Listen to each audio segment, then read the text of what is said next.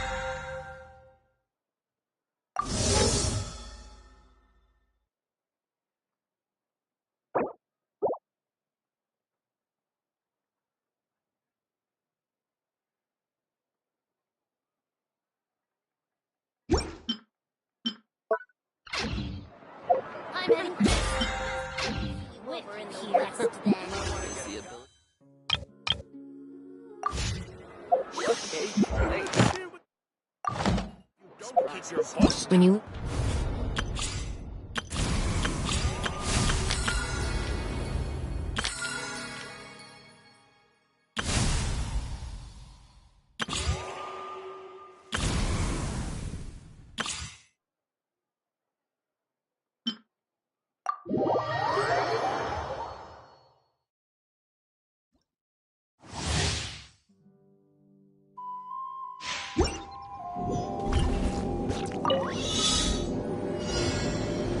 Rise with the sun!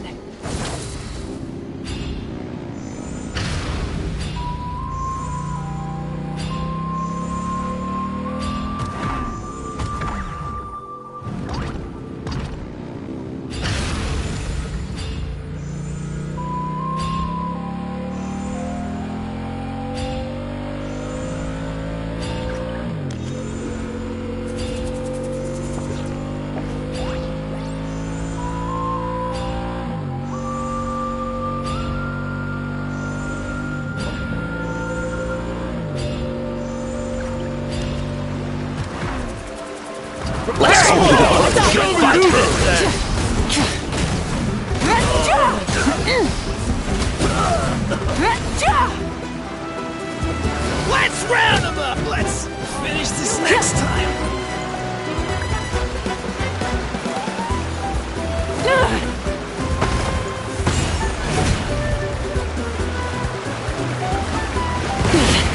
Not bad. Boom!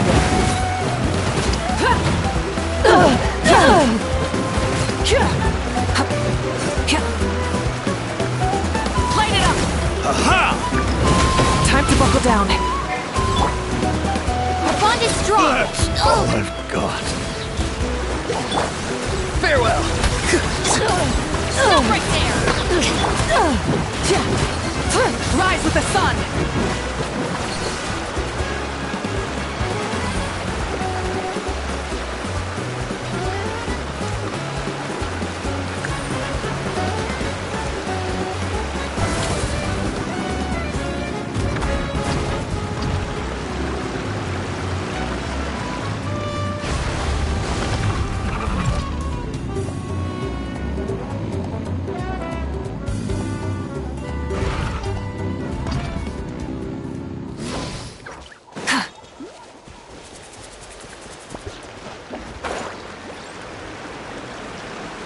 Got something you want to say? All right, you ask me! Burn it down!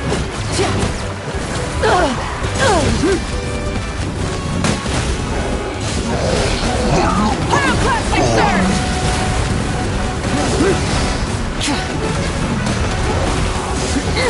No more mistakes. The end of our legacy. Terrified. Hands where I can see 'em. Final warning. Time to say hello. Not too far now. Let's ride.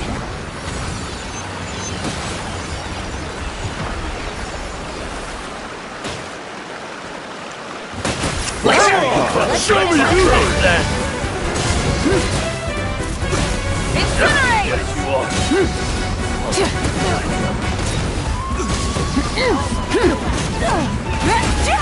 Light up the blazing sun! Light it up! Our bond is strong. Out of my way. You asked for it. Go! You're free now! Rise with the sun! Come on! Show me you wrote that! Yes, you are. All right, you asked for it!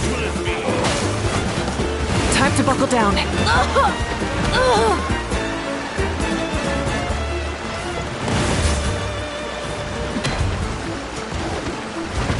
Pyroclastic surge!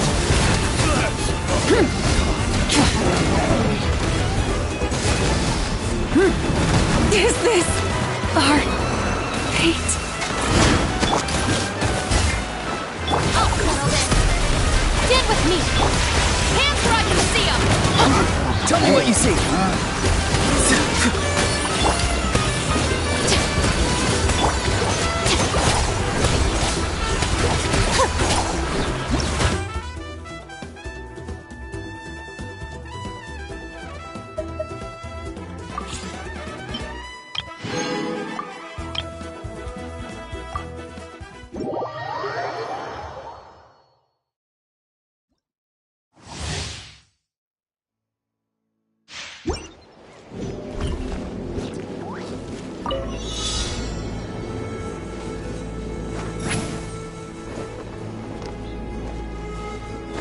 Waste like smoke.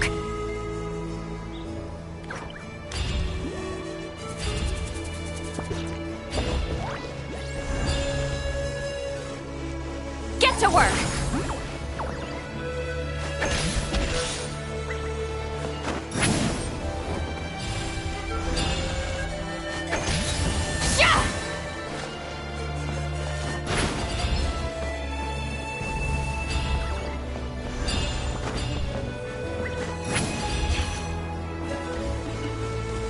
Show no mercy!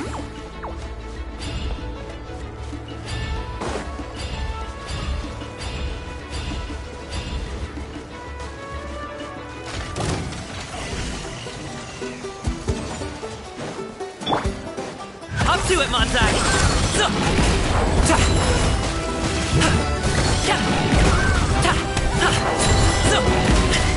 No pain, no gain. Oh, so sorry. Freeze! Eat Laline! Eat Papa! Get him! Fulfill our pact! Come on out!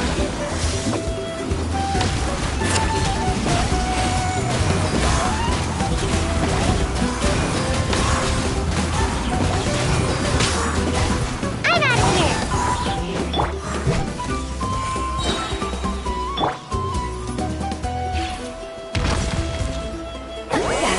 Suffer the wrath of Eastleigh! Show no mercy! Don't get frostbite. Cool it. Mighty mythical beast!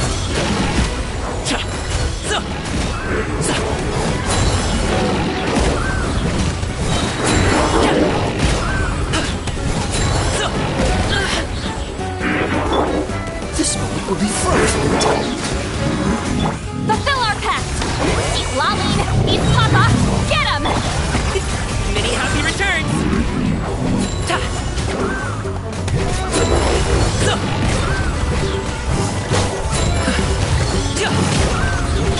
Don't get frostbite. Freeze! You two! Time to end this! Come on out!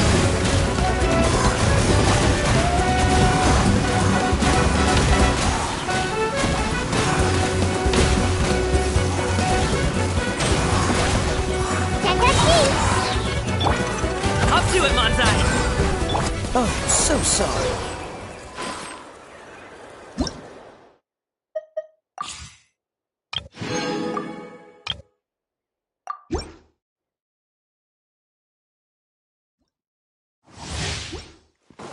Off we go! Going in! Eat this! Witness the power of Gua! Rain outlines your fate! Try not to enjoy this too much. Let's light it up! Adventure's time! Teamwork is dreamwork! Nice and spicy!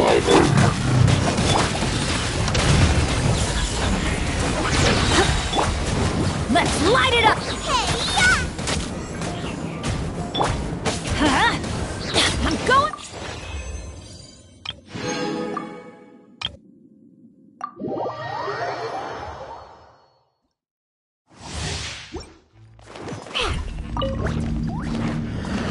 Think you can bully me? Lights out.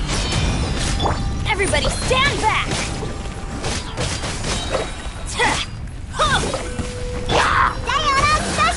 Mighty mythical beast!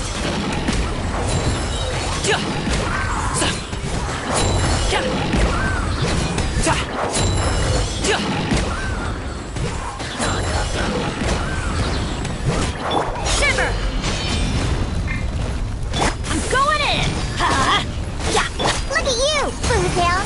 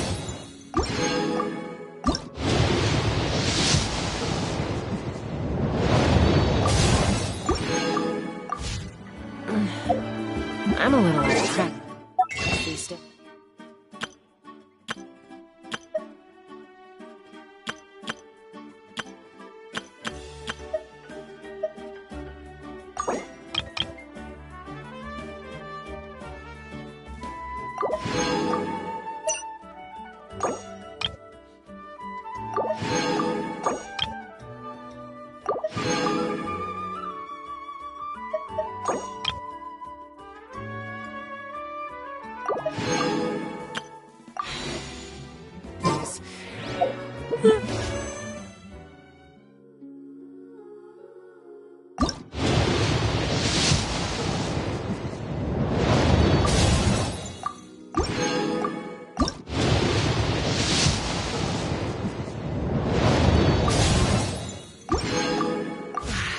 conflicts around?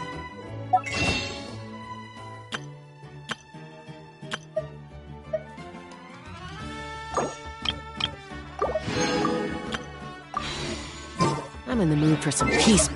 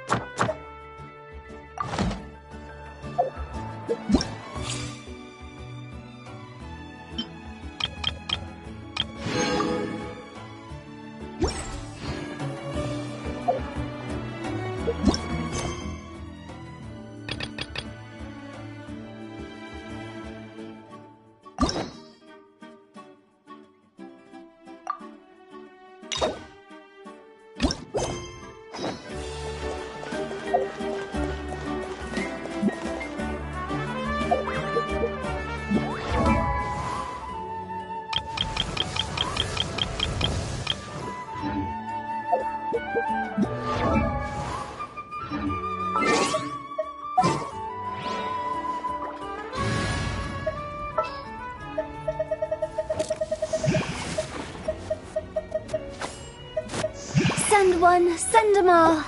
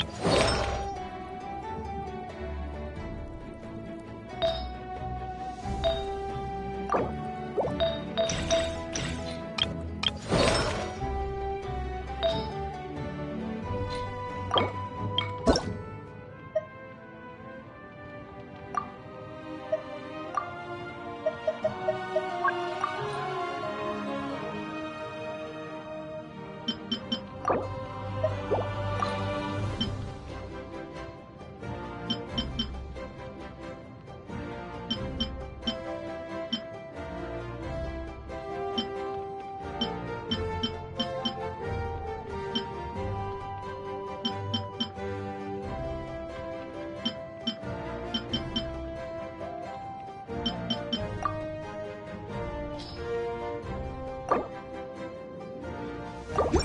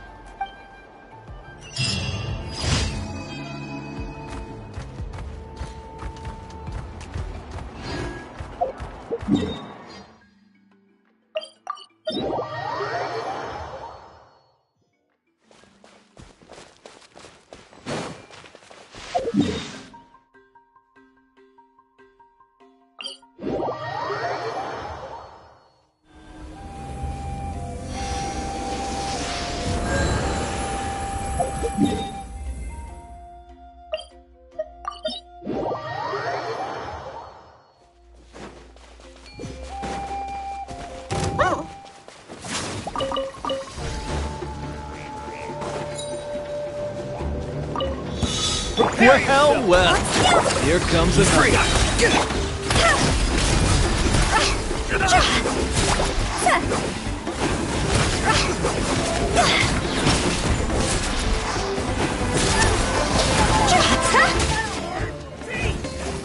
Hold on to your hats.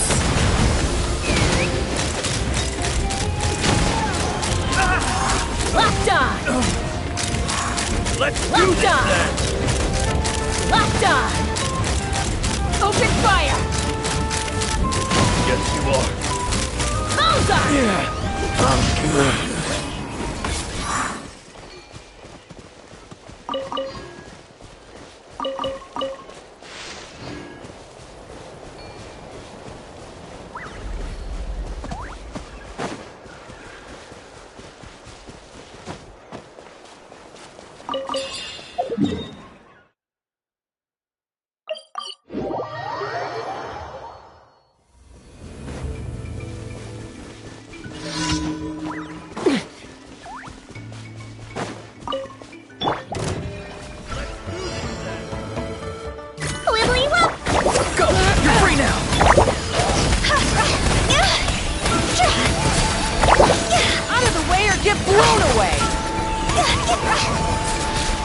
Quit it! Strike! Yes, you are.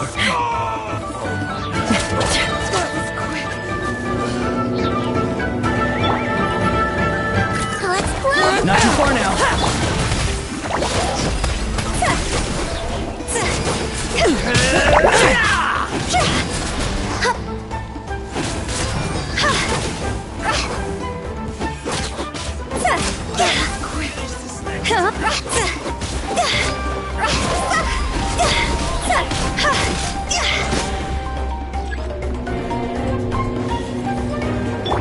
Don't slip and fall. Time to say hello. Take me up!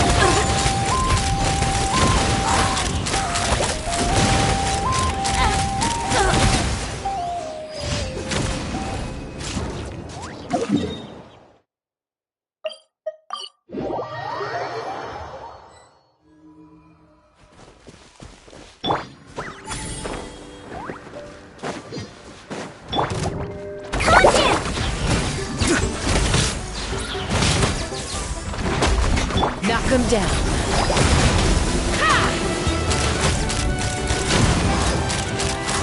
Locked on!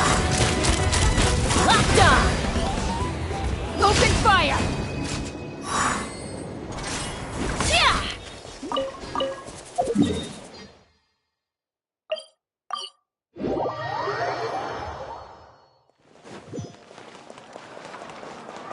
Ad Astra.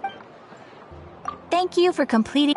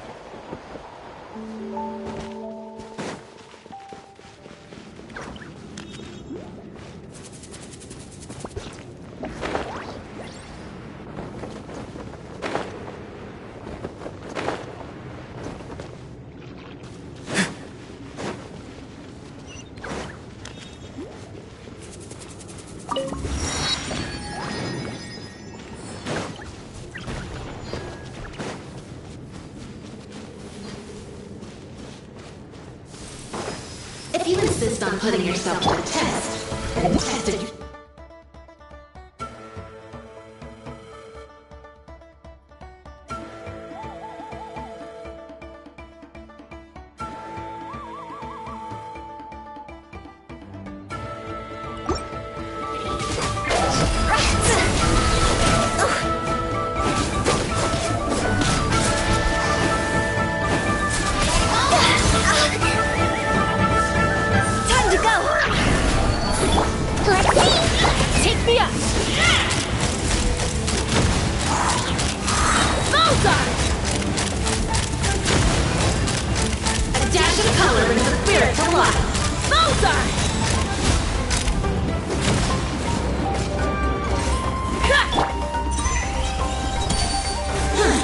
You've improved a lot.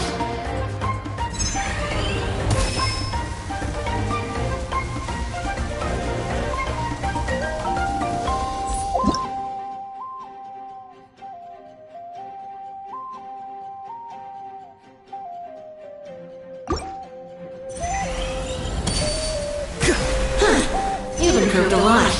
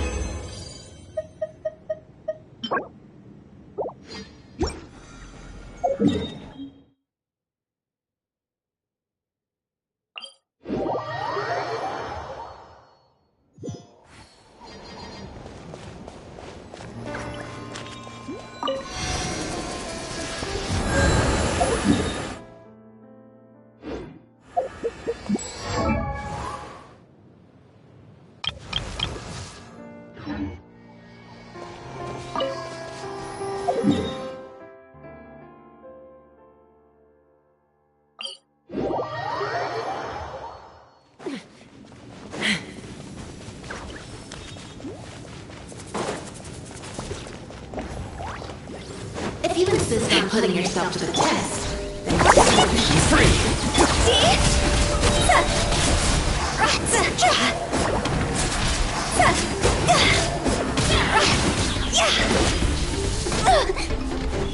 Toss over!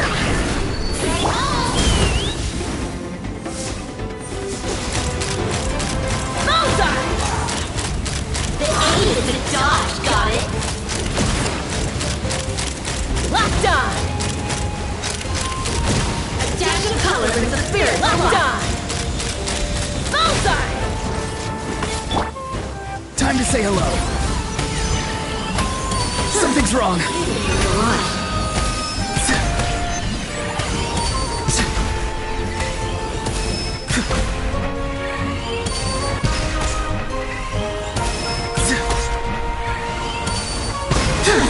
You've improved a lot. Not too far now.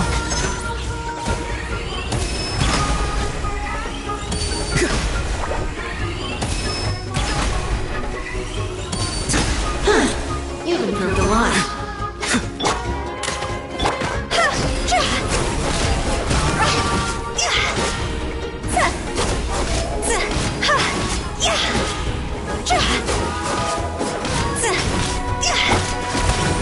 Knock him down.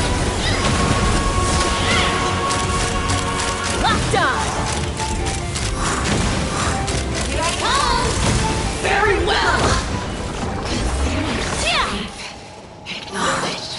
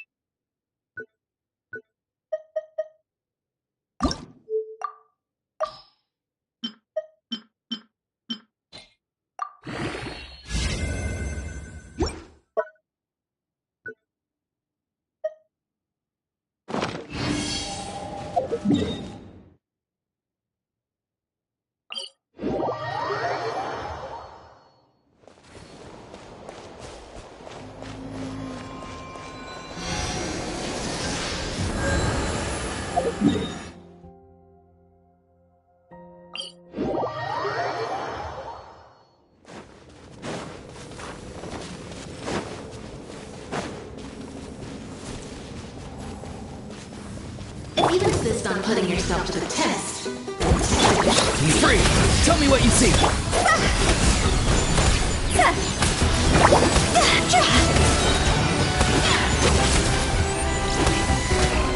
Huh? Time to go! He might feel a little prick! Here I come! Let's see! Ugh. Farewell! a dash of color Open brings the fire! spirit to life.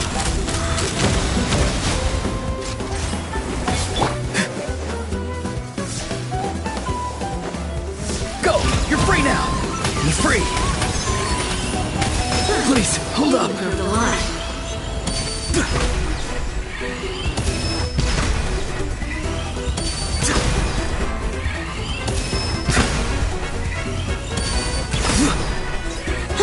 Farewell. Calm down.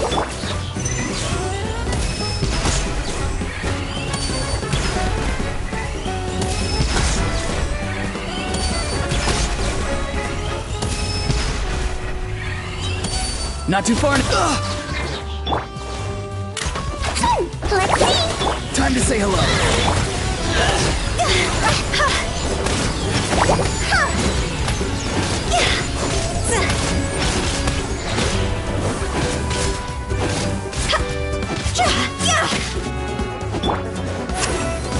Hold on to your hats. Take me up.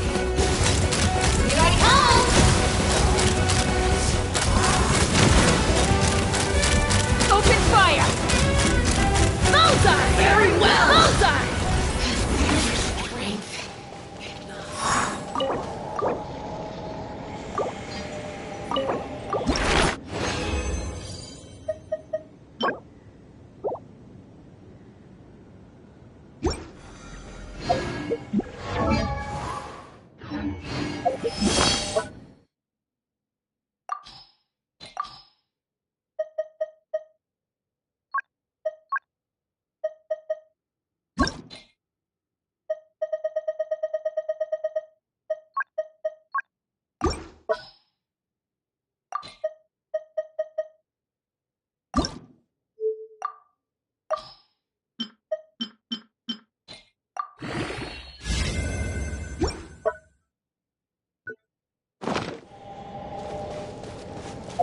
If you insist on putting yourself to the test, then test it yourself.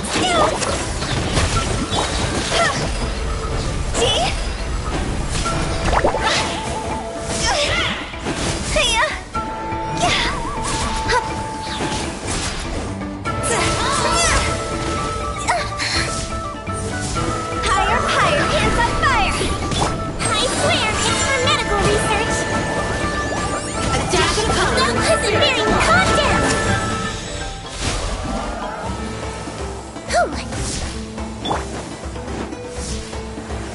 Go! You're free now! You're free! You will prove a lie.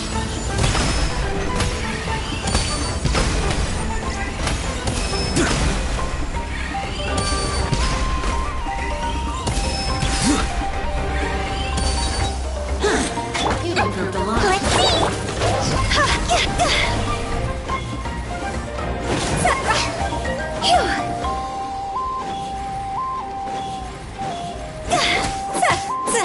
Farewell! You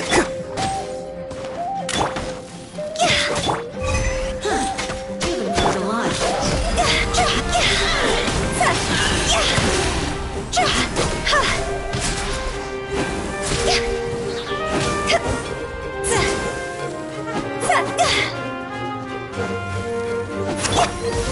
Let's ride!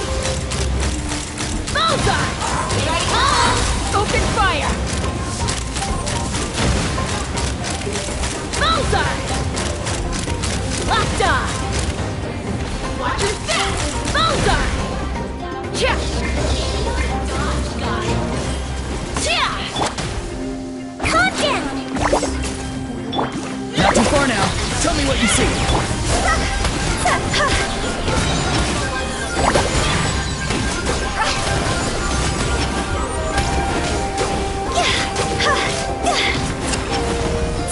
Go!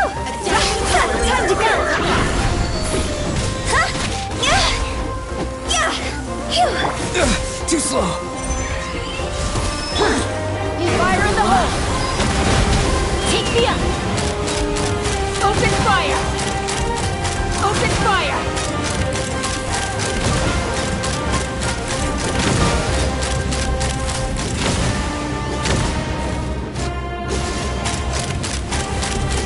Locked on!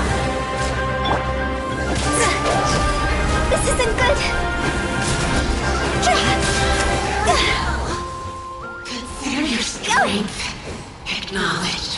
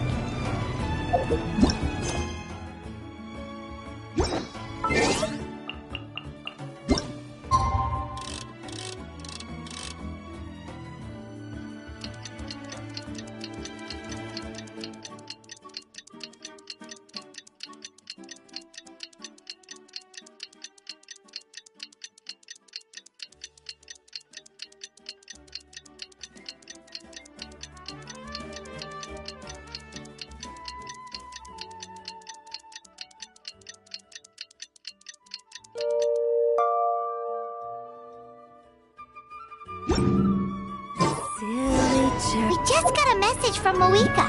She says to meet her at the speaker's chamber tomorrow. Does that mean your ancient name is ready to be forged? Let's get some good rest today. We need to be at our best for this special moment.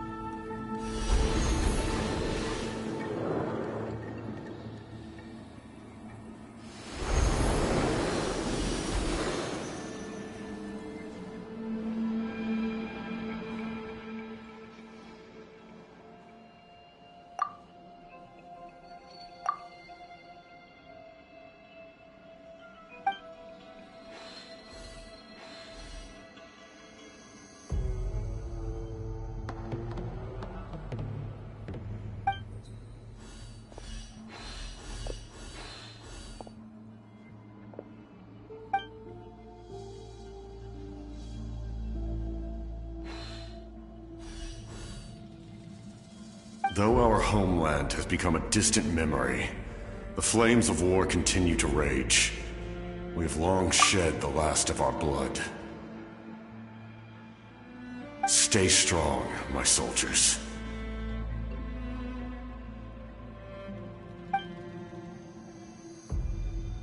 One day, I will deliver you to the place I promised.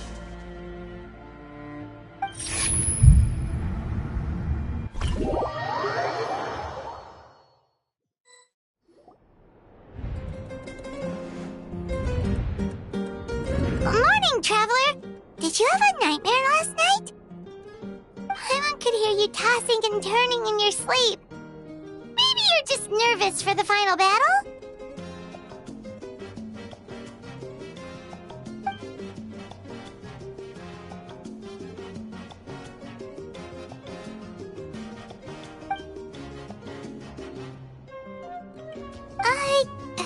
Just shake it off, traveler. We're supposed to meet with Mavuika today.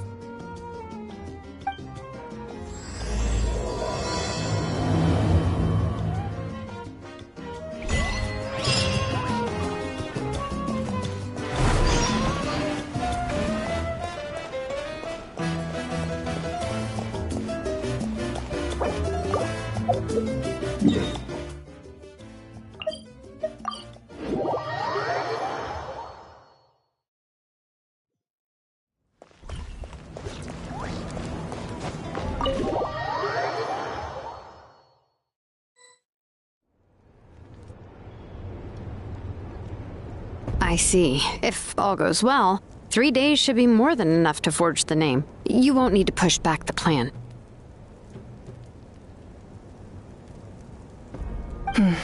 Thank you.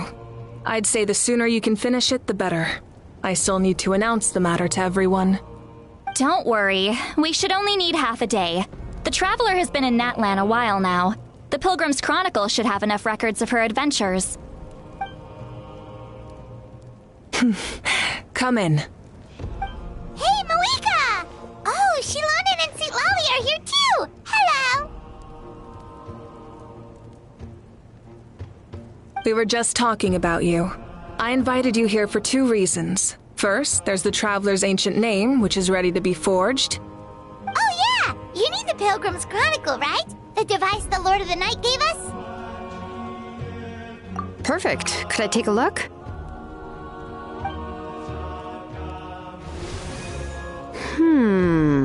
Yep. Well, it looks good. This is definitely enough to work with. Usually the first step in forging an ancient name is performing a ceremony to extract memories from the ley lines. But since the Lord of the Night gave us this record, we can skip that part. Still, I've never used something like this before. This is an entirely new material for me, so I need to look into how the process might change. I'll help you. My knowledge on the Lord of the Night and the Wyab might come in handy. That brings me to the second matter. As you already know, once your ancient name is complete, we need to venture into the deepest part of the Night Kingdom. That will happen in 3 days' time. 3 days? So soon? Wait, but... You're worried about the Traveler, aren't you? Well, Paimon gave it a lot of thought, and Paimon's not very good at thinking or fighting to begin with. It's just... This plan could save countless lives. Paimon understands why people would want to be a part of something so important. But all this time, Paimon has barely left the Traveler's side. Not to mention, we all know this will be a super dangerous mission. That's right. And as long as we win, the Ode of Resurrection will return us to this land.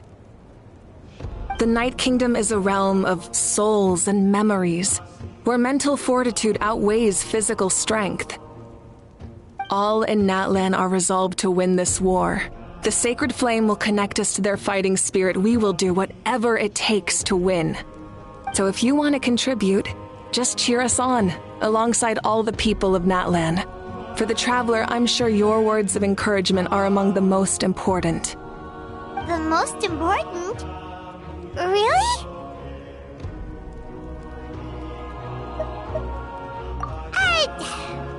Not sure what fishing has to do with anything, but if you're making weird analogies, guess that means you're not nervous. All right, it's decided. Paimon will cheer the loudest out of everyone in Natland. It's less about volume and more about mental focus. But I get it. You're just trying to show how much you care.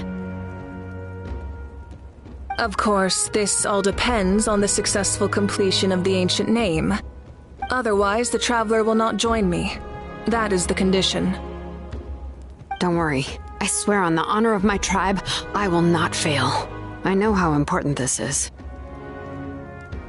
There's no time to lose. Let's go. All right, everyone. When we meet again, it will be to deliver the ancient name. Good luck, you two!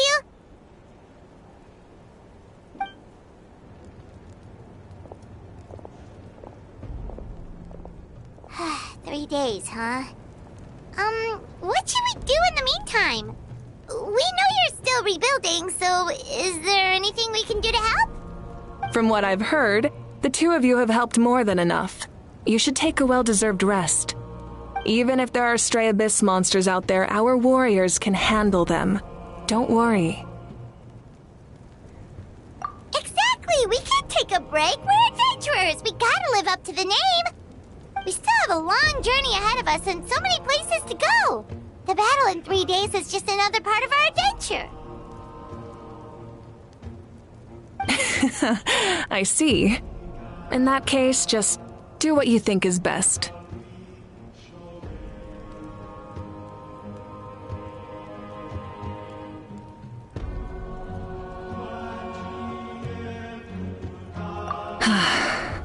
This final battle is extremely important to me.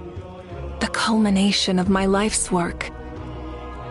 Still, I think you've got the right idea. I'm also going to follow my heart. I plan on using these 3 days to calm my mind and work on a painting.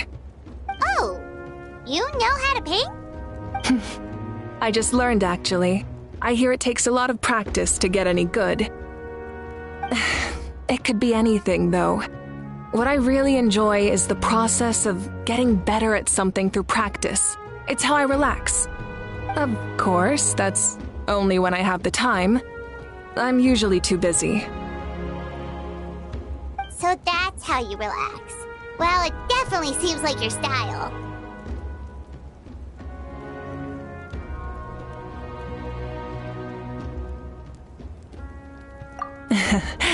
All right, let's go our separate ways for now.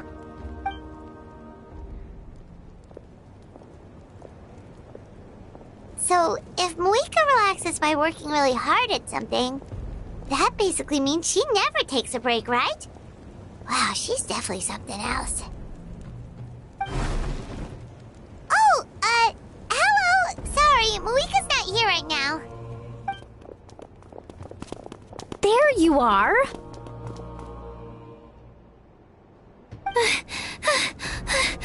We made it! Other than our plan almost falling through, nothing at all. The preparations took longer than expected. We were so worried we wouldn't make it before you left on your next big adventure. Well, if you hadn't overslept... Details! Anyway, come on. Let's go to the people of the Springs. Hold on. Tell us what's going on first. Oh yeah. Jumped the gun a bit there, didn't I? Basically, we know about your super important mission coming up, and we want to give you a proper send-off. Before the pilgrimage, we usually hold a huge feast. All you can eat, with meat by the tableful. Ooh, all you can eat? I knew that would pique your interest, Paimon. You can eat to your heart's content. You won't want to miss out, I promise. Of course, there's not just meat, but also all kinds of fruit, vegetables, desserts, drinks, you name it. You won't be disappointed. That sounds amazing! We're in!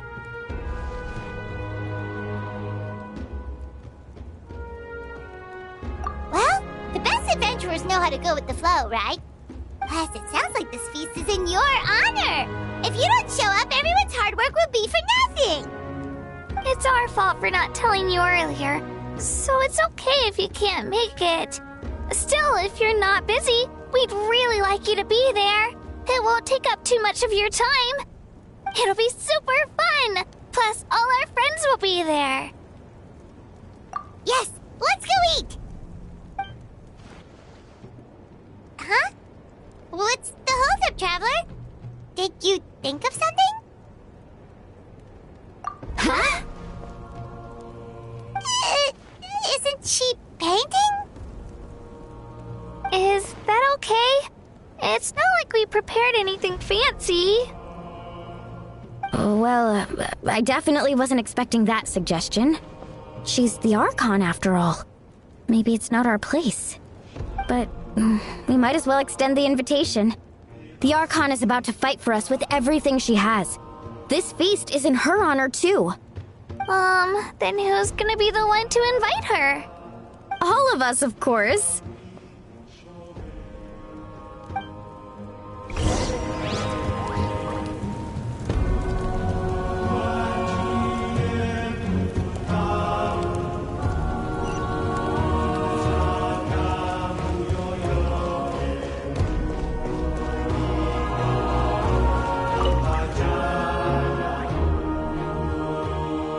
Come in. Oh, it's you four. Is there something you need? We're here to invite you to the people of the Springs for a feast. Ah, I see. This is a special kind of feast, isn't it? Exactly. It's a tradition to hold a feast before battle. We couldn't miss out on this opportunity. It's our way of cheering you on. Plus, I always wanted to do something to thank you for saving me from the Night Kingdom. That was my duty. Besides, it's all in the past now. You don't owe me anything. Although, this feast does sound rather interesting. So you'll come? Of course. No need to notify Amina in advance. I'll just surprise her. You don't need to turn this into some kind of grand banquet on my account. I'll try my best to attend as an ordinary person, not an Archon. It's not like you're the type to pull rank or something. True, but my presence changes the way people act. I just don't want to spoil the fun. A lot of things can change once an Archon is involved. A barbecue is best fresh off the grill. And still, people will insist on waiting for me to eat first. Oh, yeah, Paimon can see that. Don't worry. I'll jump in if that happens. I can throw manners to the wind, no problem. No need. I can take care of it. Anyway, thank you for inviting me. It really means a lot.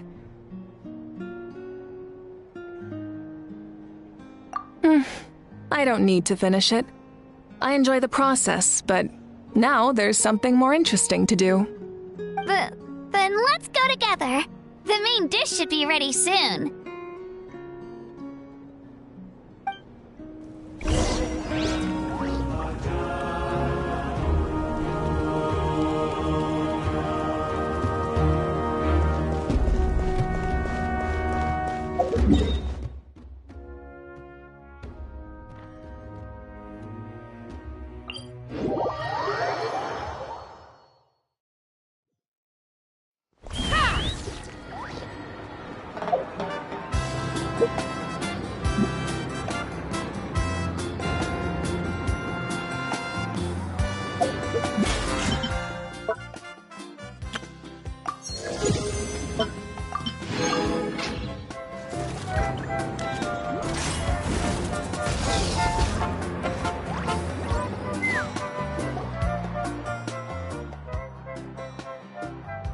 You're kidding! Another one? But this is just a small send-off. What are we going to do with all this stuff? Then again, I understand where they're coming from. I'll deal with it. What a headache. If this continues, half of this stuff's gonna go bad before we get to it. You're here already? And you even brought the... Archon? What are you doing here? We invited her. She agreed to come as a surprise guest. Surprise is putting it lightly. Sorry. I'm happy you're here. It's just... No apology necessary. What's going on? Well, I started spreading the word about the send-off, just around the area like usual. A lot of people are still busy repairing their homes, so I didn't think many people would come. But the turnout has been overwhelming. Not to mention, we've received a small mountain of deliveries. There's no way we can use all this stuff. That's our Star Outlander's popularity for ya.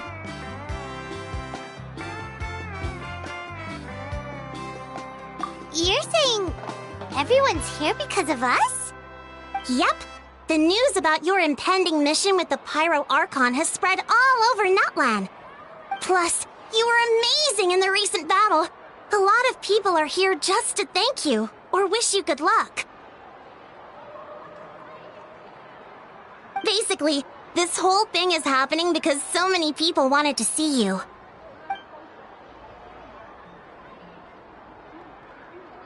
Yeah, Mavuika and the Traveler are in this together. They both deserve a celebration. Well, this is the perfect excuse to throw an even bigger party. All this extra stuff was gonna go to waste anyway.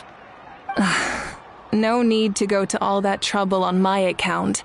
That's not why I'm here. Besides, with so much of our nation in ruins, resources are still scarce. This extra spending for my sake is the last thing we need. That's true. Party planning isn't easy. I can handle the big picture, but I'm not used to dealing with the finer details. That was always Auntie Atea's job. Sorry. I'm just feeling a bit in over my head. Oh, speaking of Atea, how is she? Is she feeling any better?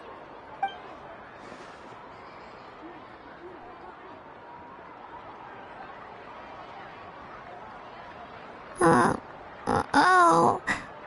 Actually, there's something we haven't told you.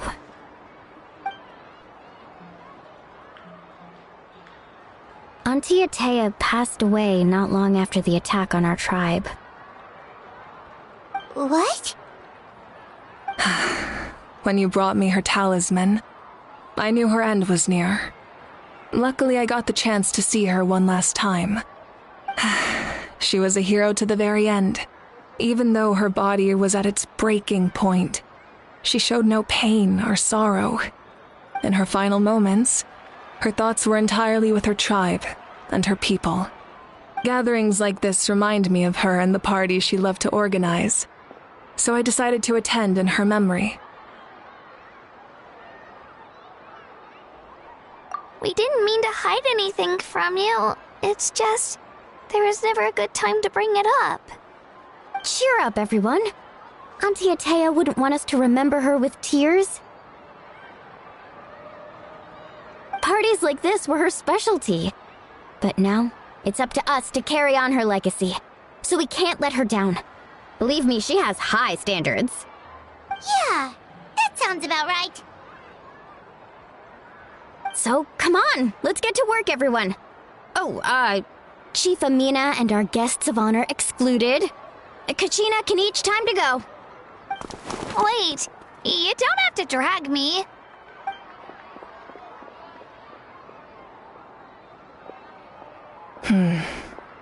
Amina, you mentioned something about a surplus of supplies. I may have a solution. First, invite anyone who comes to deliver supplies to stay for the gathering. If it's a caravan, ask them to extend an invitation to the sender as well. Make it clear in the invitation that anyone is welcome to attend, but you're no longer accepting donations. In addition, all leftover supplies will be purchased by the speaker's chamber, sorted, and donated to the appropriate areas. That would be such a big help, Archon! Thank you! I'll get on it, right away! Amazing plan, Mavuika! It was clear, concise, and organized. But, Weren't you trying to keep this small? I don't mind increasing the size of the gathering, I just didn't want it to be because of me. My approach to problem solving is always the same. Different solutions lead to different outcomes. The method may change, but the right choice is always grounded in logic and reason. Whoa. Hana feels like she just learned a thing or two. Well, should we take a walk while everyone finishes the preparations?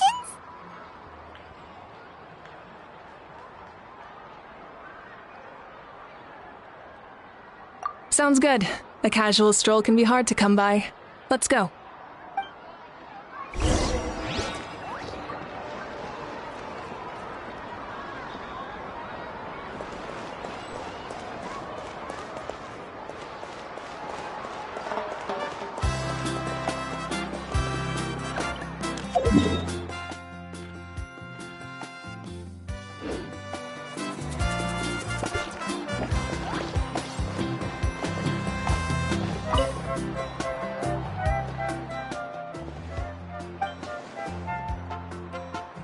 Yes, Coach!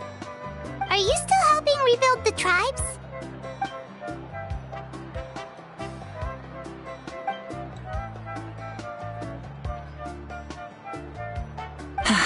I heard about your efforts. The Speaker's Chamber can take it from here. It's more effective to have a focused task force, and the Speaker's Chamber can contact the Fatui directly for more doses. The worst is over, so it should be fine. I'll confirm it myself later. I'll be in touch with next steps. I just need you to compile all existing patient records to ease the transition.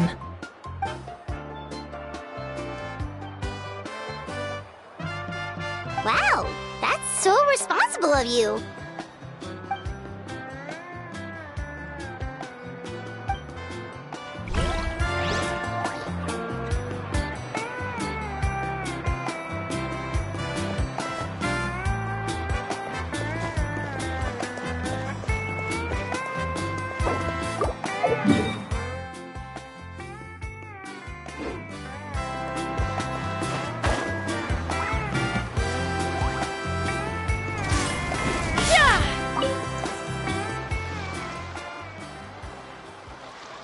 Chaska? Hello, Archon. I'm, fishing. Oh, doesn't look like the fish are biting today. Yeah.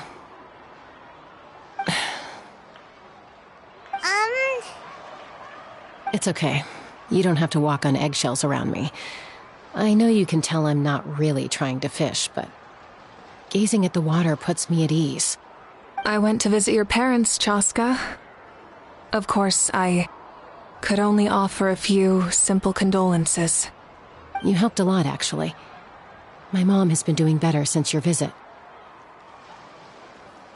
I've always been grateful to my parents for taking me in, but now I have an even deeper sense of responsibility. I'll never be able to replace Koichi, but I will do everything in my power to pull them out of their loneliness and despair. That's exactly what your mother is worried about. She doesn't want you to push yourself to make up for their loss. After all, it's your loss too. Grief is not something that can be measured against others. You don't need to make amends, Chaska. Your loss is a tragedy, not a debt. In any case, they've always loved both of you. There's no need for you to become Koichi when they love you just for yourself. Yeah,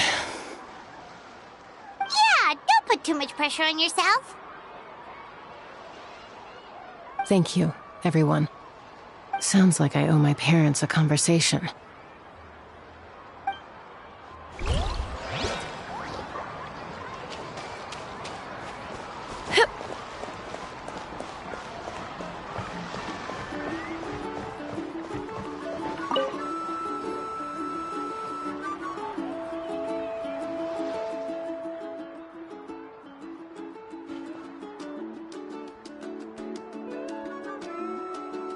Nothing. We're just taking a look around.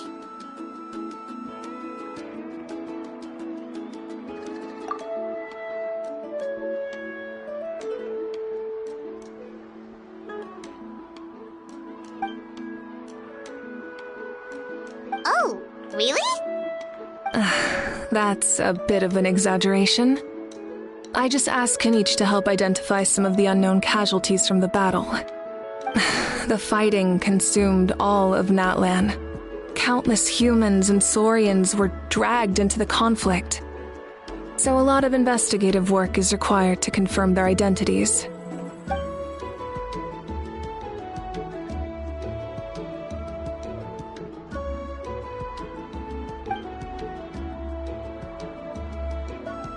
Because Natlan's heroes deserve to be remembered, right? Exactly.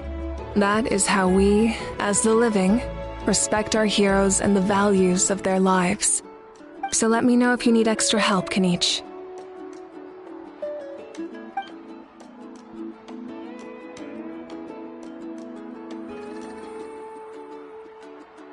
Understood. Thank you for your hard work. Hey! Looks like the food is almost ready! Let's head over! Paimon can't wait to feast! Oh, but if there are still people you want to see, that's okay. We can head over later, too. Oh, Mother Granny, Archon. I swear, I've been on my best behavior recently. Paimon knows it's just how you talk, but you've gotta realize how suspicious that sounds, right? I am curious, though. Are you still working with the captain? No, I don't have a reason to follow him anymore. So my life is back to normal. Growing vegetables, raising aphids. Well, maybe not completely normal. I'm still keeping tabs on the situation in the Night Kingdom. The ley lines are in a bad state. We plan on bringing that to an end. I know. You and other Granny, right? You're going to become great heroes. And the most I can do is weave a scroll of your deeds. Oh, you know how to do that? Most people from my tribe know the art, but I'm not very good. I can never seem to empty my mind. We commemorate the deeds of others as a form of inspiration. But rather than waiting for someone else to be inspired, isn't it faster to just take things into your own hands? Well, there are always things we can't do on our own. I wouldn't phrase it quite like that, but Paimon's not wrong. Time will give you an answer. I know how you feel, Auroron. It took me a long time to find my place in the world. I'm more mature now, but that passion, that drive to prove myself, I miss it sometimes. Maybe you'll change in the future, but you can still be proud of who you are now. You're saying I need to live in the present? Thank you, Archon. That's what I've always tried to do.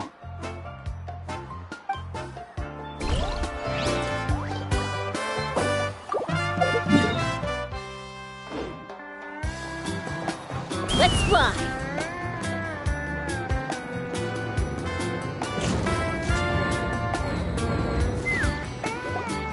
Milani, it's almost time for the feast. Maybe we should send the drinks out first. There's a bunch of guests here already. Yep. I'm making the juice as we speak. Oh, right spice. Huh? Oh, you scared me. Sorry, we're a little busy in the kitchen right now, but the food is almost ready. Ahow! Get out of the ice bucket! The almighty Dragon Lord, Kahula will not tolerate this stifling hut! We seek a cool place of repose. This bucket suits our taste. Oh, great. Now we can't use any of this ice. Hey! This is your mess! Get back here!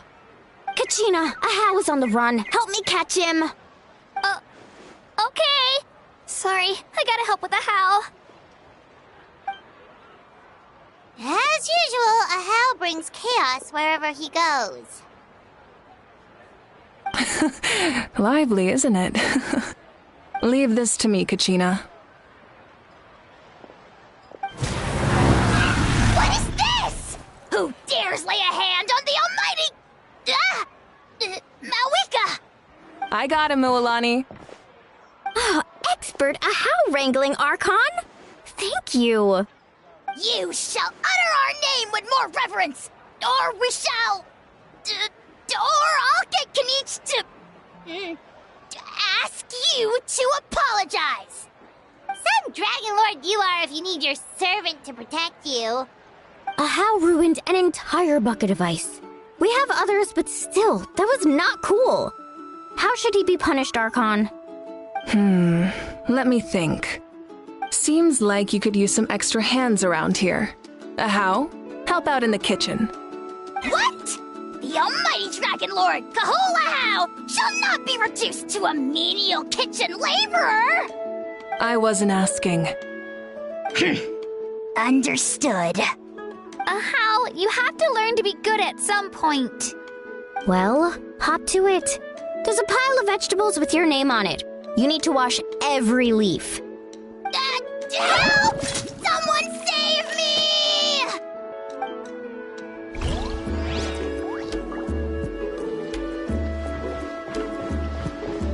Ha!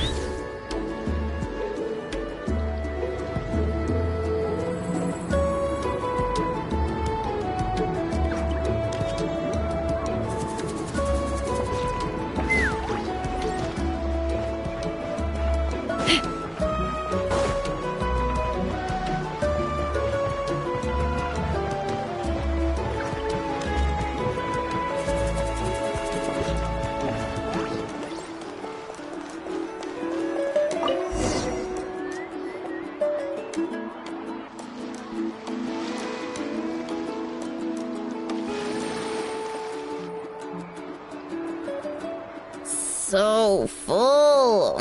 I'm practically a blubber beast.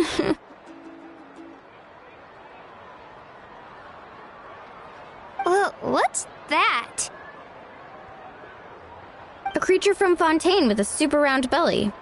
You've never seen a picture of one? Oh, it sounds so cute. Paimon can vouch for their cuteness. You can pat their belly and they'll even join in!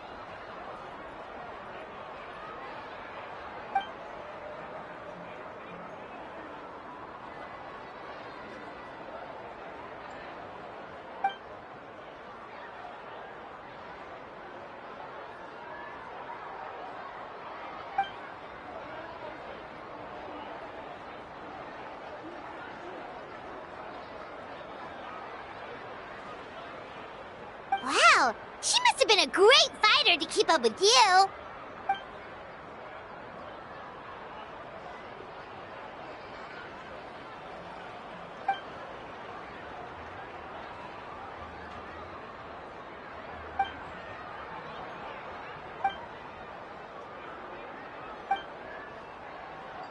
Wait, now that you mention it, I've had dreams of Auntie Atea.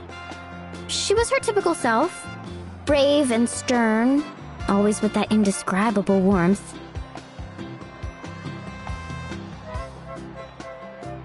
I've never had a dream that felt so real. Just like you said, it felt like I actually got to see her again. So it wasn't just me. Wait, you've had dreams too? Oh, don't tell Paimon you dreamt of your aphids or something. It wasn't just them. Some of the Gramps and Grannies who looked after me were there too.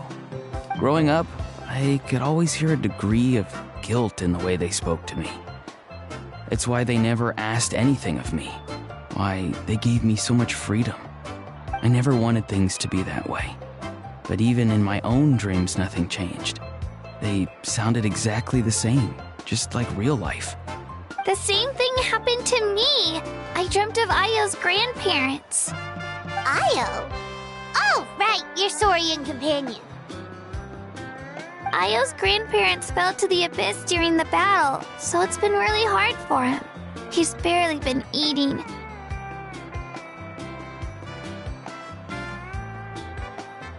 I set up a tent near his home so I could be there for him. And I had a dream that his grandparents came back.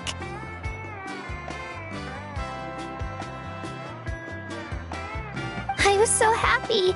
In the dream, Io seemed like his normal self again. But it was only for a moment, and then I woke up. In real life, Io is still struggling. He barely sleeps or eats. But it's all right. I'll be there for him.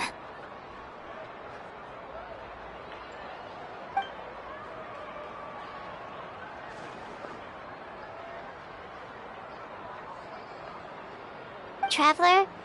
Chaska? Did you two... Oh, sorry, never mind. When did this become story hour?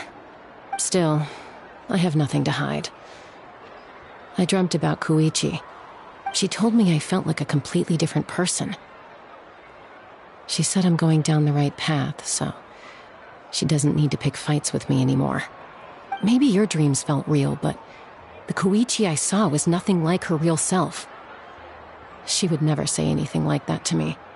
It was a dream. Nothing more. It's fine. I'm the one being a buzzkill. Well, what about you, Traveler? Did you have a special dream?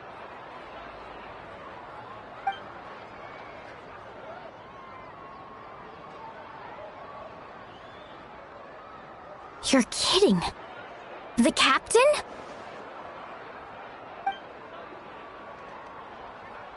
No, of course not! Maybe the traveler's dream is a different kind of phenomenon. I may know the cause of the dreams. At the end of the battle, I launched a special kind of night war by using the power of the Divine Throne. Its great power allowed the Ode of Resurrection to bring back all casualties, independent of the time of victory or the possession of an ancient name. In addition, the power of the Divine Throne revitalized the souls and memories within the Night Kingdom, allowing them to take the form of their past selves. Even after the battle, that effect still lingers. That's why those you lost were able to reappear in your dreams. But I agree with Auroron. The Traveler's dream is likely a different matter. The shamans of my tribe often receive visions of the future through dreams. Is that what you're suggesting? Yes, exactly. So, the Traveler saw the captain's future? It's still unclear, but Granny taught me how to interpret dreams. Would it be okay if I tried to take a look? If I can observe your soul, I can find out the key elements of the dream. You're thinking of the Dendro Archon, right? My tribe's power over dreams is nothing compared to that of an Archon. Observing the dreamscape requires a ritual and can only reveal static images. We also need the full cooperation of the dreamer. Otherwise, the process could be used to violate the privacy of others. I also have a fairly good understanding of the ritual. What do you say, Traveler? Should we start the preparations? Then I'll start getting ready. We'll carry out the ceremony somewhere else.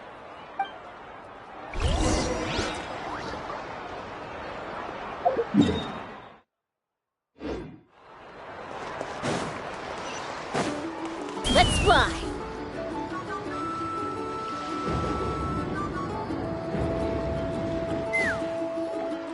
I never knew you could make it this way. This formula is new to me.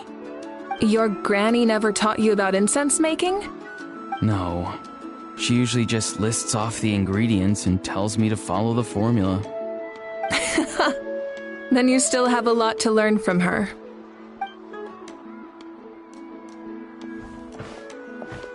All right, we're ready, Traveler. Once you head inside, you'll fall into a brief sleep. Auroron will interpret the dreamscape, but you won't feel a thing. That's right. Everything's all set. So, you just need to take a nap? Sounds easy enough.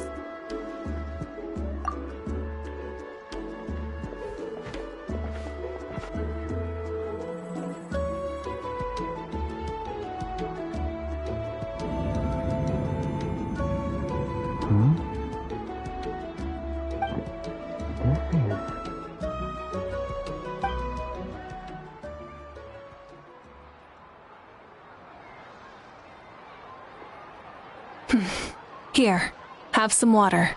It'll help to clear your head. You're awake already, Traveler? That was fast. It was enough. What did you learn, Auroron? The person next to the captain. I've seen him before. He was the one who tried to possess me back at the ruin. Huh? It was him? Guthred, right? The military doctor? So you know that name too? Yeah, the captain told us about him when we were helping Eon-san. He was the one who developed the draft of lucidity, a drug that could help people with hallucinations. I see. After the battle, I returned to my tribe and began searching through our records of the catastrophe 500 years ago. Even though my encounter with him was brief, I managed to track down some information. The record said he was cold and decisive. Like the captain, he was formidable in battle, but the two upheld very different ideas of justice. So, he didn't have the captain's sense of honor? That makes sense. The best partners are those who complement each other. Wait, if there are records of all this, that must mean the captain was famous in that land. Yes, but unless he brings up his past, few are likely to make the connection between a Fatui harbinger and Thrain, one of Natlan's legendary heroes. Guthred is also a respected figure in our nation. The story of how he sacrificed himself for Natlan is a pretty famous tribal legend. But there's still something I don't understand. I'm the only one who saw him. You shouldn't be able to dream of someone you've never met. And yet, the figure in your dream looked exactly like him. I don't think that's a coincidence. I believe what the traveler saw was Guthred's soul. But didn't he die hundreds of years ago? There's no way his soul could have survived that long. Maybe he found his way to the Night Kingdom for a little bit. No. The Night Kingdom only accepts the souls of Natlan. It's always been that way. The ruler of death likely wanted to prevent the Ode of Resurrection from being abused. When I was with the captain, I could hear something coming from him. Souls that were not his own. I heard voices of sorrow and pain, sometimes faint, sometimes strong. Wait, are you saying the captain has had Guthred's soul inside of him all along?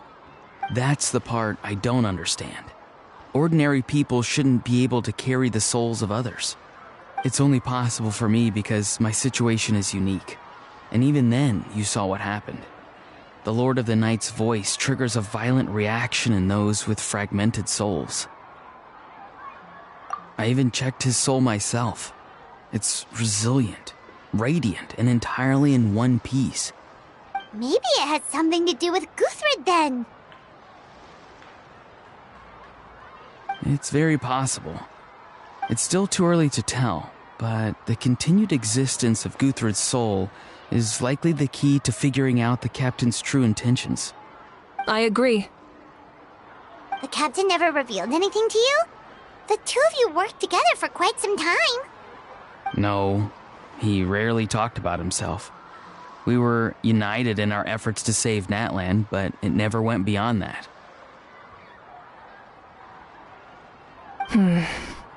Let's come back to this later. One final step, and we save Natlan for good. That must be our focus. I'll tell the officials at the speaker's chamber to monitor the captain. Nevertheless, I doubt his goal will interfere with our plan. Yeah, he's definitely up to something. But there are far more important things for Paimon to worry about.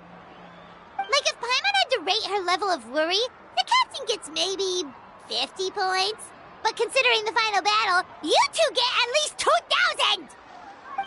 In any case, conjecture will only get us so far. It might be more useful for you to ask the captain directly, Auroron. With any luck, he might just tell you the truth. Huh? Me?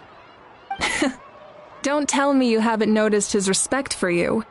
The first of the Fatui Harbingers doesn't work with just anyone. Fortune favors the bold. So if you ask me, posing the question directly is the wiser choice. I'm not so sure, but I'll give it a try. All right. let's head back and enjoy the party.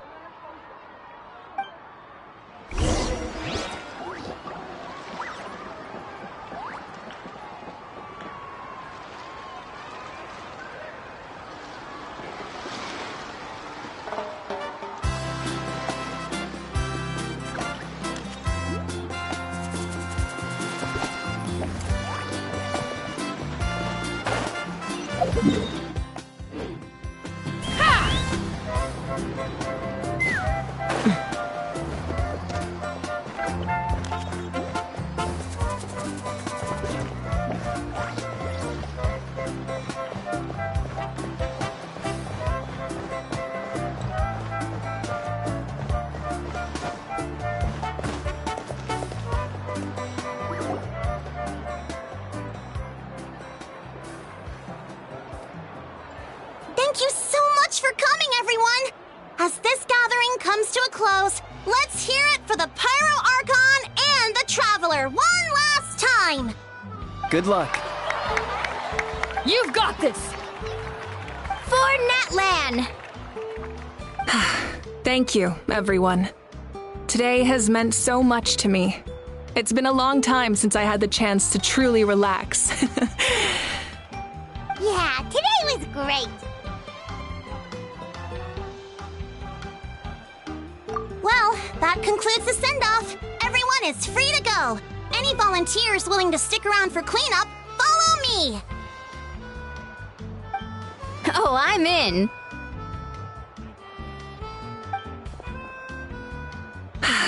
All right, I'm gonna head back to the stadium. I'm sure there's a lot of work to make up at the speaker's chamber. Wait, what happened to taking a break?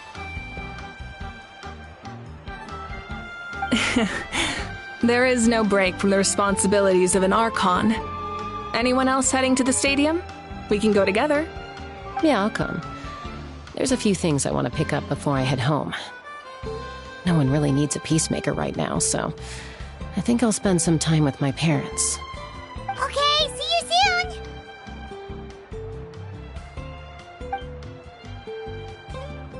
Time for me to head back too. Oh, wait. I should stop by Aoife's place first.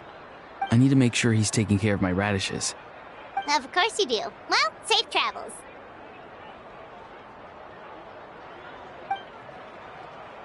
Oh, wait! Paimon wanted to ask something. Where was the How this whole time?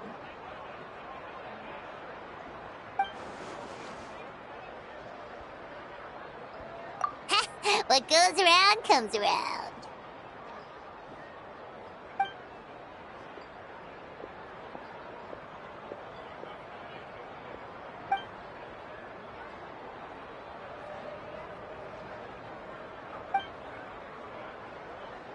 Well, I guess I should head out too. It's gonna be super late by the time I get back. I think I'll go see Shilonin. She's probably done with your ancient name by now. I can check for you. Yeah, Shilonin is an amazing engraver. She usually works really fast. But your ancient name is a special case, so I can't say for sure. Well, we also don't have anything to do, so why don't we go together? Oh, it's okay. I'm not alone. Turbo Twirly's with me. Still, if you want to check on the progress, we should definitely go together. Getting an ancient name is such a special moment. Whoo! Let's go!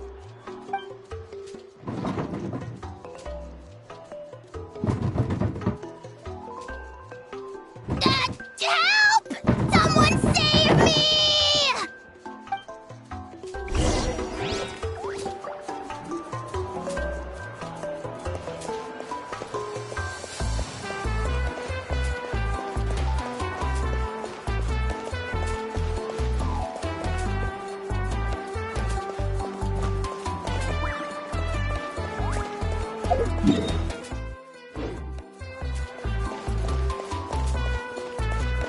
Let's fly!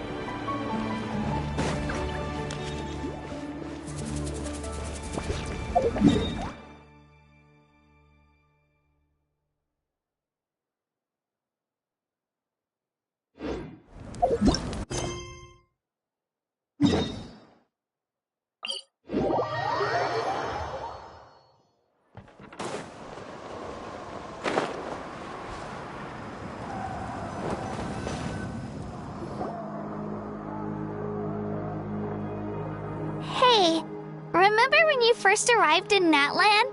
It was still light out, and we traveled on this road together. It was the day before the pilgrimage, and we met up with Kanich and Mualani. Wow, feels like it was just yesterday.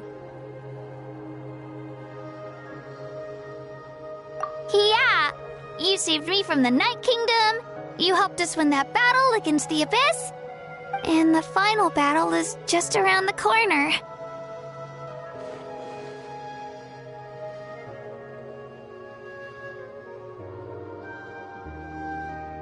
Huh? Oh yeah, you're right.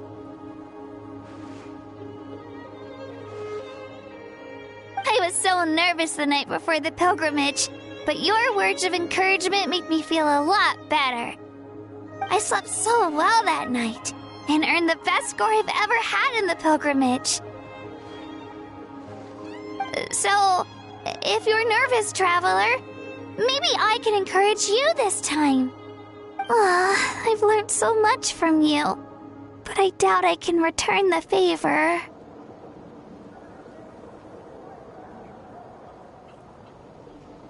I knew it! I really look up to your bravery, traveler. Alright, let's keep going.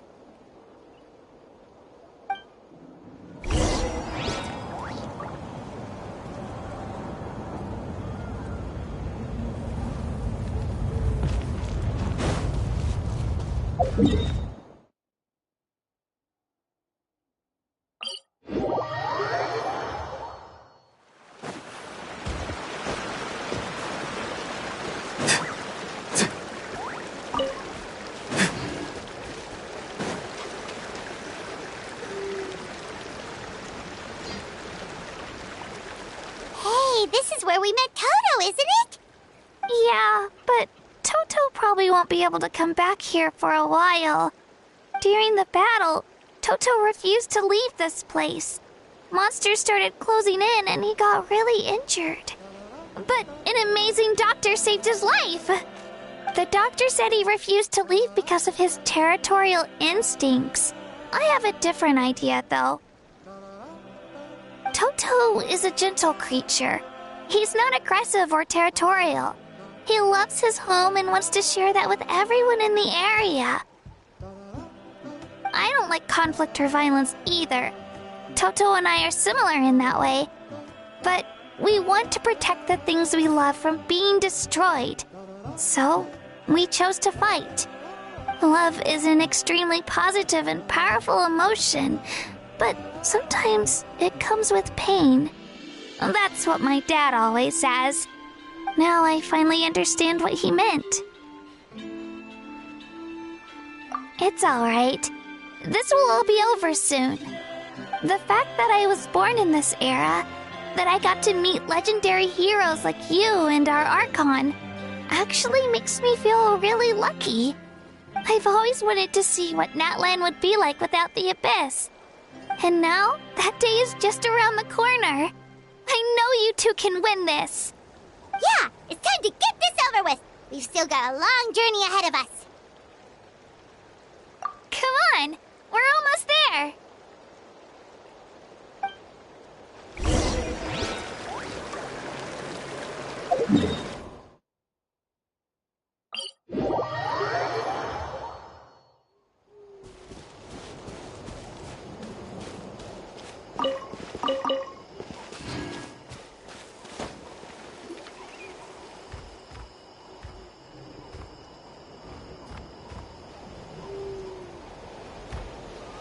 Wait, that's Hanwi. Hey, Hanwi, what are you doing here? Oh, let me introduce you. This is Aya's mom. Hello!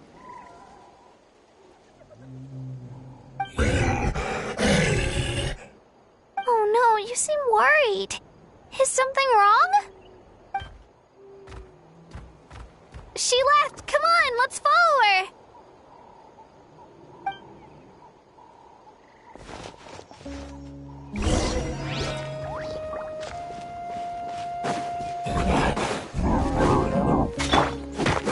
She's really freaking out. What's going on?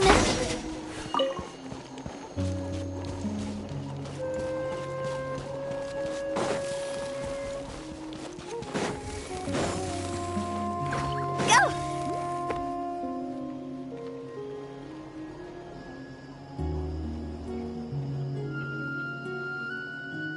Oh, it's because of Io. Aw, still no change, huh? Poor thing. Oh, right. You said Io's grandparents died in the battle. Yeah. When the Abyss attacked, Io's entire family fought to defend our tribe. Io's parents made it through, but his grandparents weren't so lucky. The whole family was really close, and now Io barely sleeps or eats. All he wants to do is look for them. Maybe he thinks his grandparents are still out there somewhere, but there's no bringing them back. Hey, Io. It's me. Feeling any better?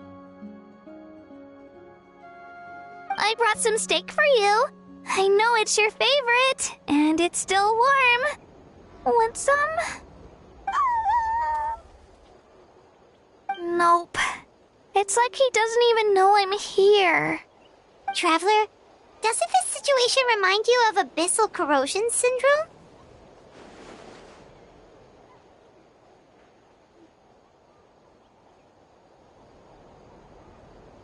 Huh? What's abyssal corrosion syndrome? According to the captain, it's a kind of mental disorder that results from abyssal contamination, even after its power has been purified. It can cause hallucinations, mental breakdowns. It's really dangerous. That does kind of sound like what's happening to Io, but I don't think he was contaminated by the Abyss. It's hard to say for sure. Still, abyssal power was everywhere during the battle. Maybe it affected him indirectly. It's possible. Yeah, that medicine was really effective against the worst cases. Since we don't have any other options, should we give it a try? Okay, but just a small amount. Since it was developed for humans, it might have a different effect on a Saurian. Yeah, better safe than sorry.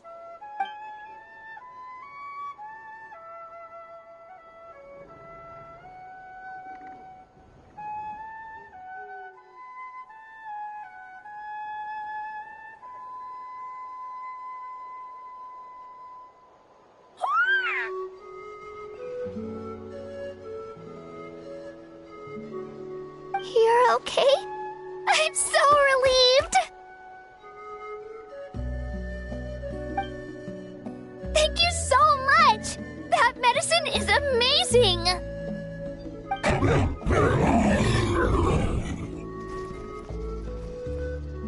Done eating, Ayo? Then you should get some rest. You've barely slept these past few days. Okay. You're full of energy, aren't you? Fine, I won't nag you. Just don't overdo it. Thank you so much, you two. You helped save Ayo.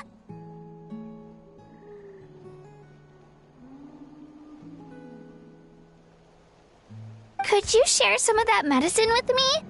I want to be able to help someone else if I were to run into a similar situation. Of course. You know, I used to take a lot of things for granted. Growing up, it's easy to think that everything around you will just exist forever. But the battle taught me that very few things in life are permanent. Like this path, for example. It's the same one we walked before, but now the view is completely different. It makes the things we love even more precious. So, I want to do as much as I can to defend my family and friends, so I can move forward without regrets.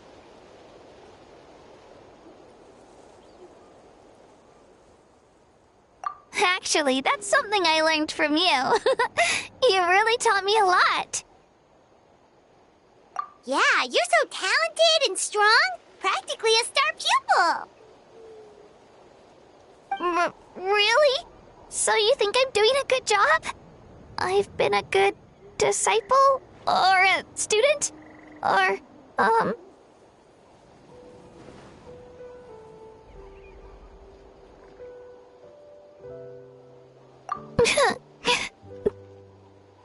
Thank you. I won't let you down. I'll train even harder tomorrow. All right. We're not far from the tribe. Let's go. Bye, Ayo. Bye, Hanwi. Bye, Onpeo.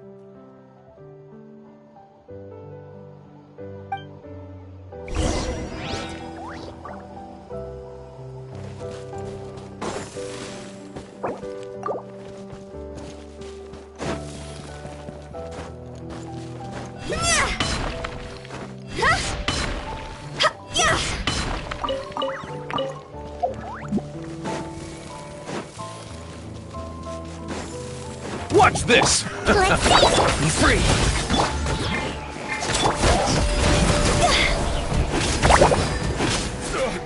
Forget it!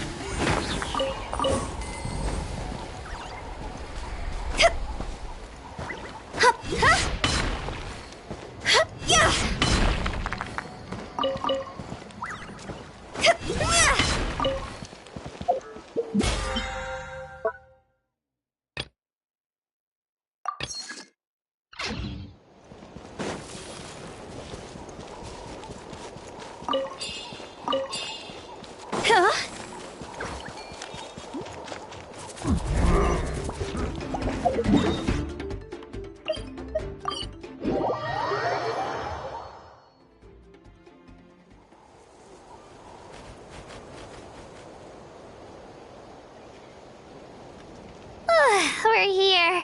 That was quite the trek. After you visit Shilonin, you should come over for dinner. You can stay the night, too. I'll help my parents get everything ready.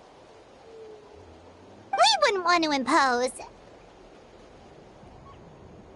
Let's see how things go with Shilonin first. Totally up to you. You're always welcome. Bye!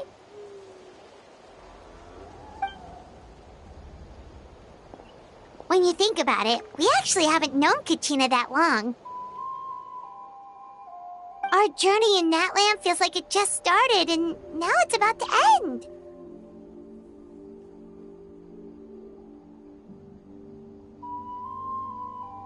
That's true. We'll just have to add them to the itinerary. Alright, time to go check on our... Your ancient name.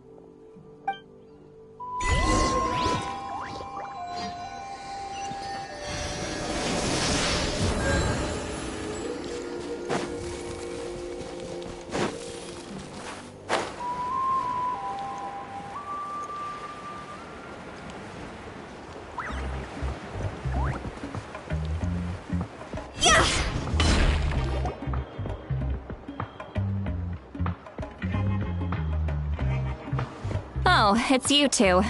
The party's over, I'm guessing? You knew about that? Of course. Everyone in Natlan is rooting for you. Shilonen is working on the last part of your ancient name. It's best not to bother her when she's in the zone. Your name is a special case. There were quite a few headaches along the way, which slowed the progress. I told Shilonen if we hurry, we might make it to the feast in time to snag the last round of barbecue. I was just teasing, but she gave it some serious thought, nodded, and really hit the ground running after that. It's like my joke lit a fire under her or something. Sounds like she really wanted that barbecue. Yeah, it's a favorite in her tribe. I bet she still hasn't realized the feast is already over. Wait, should we go make some for her then? Oh, I appreciate the thought, but there's no need. I can tell what time it is. The light outside is a dead giveaway. Besides, I knew it was a joke, but we were having a serious conversation at the time, so I decided to give a serious response.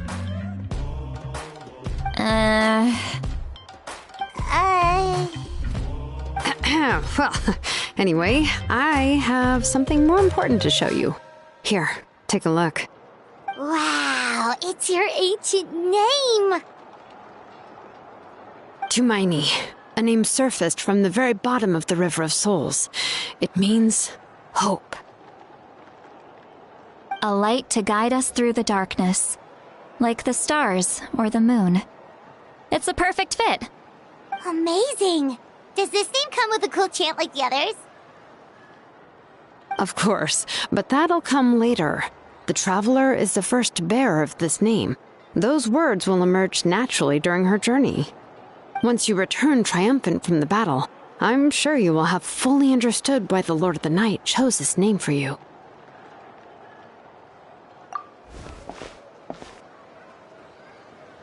Well, getting this name turned out to be easier than Paimon was expecting.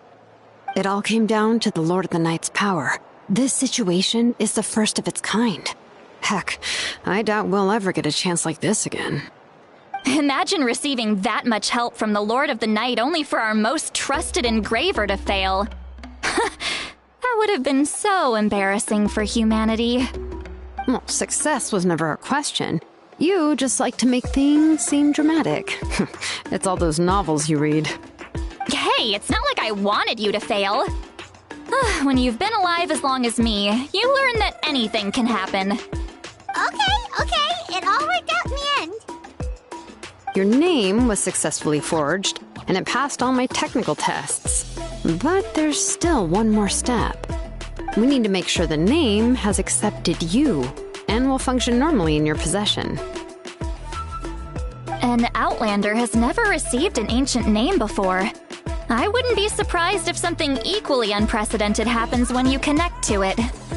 So you're saying it's still too early to celebrate? Well, when it comes to something this important, we can't leave anything to chance. Let's run this final test. Oh, don't worry, the process is simple. We can find a quiet place to test it out after dinner.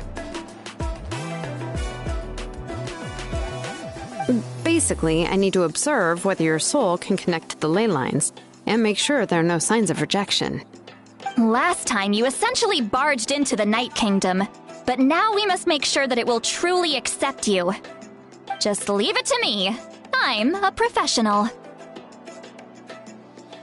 Oh, and you can have the Pilgrim's Chronicle back. Huh? It wasn't destroyed? If forging an ancient name consumed the memories used to create it, the first person to bear the name would never be remembered. The Pilgrim's Chronicle is still the most significant proof of your adventures in that land. No need to make a fuss. Let's go eat. I'm starving. Come on, I'll take you to my favorite barbecue place. Barbecue. See? I knew you couldn't resist. Oh, well, I forgot to mention, the place has top-tier alcohol as well. Well, what are we waiting for? Hop to it, people!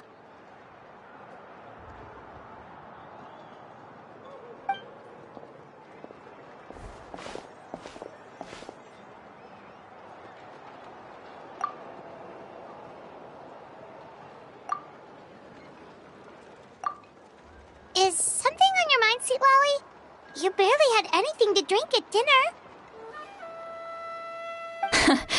I didn't think anything could shake me at this age. But the closer we get to the final battle, the more worried I feel. You have an ancient name now, but the Ode of Resurrection only takes effect if you win.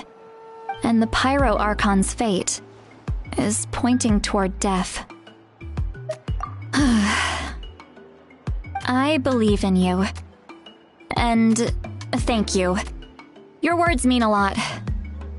All right, I'm ready. Oh, is, something wrong? No, not at all. Citlali just ate too much. Yes, that's right. So I should really walk it off. Come on, let's run the final test.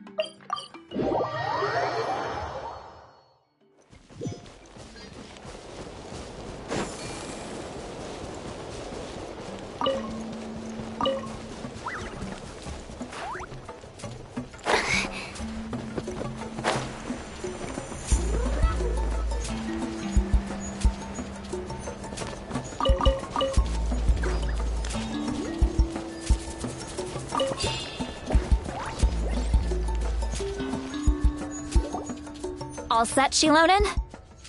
Yeah, just need to check one more thing, and... yeah, okay, we're good. All right, I'll stand next to you and monitor your connection to the ley lines. It shouldn't take long, but you need to look out for one thing. This test relies on the same principles as the Spirit Speaker Stone. I heard about what happened when you used it last time. Oh yeah! Abyssal power kept surging out. If Chaska hadn't destroyed the stone, Vichama would have been consumed by the abyss! That's exactly what I'm worried about. All this time, our final foe has continued to corrode the ley lines from the depths of the Night Kingdom. Your resistance to its power is remarkable, but you need to tell me if anything feels wrong. If either of us notices something off, the test ends. Got it? Don't worry, I'll use elemental power to take care of that. This isn't exactly a picnic in the park, but everyone knows you never leave trash behind. Shilonen, I'm ready to start. Paimon, give us a little more space. Oh, okay. Let's do this.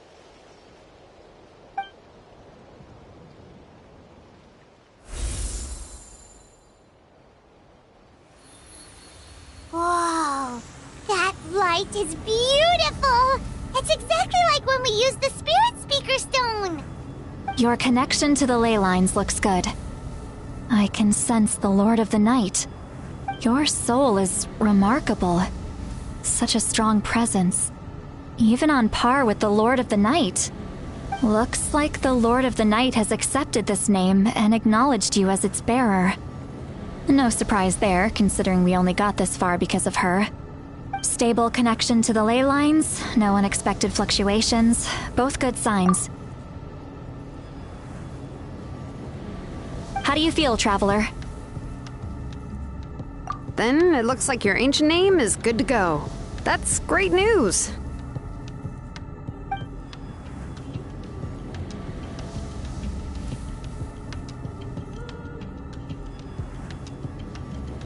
Wait, look, something's coming! No need to panic, Paimon. The damage to the ley lines has allowed these soul-like beings to leak out onto the surface. It's just because of the ritual. It makes it so that everyone can see them. I know they look like ghosts, but it shouldn't last long. Although there shouldn't be this many. Home. This way. Shilonen, stop the test! We've already confirmed what we came here for. Got it. What's going on? I see. It wasn't just escaped souls. The ritual attracted all the souls in the surrounding area. Surrounding area? The Night Kingdom is getting weaker by the day, especially in its capacity to accept souls. After death, many souls fail to return to the ley lines. Once a soul becomes lost, it can never return to the Night Kingdom. Lost souls can only wander listlessly, gradually fading from existence before disappearing entirely. Please, take me back. I cannot disappear. So the connection we established to the Night Kingdom, that's what drew them here? Yes. The Traveler's soul is powerful, so the echoes coming back from the Night Kingdom were loud and strong. Some of these souls never made it to the ley lines. Others escaped from the Night Kingdom, and even more don't come from Natlan. Complicated doesn't even begin to describe it. So, they've always been around? We just couldn't see them most of the time? We can try. Returning souls to the ley lines usually requires a complex ritual. But we don't have time for that, and neither do they. That's exactly why my people turned to vessels like Auroron. He has a remarkable ability to perceive souls. Even after the failed ceremony, he made it his mission to travel around Natlan and return as many souls as possible. But most of the time, having the ability to perceive souls means watching them wither in agony. Completely powerless to stop it. So you're saying there will always be those that we can't save? That's right. But saving some is still better than saving none at all. After all, souls that disappear can never be reborn. That has to be true loneliness. The knowledge that you've been abandoned by the world, even in death. Yeah, we should try to save whoever we can!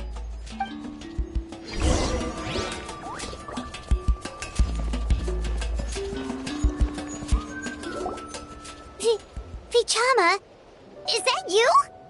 Oh, I know you. I didn't think we would meet again, especially like this. Using the Spirit Speaker Stone meant so much to me. Thank you, Citlali. I finally had the chance to say that in person. Enough of that. What happened to you? Wait, you're from the Scions of the Canopy?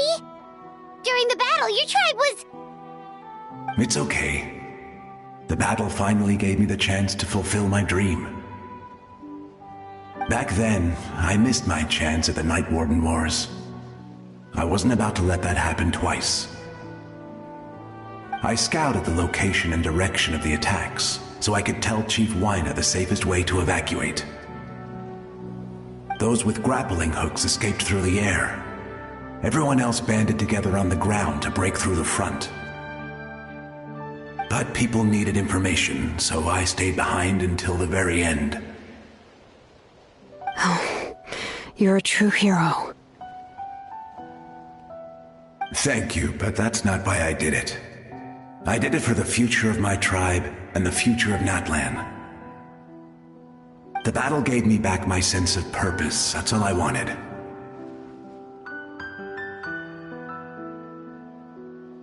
And anyway, I was supposed to see Malco again. I thought we would witness Natlan's rebirth together. But the Night Kingdom rejected me. Even though you're a hero of Natlan? How could that happen? I'm sorry. The Lord of the Night didn't do it on purpose, I can promise you that. The ley lines are in terrible shape. Even the Ode of Resurrection is no longer working like it should. I know. She can't help it, right?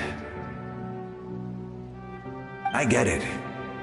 It just feels like fate is mocking me. Even in death, I won't ever get to be with Malco again. No, it hasn't been long since the battle. The door to the Night Kingdom should still be open to you. Give me some time. I'll think of something. Is that even possible? It doesn't matter. I have to try.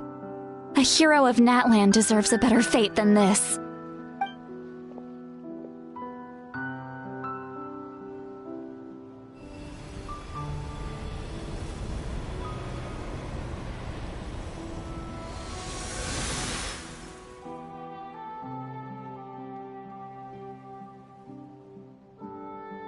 This feeling.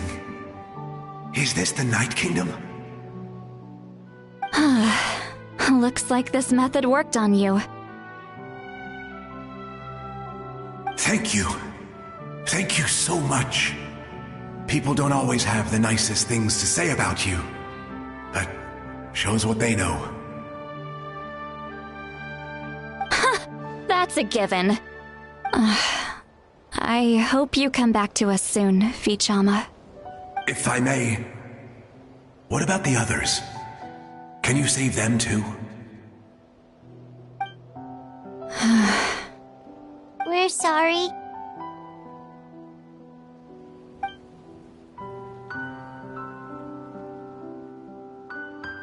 Don't apologize. You're doing everything you can. This isn't anyone's fault. Let this land bear witness to my final wish for this world. From now on, may every soul in Natlan find haven and home. I promise you, v5.3. I will not abandon the ley lines to their fate. Thank you. People like you are the true heroes.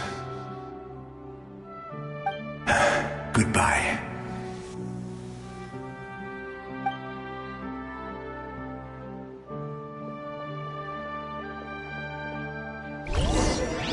Let me go back.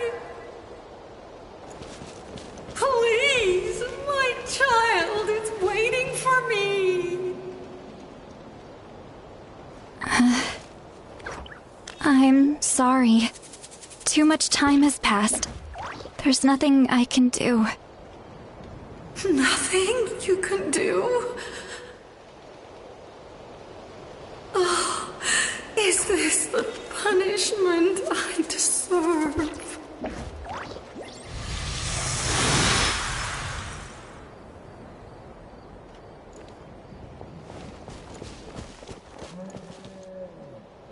Home? Here? Home?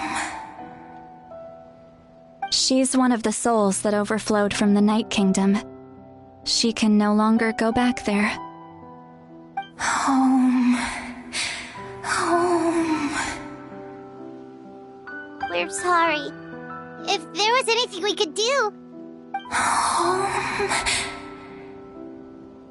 Home.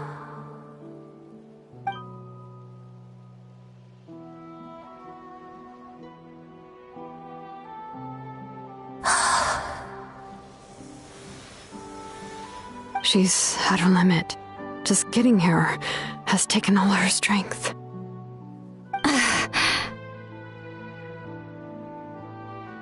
Let me go back. Let me go. The Night Kingdom isn't responding. That means its doors are closed. Why? I fought my entire life. I believed the Lord of the Night would.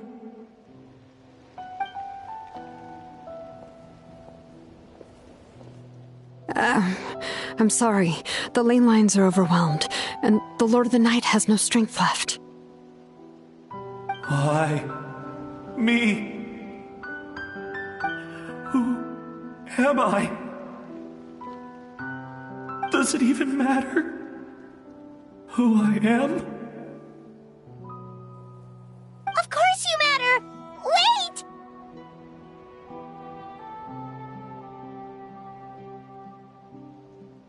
Absolute helplessness.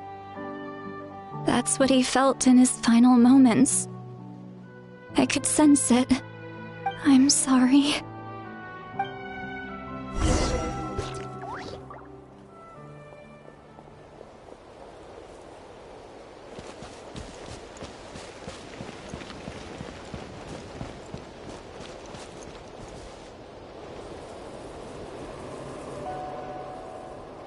Save me! Don't worry. I can help you. Just hold on.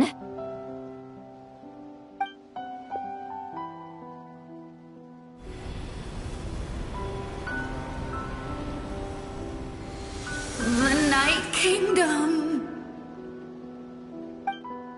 Thank you.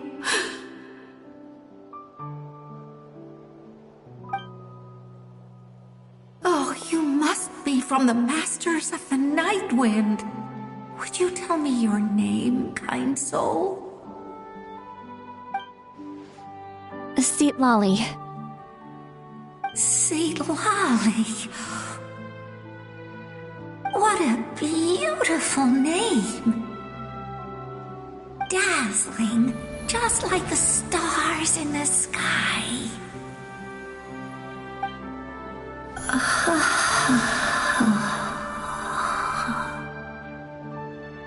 I can't disappear! It hasn't been long since he died. I can still try to save him. I can't. I can't. Watch out, Citlali! The Abyss is corrupting him! Disappearing. You are.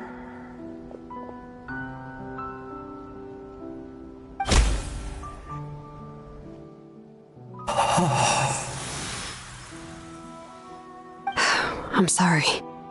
The Abyss has corrupted his soul from the inside.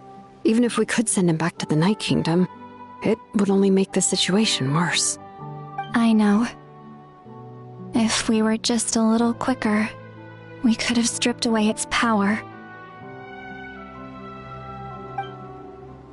But it's too late.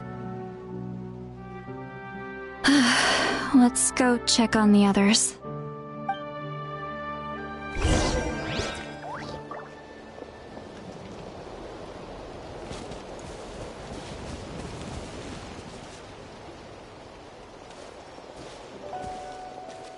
Oh no! Saurian souls can be affected too? Their souls are still intact. I should be able to help them. Hold on! Is that...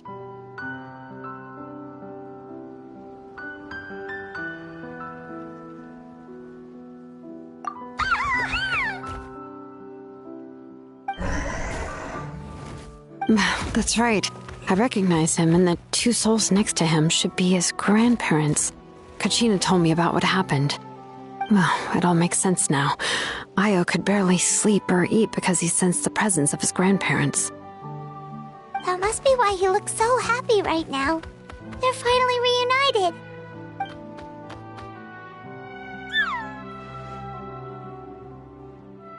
When was the last time Io slept?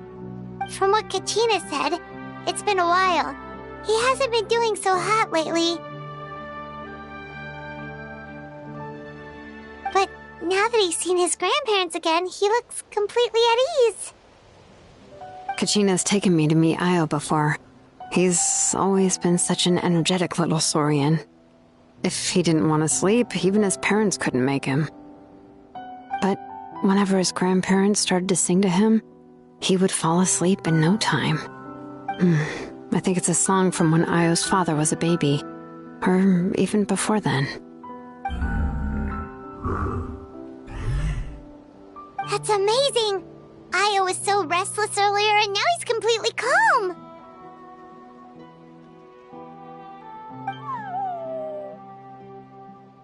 Io can finally get a good night's sleep. Still, it's not like this can go on forever. No, their time is running out. I have to send them back to the Night Kingdom before it's too late.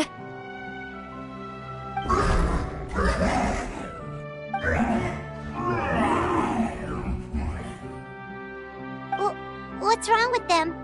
They got super angry all of a sudden. They don't want to go. I know you don't want to leave Io, but you can't stay here. You're running out of time. If you don't go back to the Night Kingdom now, you'll disappear in a few days.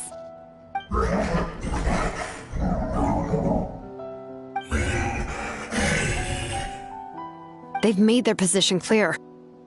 We want to stay by his side, no matter what.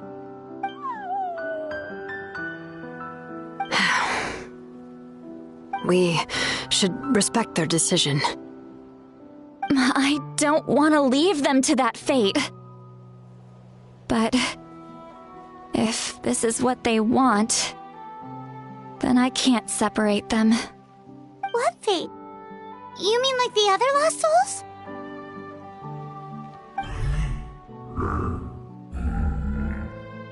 Yes. They will gradually fade away, painfully and slowly, until nothing is left. But that is their choice. For the next few days, at least Io will get a good night's sleep.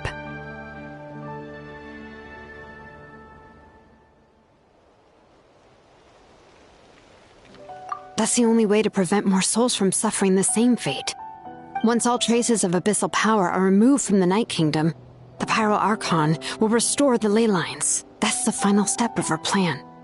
So we're not just fighting for the living, but for the dead too.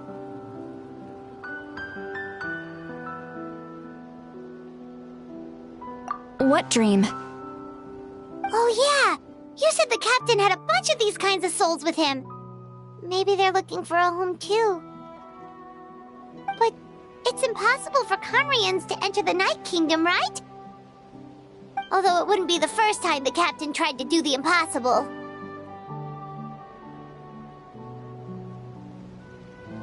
Even in its fully functional state, the Night Kingdom can't accept foreign souls. It's completely isolated from the ley lines of other nations. In theory, that means Conrian souls shouldn't be drawn to the presence of the Night Kingdom. Something strange is going on. One thing's for sure. It seems like the captain wants to help these souls. Well, he usually keeps his cards close to his chest. If we want to know what he's up to, we just have to wait for him to act. Anyway, let's focus on the final battle. That's the most important thing right now.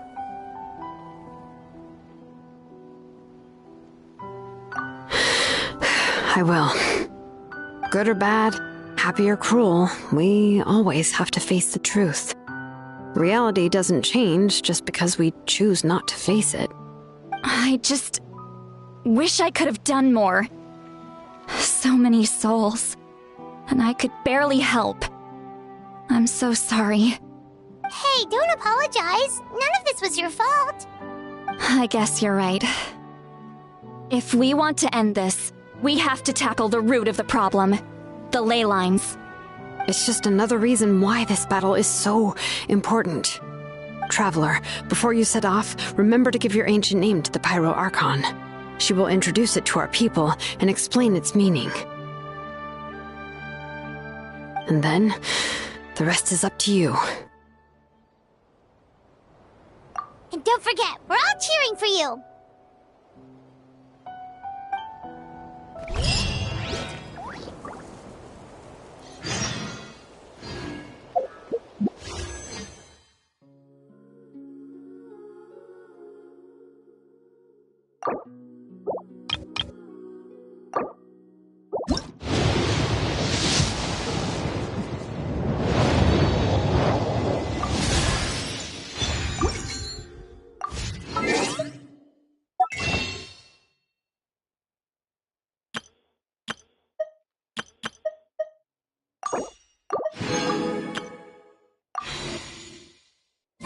when the sun's out.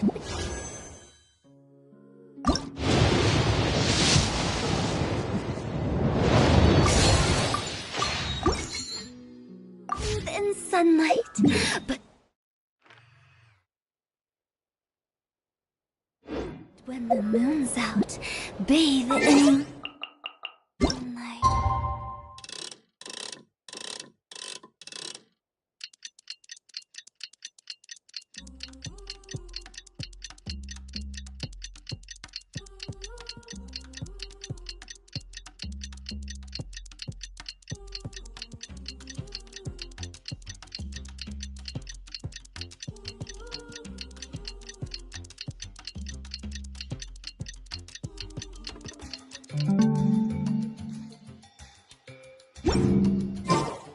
Wanna come over for tea?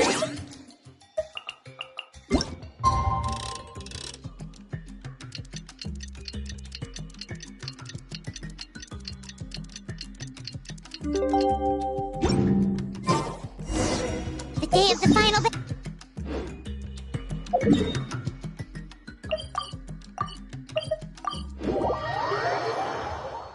You can do it, traveler.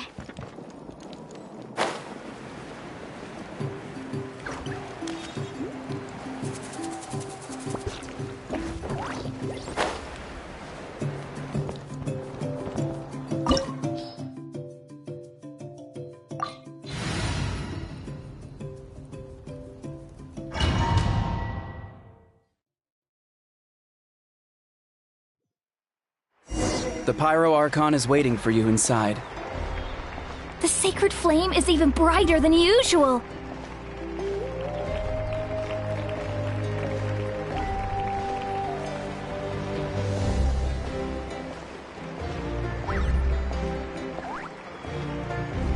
I don't think I'll ever forget this day.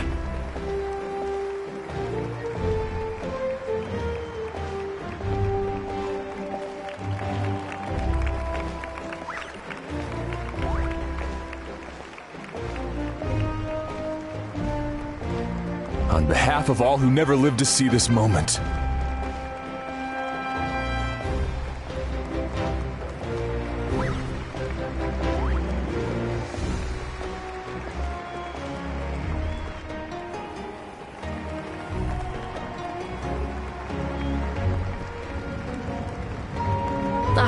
Traveler, Paimon, you're here.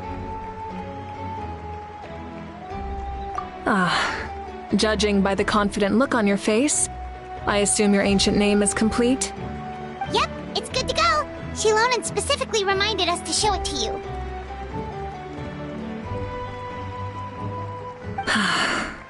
Tumaini. Yes, that fits you perfectly. Is that an ancient name?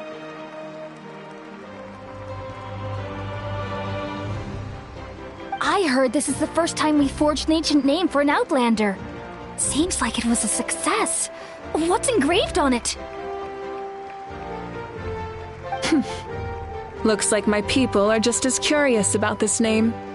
Traveler, Paimon, join me over here.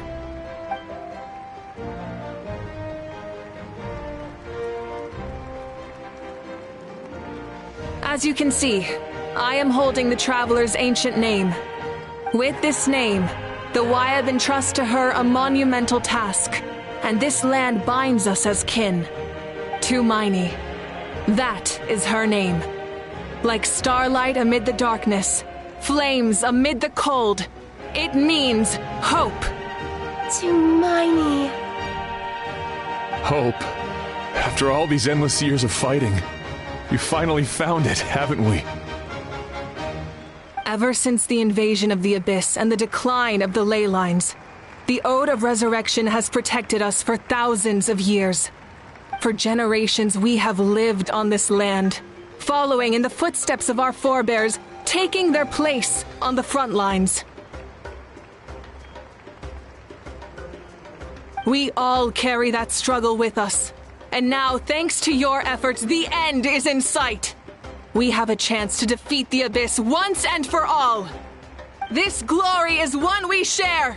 It belongs to all of Natlan! For Natlan!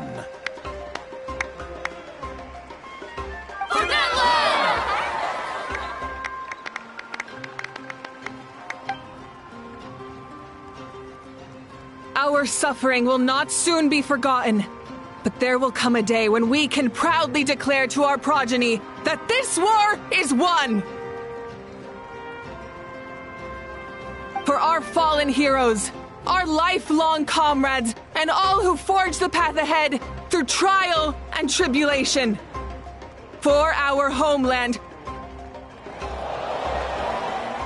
we will claim victory!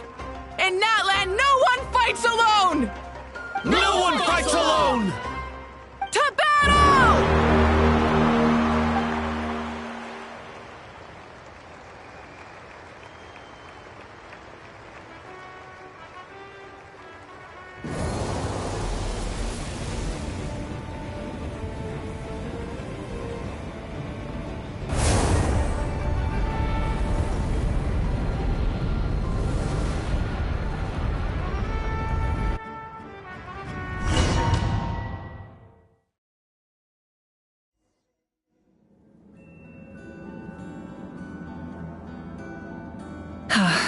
We're here.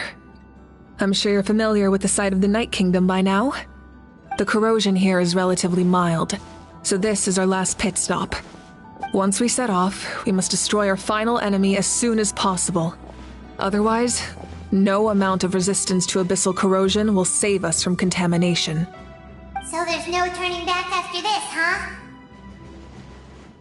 After you left, Paimon started to be able to see this place. It's a mystery to Paimon, too.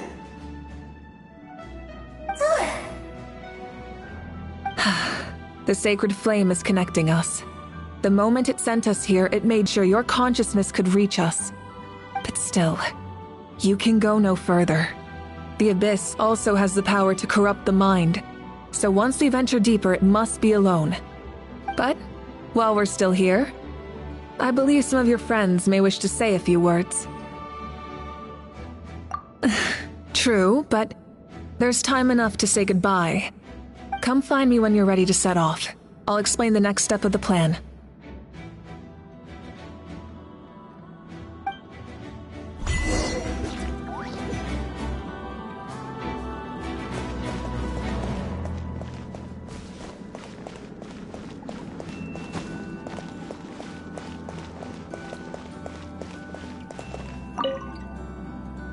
May the skies forever be clear and bright, and may we always be free to spread our wings and soar. For this wish, the Flower Feather Clan gathers here today.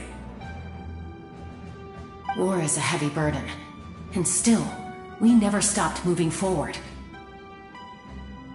Long-awaited peace is now within reach. You have the opportunity to set that future in motion. I'll be rooting for you. Oh, and Koya heard about the battle, so she's here too.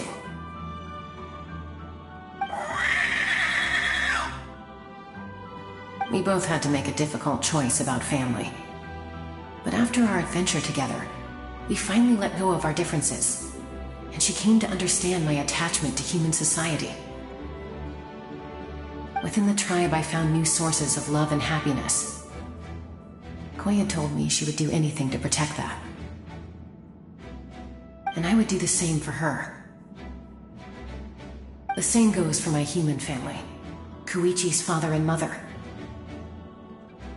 Maybe my relationships seem like a mess to you, but it's okay. I won't let any one of them fall by the wayside. I will learn from everything we've been through and rise above the trials of fate to become a better version of myself. Thank you, but beyond that, I pledge to be someone you can lean on in all your future endeavors.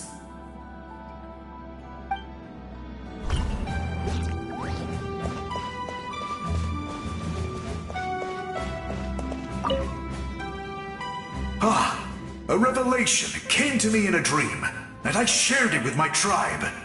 You are the star that will shine through the mist. The spirits bless your journey. From this day forward, plants will sprout because of you, insects will take flight after you, and all will turn to your will. I disagree.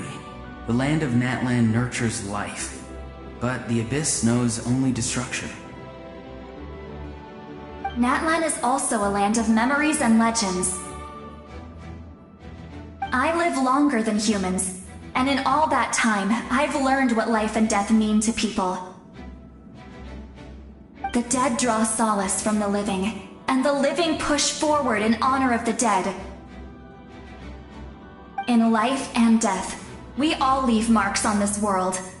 We cannot let them be reduced to nothing. Yes. Thank you for joining this fight. I'll wait for your safe return.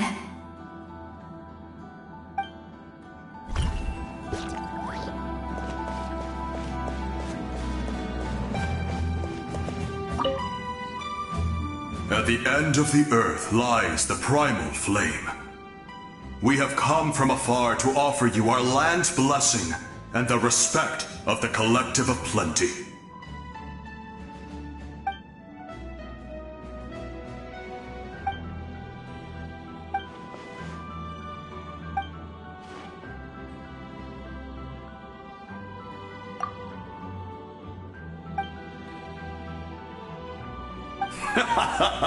That's right. Our tribe can't wait to meet you.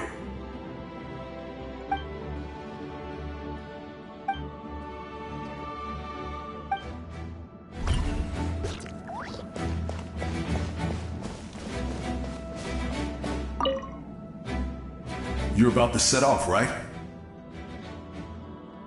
Your bravery is like an echo through the valley, calling on us to respond in kind. The children of Echoes offer you our blessing. Everyone is waiting for you back at the stadium. We'll be cheering the whole time. The Abyss is powerful, but there's no reason to fear. We've defeated it before, and you can do it again. Oh, and I brought Napika with me. She really wanted to see you. Hello, Miss Traveler. Not too long ago, you and Shalonen saved me and helped me recover my real name. And now, you're going somewhere super dangerous in the name of everyone in that land. Yeah, she's amazing! Shalonen says a name is like a blessing, so I want to give you my blessing too.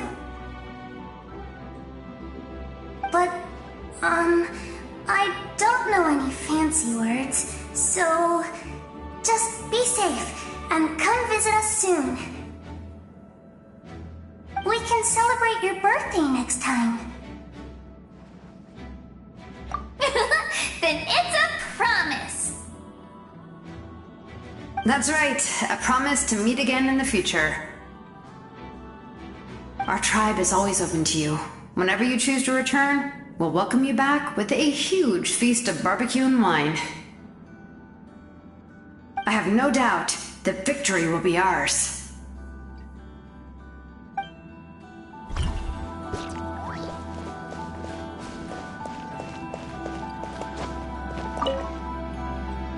On behalf of the Signs of the Canopy, I offer you our blessing.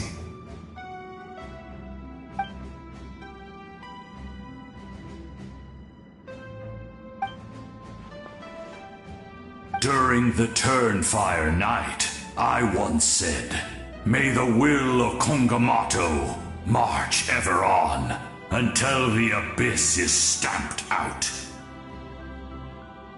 Recently, I saw him again in my dreams, my most trusted partner, Burkina. He believed this would be the battle to end all battles, and implored me to lend my support to the hero of this era. As expected, traveler from afar, that hero is you. From the first time we met, I sensed something special. You remind me of someone, the one who moved Burkina to their side. I firmly believe you will defeat the forces of darkness. That miracle belongs to this era.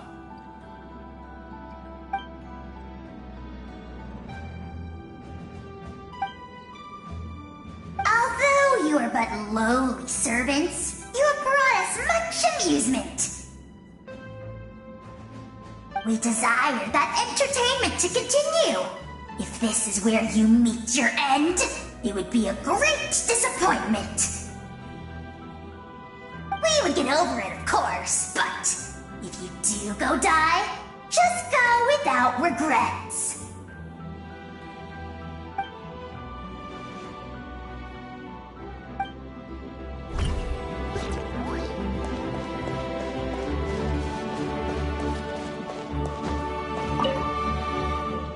In this place where streams and waves converge, the people of the springs gather to honor your bravery. Uncle Noo's here to see you off too. You, young hero, are about to make history. My deeds are nothing compared to that. When our ancestors first set out on their adventure, they could never have known they were about to found a tribe that would last thousands of years into the future. When future generations look back on our accomplishment, they too will see our deeds for their greater significance. Hey, why don't we record the traveler's story on a stone tablet? Just like the one on the mysterious island. Great! I better get on it or someone might beat me to it. Everyone in my tribe wants you to become one of Natlan's greatest heroes. Me too, obviously. But as your friend, there's something I want even more. And it's way simpler. Once this is all over, I want to go to the hot springs together, Paimon included. That's what being friends is all about. Quality time and good vibes. I'll hold you to it.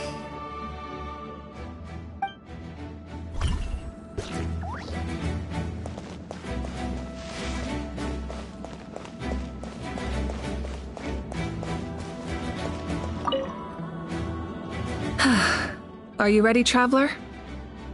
All right. Before we face our final enemy together, we need to split up. I'm sure you remember the Abyss tumors from the previous battle. Eradicating them was crucial to stopping the endless onslaught of monsters. Our final enemy has a core that possesses similar qualities. It's hidden somewhere in the Night Kingdom. Since I'm more familiar with this place, I'll go find and destroy this core, while you go straight to the enemy's lair. We can reconvene there. All right, then it's time to act. All of Natlan is behind us, so let's gather our courage and march into the unknown without fear. No one fights alone.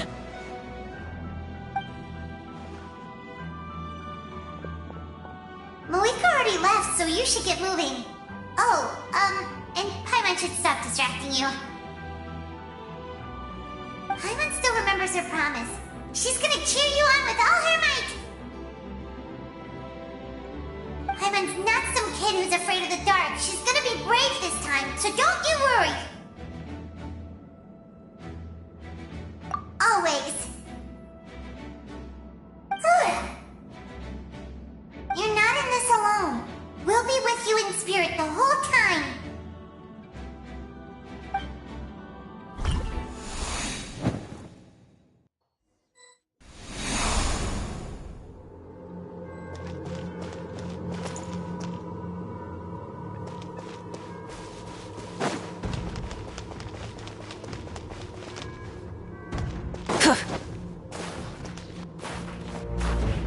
Full throttle!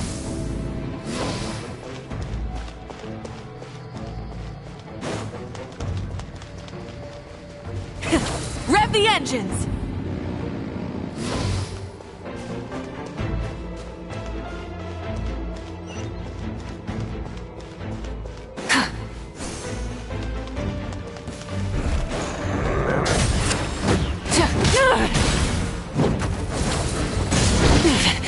Not bad. Light up of the blazing sun!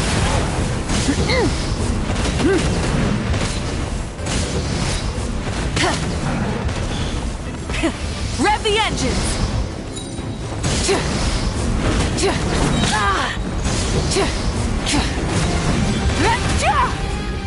Wrath from the sky!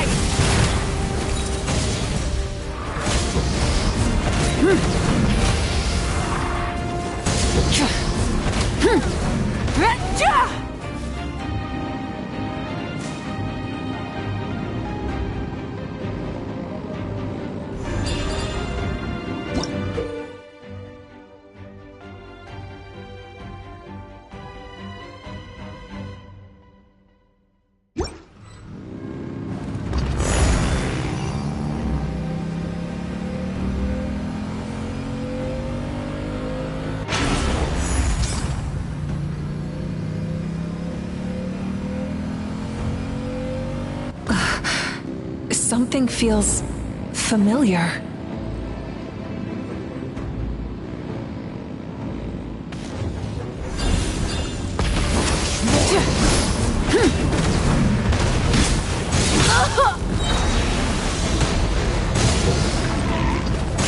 Pyroclastic surge!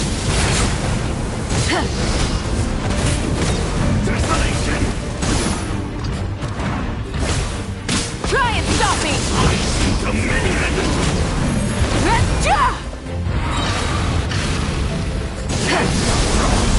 Wrath from the sky!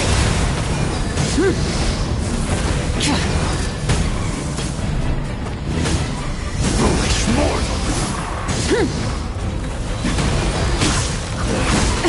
The end of our legacy.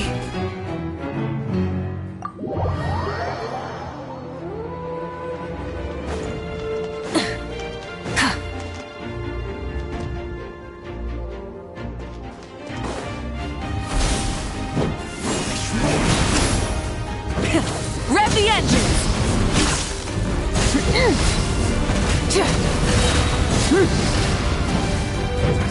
Pyroclastic surge!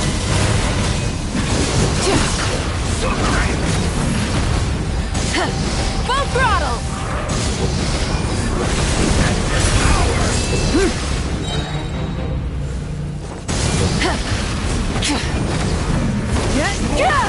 Wrath from the sky!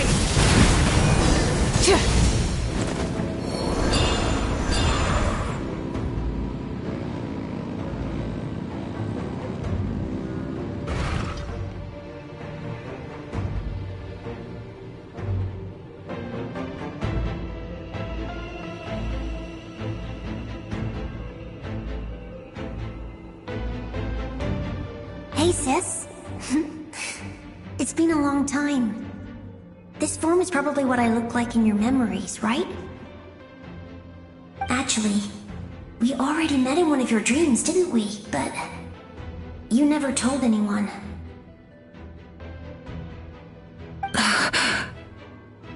Out of all the awakened souls, I was surprised you were one of them. After all, it's been 500 years. Yeah. I'm sure my soul has been reborn many times by now. But that doesn't mean Hine is gone. If the past, present, and future exist at once, then it's only fair we get to meet again. You're right. It's too bad we don't have more time to talk.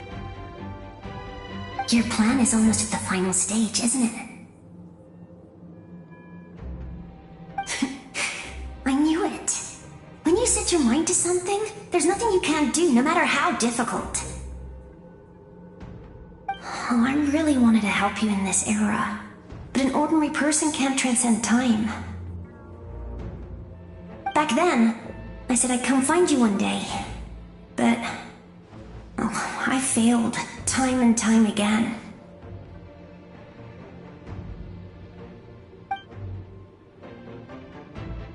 You didn't fail. Wait, then the paper frog I made? You got it? Yes.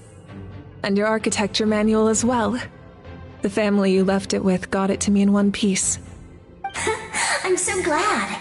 500 years is a long time. I was worried someone might toss it during a move or something.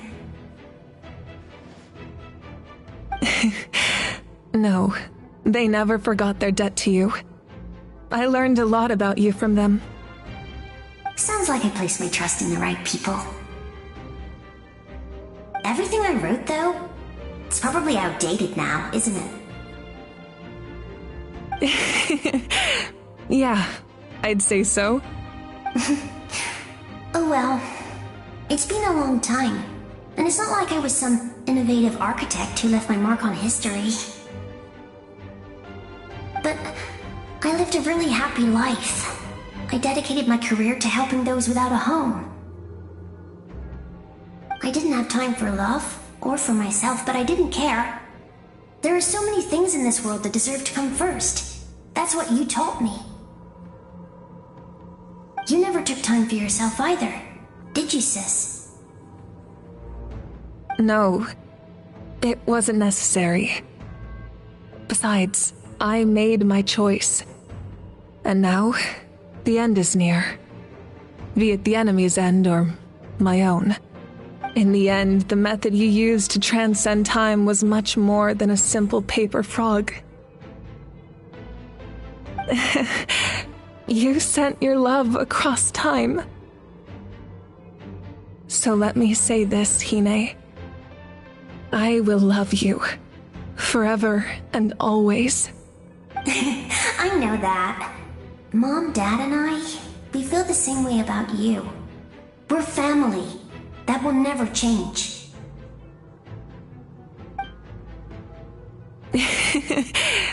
All right. I need to head out. Another hero is waiting for me. I believe in you, sis. For Natlan.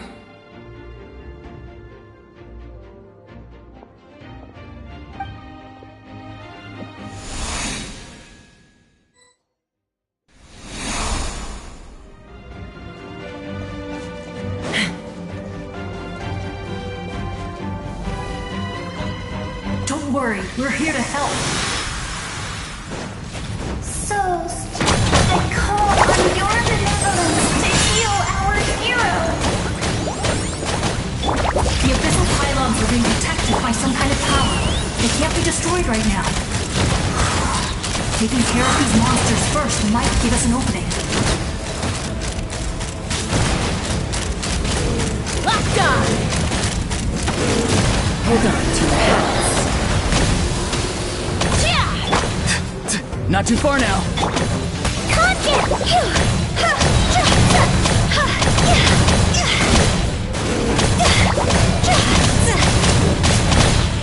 Higher, higher, hands on fire!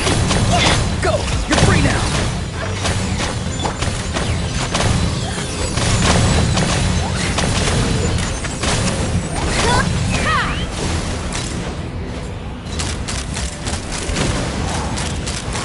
Open fire! Bullseye! Bullseye! You free!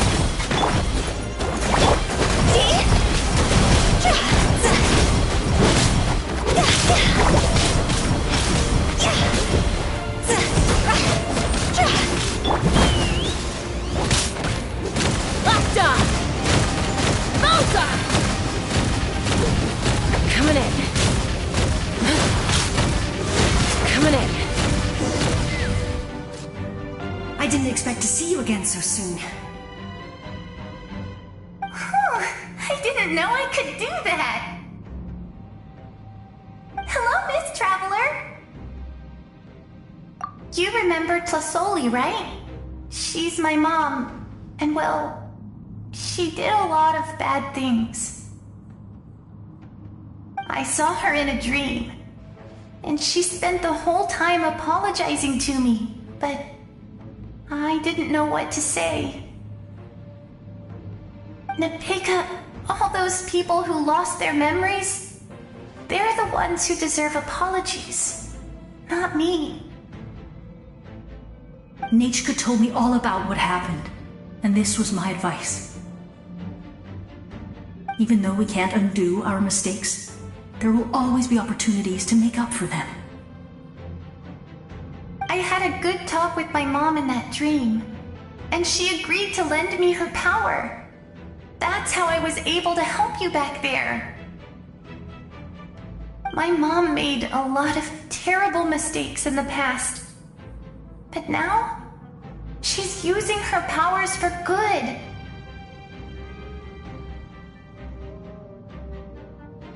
You're a very talented person, Nichka. I'm sorry your life was cut so short. It's okay. We still managed to do something important in this place. Good luck, Traveler. We're all counting on you. You can leave this place to us. When the monsters attack again, we'll fend them off. We got to see each other in a dream, and that's enough. The square makes it possible to connect the living to the Night Kingdom. If the Abyss starts to corrode that area, its forces could once again surge into the land above. It pains me not being able to see Mualani again. But if I can do something to protect Natlan, then that is the only choice. Mualani will grow to surpass me as a warrior and accomplish greater feats than my own. I have no doubt.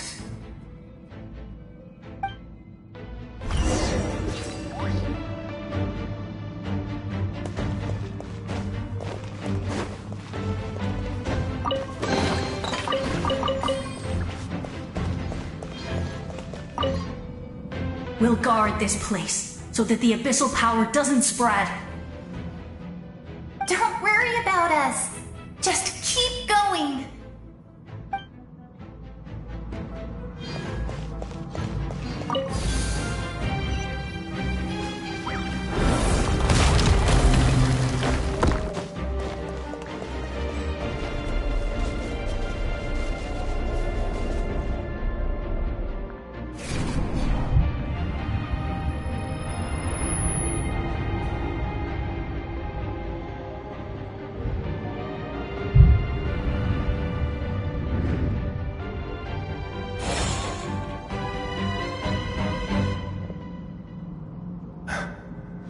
It's you! I knew you would come. We meet again. Remember me? I'm Malco. We met when you came to rescue Kachina.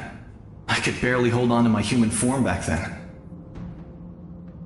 Vichama told me about the horrific battle on the surface, but now, the souls of the Night Kingdom have been revitalized. More importantly, after everything, we finally get to fight side by side again. It's all thanks to you and Citlali. The path ahead has been heavily corroded by the Abyss. Navigation will be tricky. I can help illuminate your way, just like before. I'll take care of recon and combat. I was in a bad place when you met me, but I was a capable warrior back in the day. Come on, follow me. Of course. It's dangerous out there, so stay close.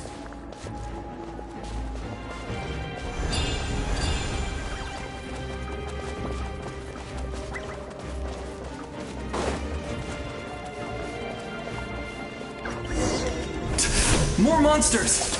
Leave them to me! I've got your back!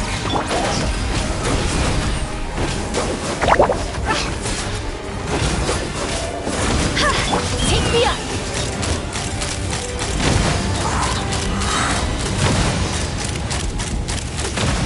Locked on! Yes! Coco, we made it! Come on, time to teach them a lesson. We're the Flower and Feather Clan's top adventurers! Let's show them what we're made of!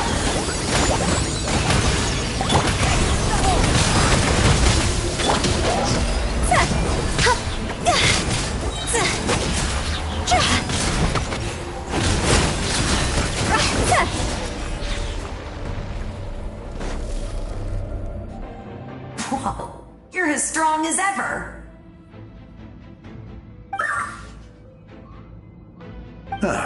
Who are these two? You said it, not me. Everyone here's amazing, so of course that includes me and Coco. We all have our own journey, and we need to see it through to the end. Not all adventurers go down in history. But right now, it's safe to say we're doing something extremely important. Definitely. Then let's go. We're all with you. I know your guide fairy and little one couldn't join you here, but I'm sure they're still with you in spirit.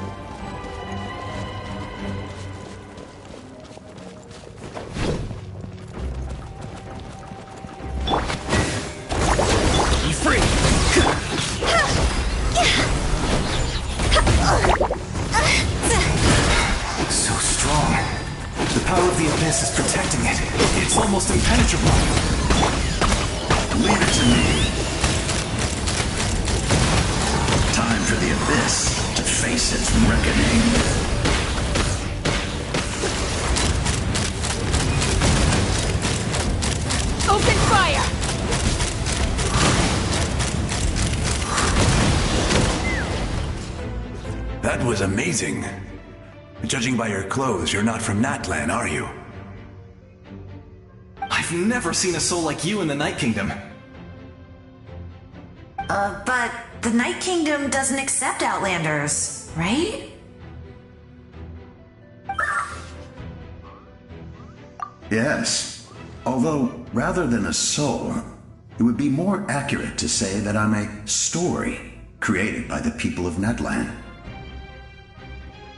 I was his most trusted second-in-command.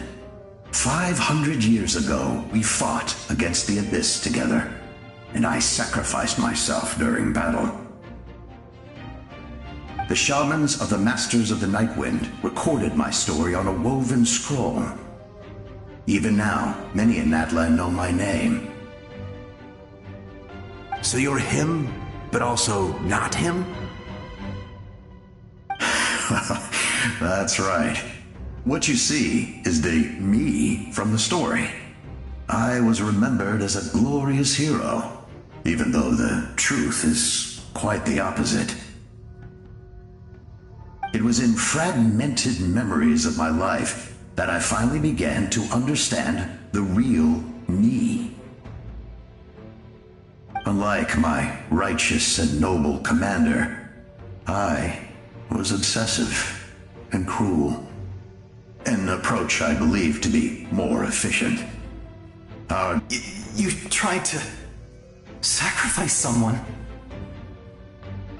I will stop at nothing to protect my commander's interests. The most idealistic and righteous among us are the most fragile, so I must protect his edge. Strong hand is required to stand against a strong foe. That is what the glory of Conria means to me. I do. I have my reasons, as do all who believe in something. You will understand that soon enough.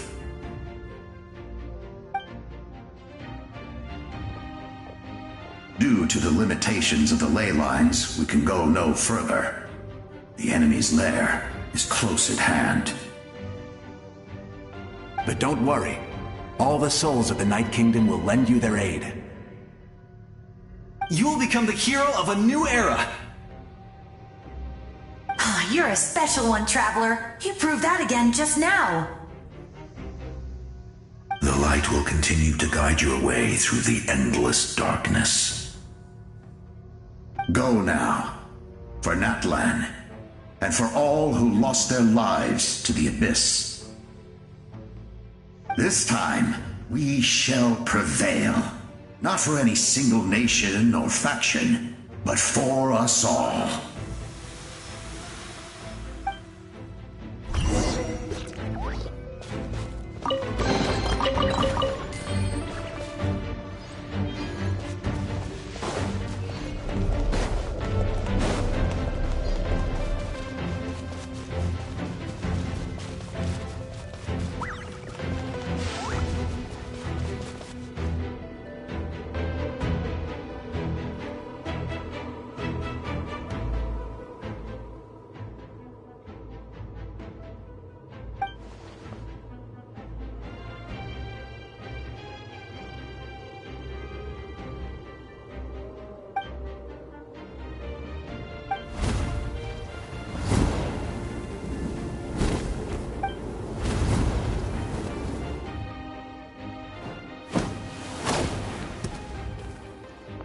traveler.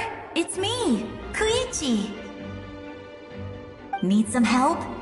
Doctors can be really handy in an emergency.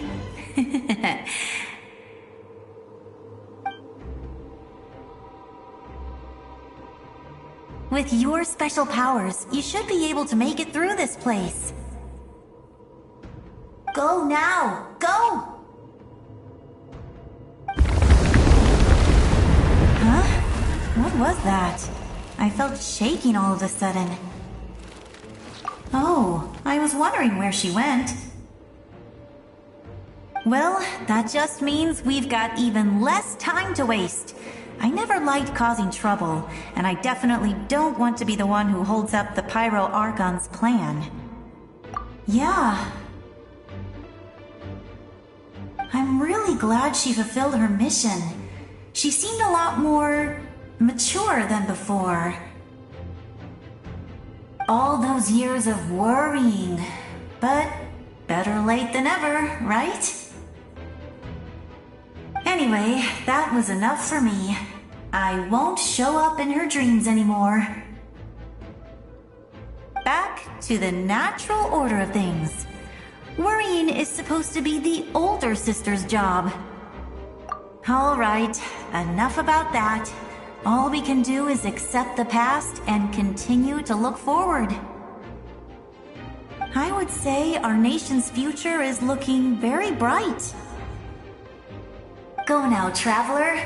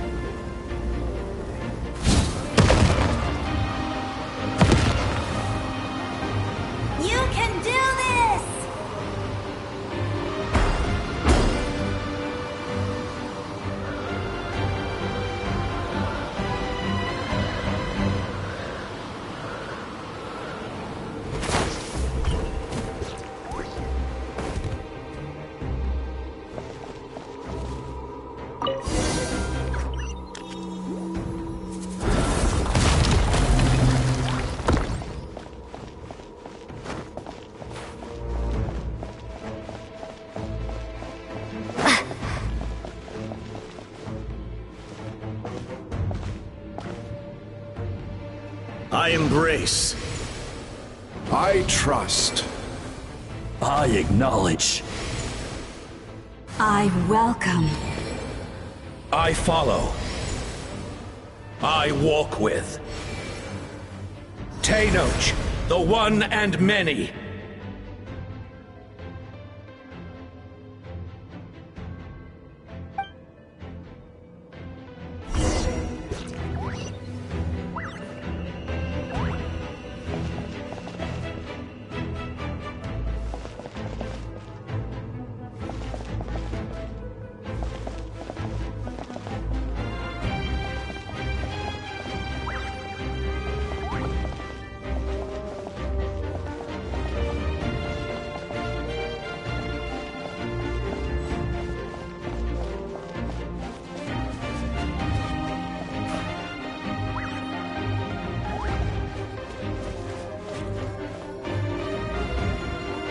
Let my people light up your path. Mavuika is just up ahead. Now, go and bring forth a miracle reserved for the divine. You, the kindling we know as humanity.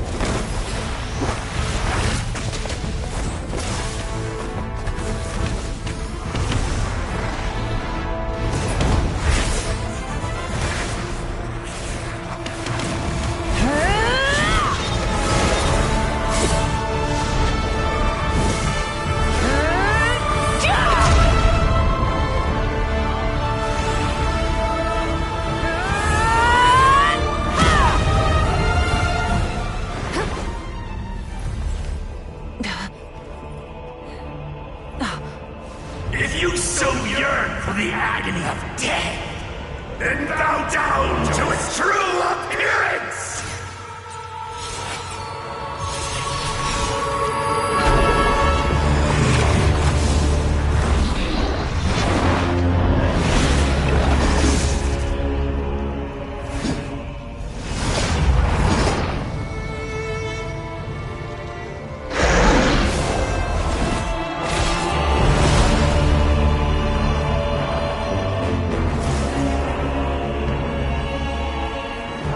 You who traverse the stars, fear not. Natlan has placed its trust in you. Descender, ignite your fire, the hope that burns within.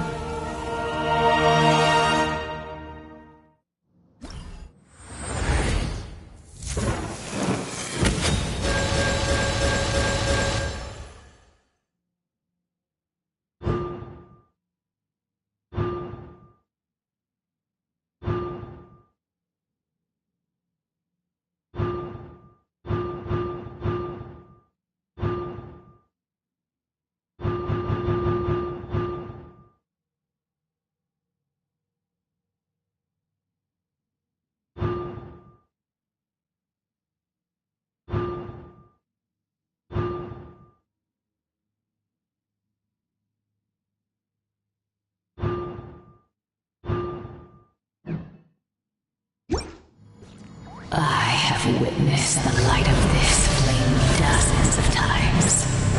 Once the wood is set, night will return. Failure, failure, failure, failure.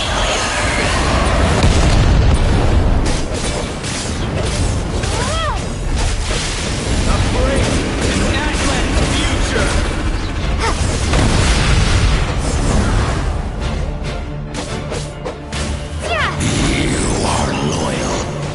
Wrong master!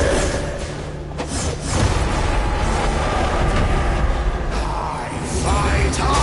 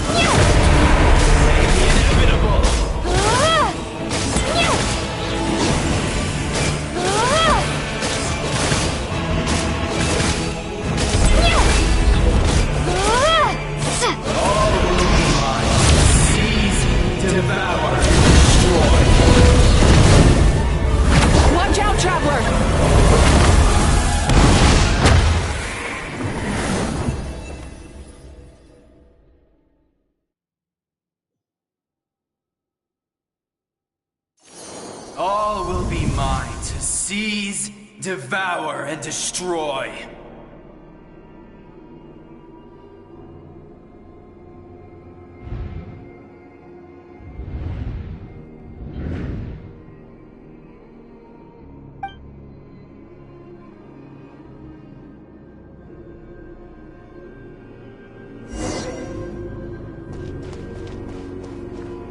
Face your fate!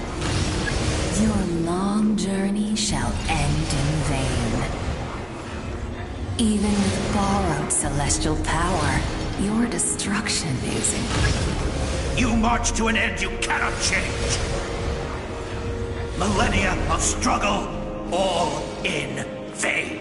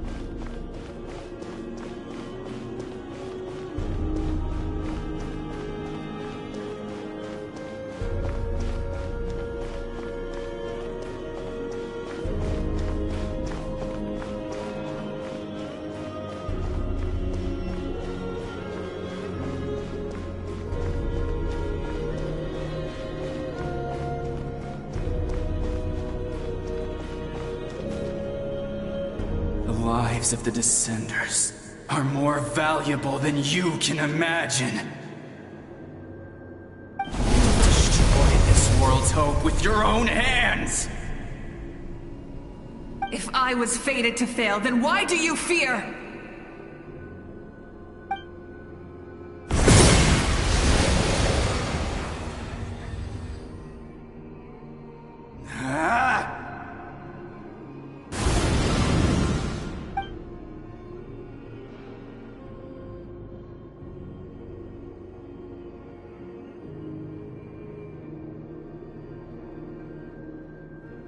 We embark on a pilgrimage for the wishes of the people. We choose to battle, to earn a glorious name.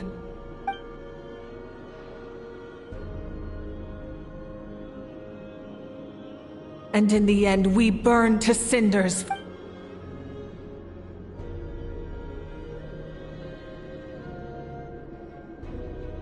And so this cycle continued. Time after time.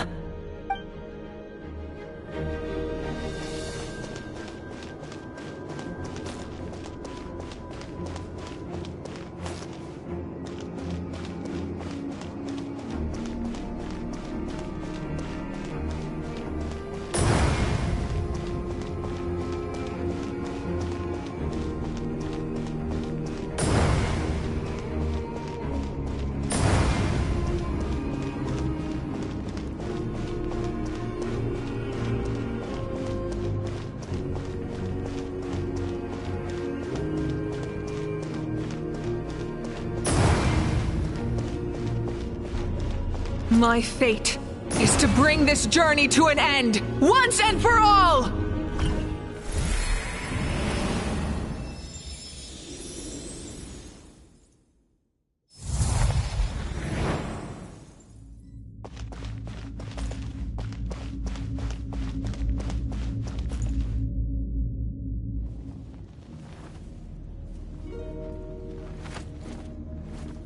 Listen.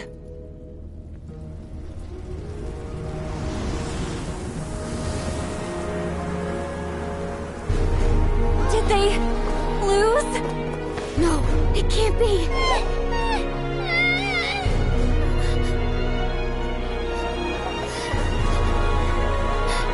We are the inheritors of memory and legend.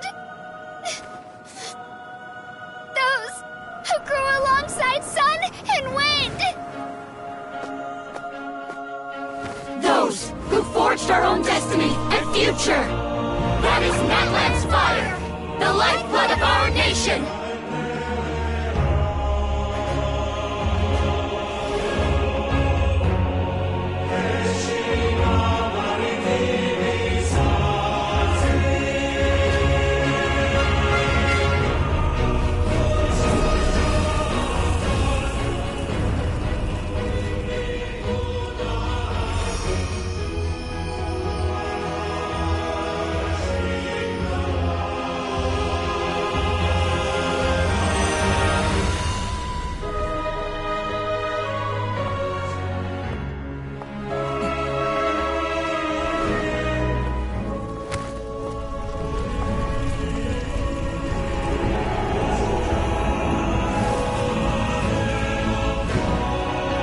We won't give up hope. This is where we forge our future. With our own 2 hands!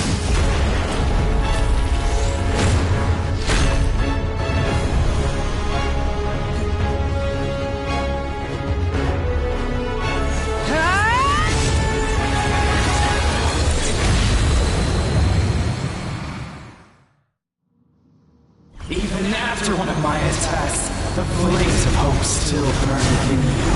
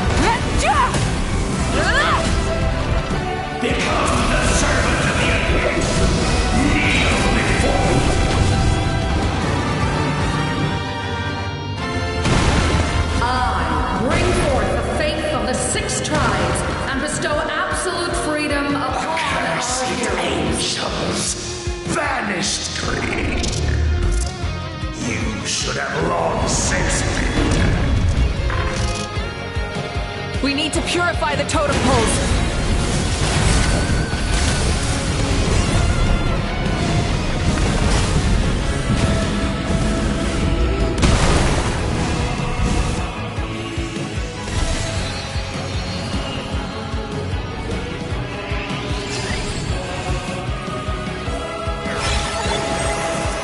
Her soul is noble and pure. Hero is just her starting point.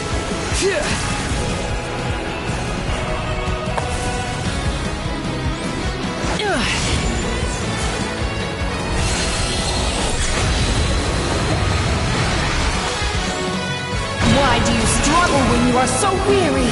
Why must you seek pain?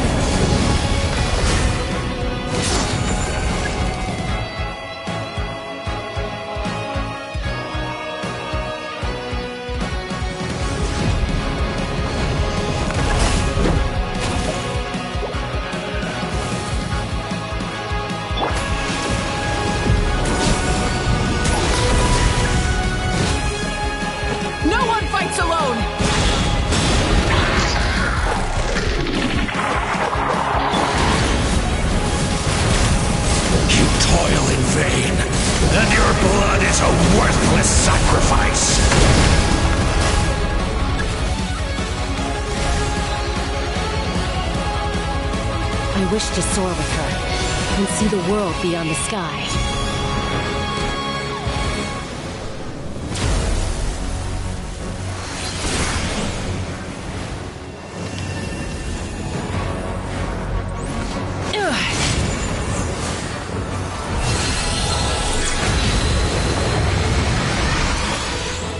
You toil in vain, and your blood is a worthless sacrifice. Burn through the endless night! Curse you! Enough, you foolish pests!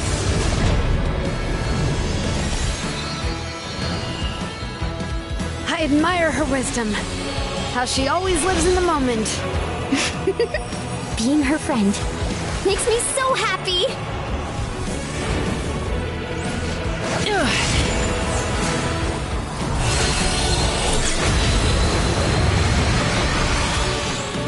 Enough, you foolish pests! We will take back Natlan's future!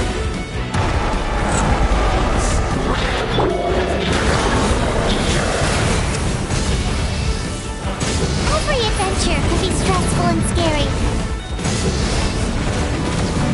But with the Traveler around, there's always hope! There's no challenge too great! As long as we're together, we can do anything! We will never, ever, ever stop moving forward!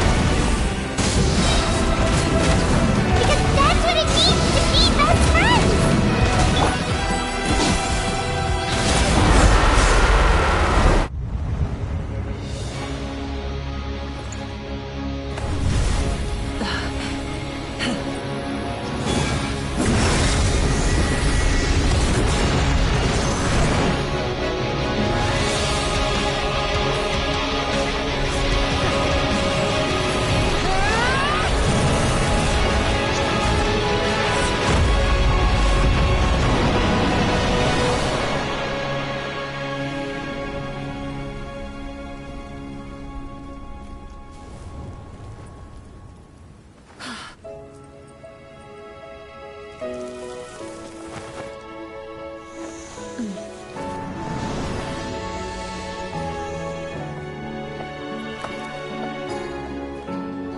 There's a faster way.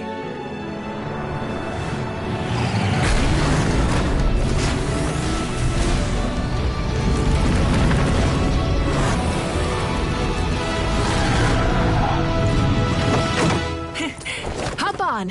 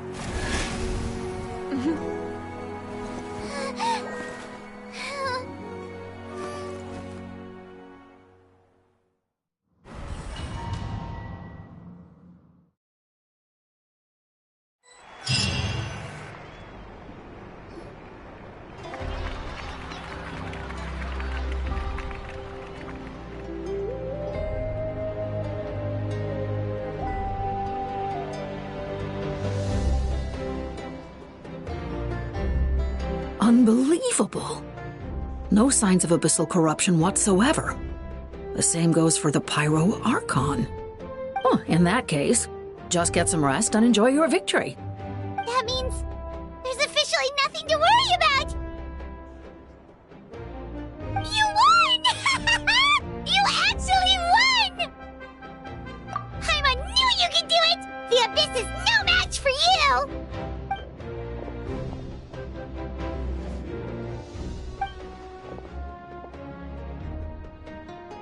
Welcome back, great hero. I can't wait to tell your story to everyone. We should record it on a woven scroll, too. That way your story will be preserved in my tribe for generations to come. I'm sure the grannies and grams back home are already on it. Amazing job, Traveler. Becoming the first Outlander with an ancient name definitely makes you a legend. The Lord of the Night was right to place her trust in you. She chose the perfect name. But the most important thing is that you made it back safe. Now I don't have to worry about the rescue plan. You came up with a rescue plan? Well, the Traveler already saved me once, so yeah. If things got risky down there, I was gonna charge in and rescue her.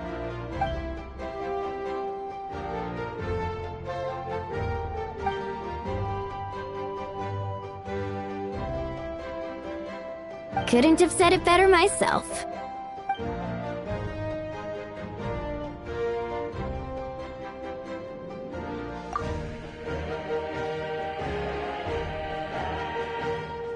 Wait, really? Who did you see?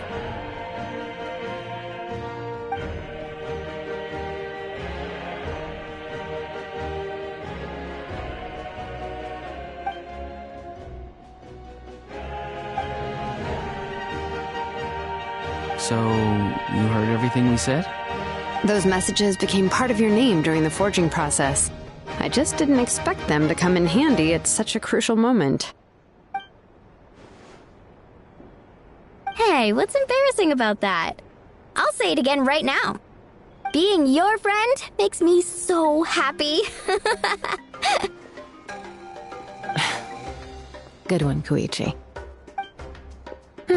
Things are looking lively over here. How you feeling, Traveler? Great. Just what I wanted to hear. The preparations for your celebration ceremony are almost complete. Celebration ceremony? According to tradition, we hold a celebration ceremony for our most outstanding warriors after their final pilgrimage. In most cases, outstanding means warriors who earned more than 20 victories in the Night Warden Wars. It's an exceedingly rare honor. You can think of it almost like a lifetime achievement award. We haven't held one of those ceremonies in a long time, though. True, but given the Traveler's exceptional contribution to this victory, I think she's more than worthy of the honor. Let's head to the center of the stadium and I'll announce the honor to everyone. You deserve a formal round of applause for this achievement. Oh, then I'm gonna grab the best seat in the house. Wait, I'm coming too!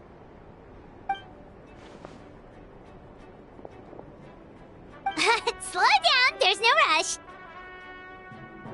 Mavuika, if this ceremony is to celebrate defeating the Abyss, don't you deserve the same honor? What's the point of holding a victory feast for yourself? Besides, I'm already the Pyro Archon. That's enough honor for a lifetime. Let's go. Everyone's waiting for us.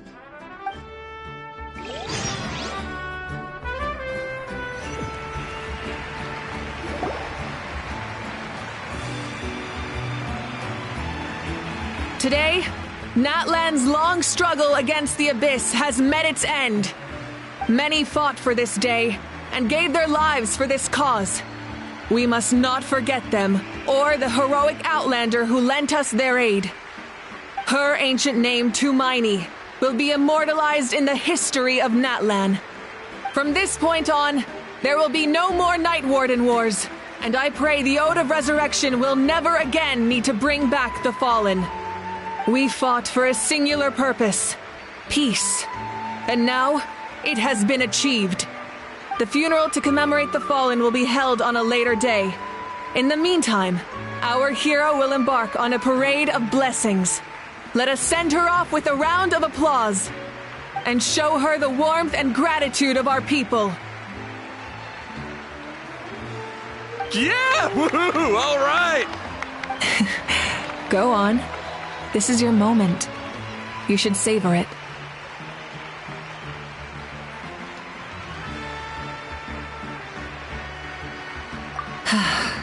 Now that the threat of the Abyss has been eliminated, we finally have a chance to restore the Night Kingdom. I'll take care of that first. Okay, we'll look forward to good news.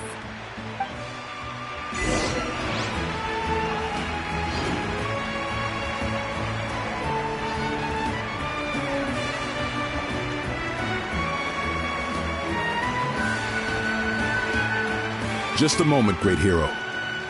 Before you set out on the parade of blessings, please accept these feathered accessories. We bestow these gifts to every hero who receives this honor. They are proof of your bravery and strength, and mark you as a role model for all in Natlan. Thank you for everything. Thank you for saving us from the Abyss. Now, the person who has the honor of adorning you with these gifts is none other than one of Natlan's most outstanding warriors, Chaska. Oh, it's just someone we know. You sound disappointed.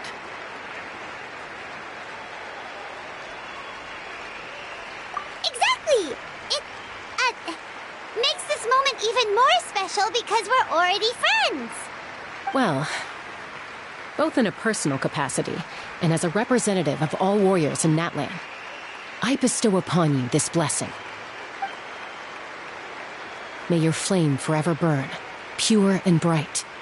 With us by your side, you'll never fight alone. Time to embark on your parade of blessings.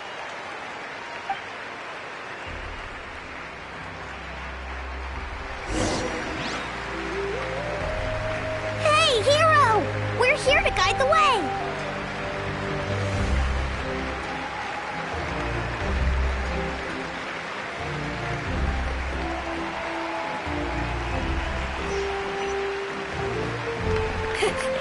Great hero! Could you look this way for a sec? Yeah! Enjoy the parade! Over here! Over here! Can I take a picture of you, please?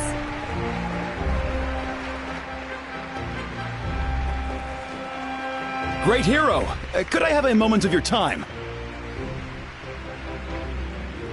A lot of people here really look up to you and would love to get a picture or an autograph. You don't mind indulging them for a little bit, do you?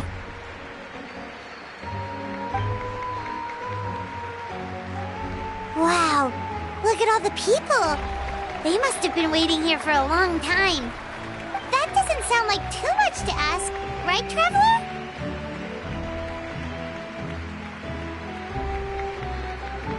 That's right. The photo booth is this way and the autograph area is over there.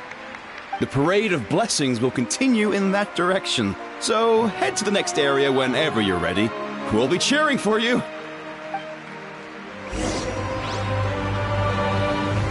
Over here! Over here!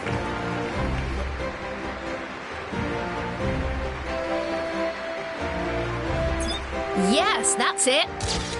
Thank you.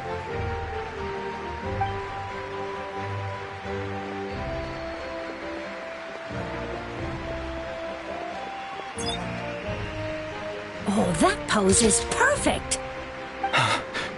Such a precious memento. Wow, it looks great. Can I have one more photo? Just one more. Sorry, only one photo per person. There's still a lot of people waiting. It's okay. One is enough. One is more than enough. Oh, look over here. Perfect. This is going straight into the next issue. Thank you, hero. Thank you so much for everything you've done for Natlan.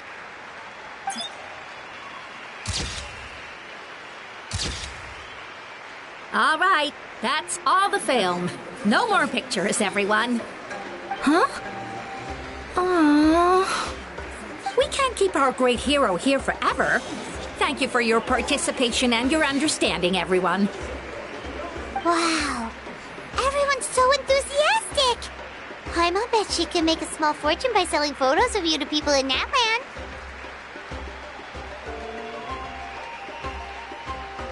All right.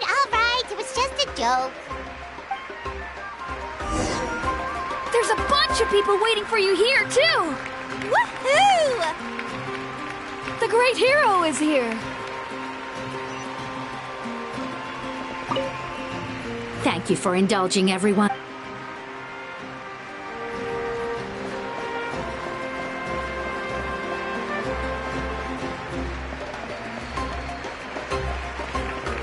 Great hero! We prepared some snacks and drinks for you. Oh, Paimon can take those. These source crackers are the best. You should try. It's the great hero! Quick, get ready to take a picture.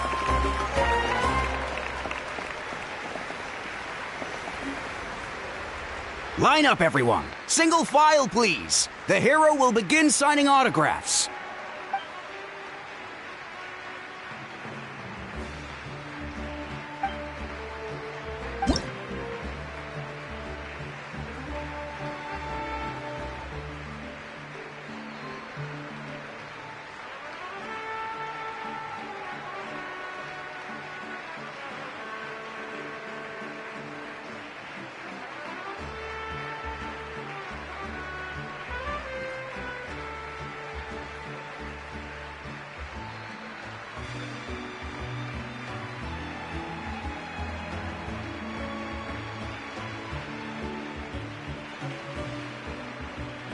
Thank you.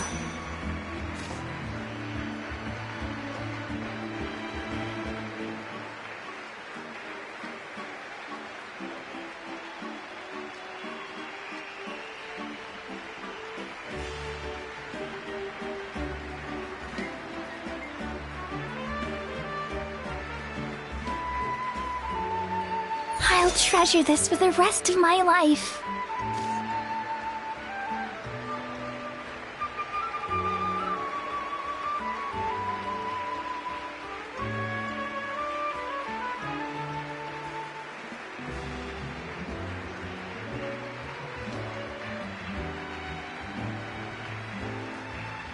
The hero's autograph? I actually got the hero's autograph?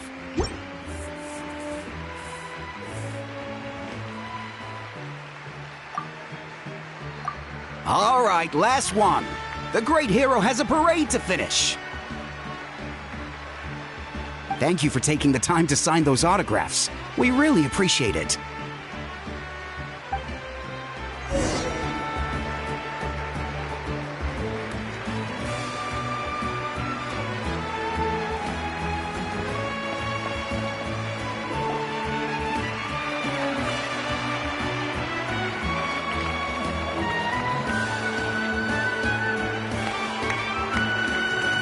Sorry to bother you, great hero. I'm a messenger from the Scions of the Canopy. I know everyone's been curious about the hidden message behind Tumaini. Every ancient name has a story behind it and comes with a certain mantra. Usually, the Wayab reveal those mantras to our chiefs in a dream, but yours is still unknown to us. Oh, you mean like the lines the 6 heroes recited when they appeared? But, where do they come from? Is it something you have to decide, Traveler?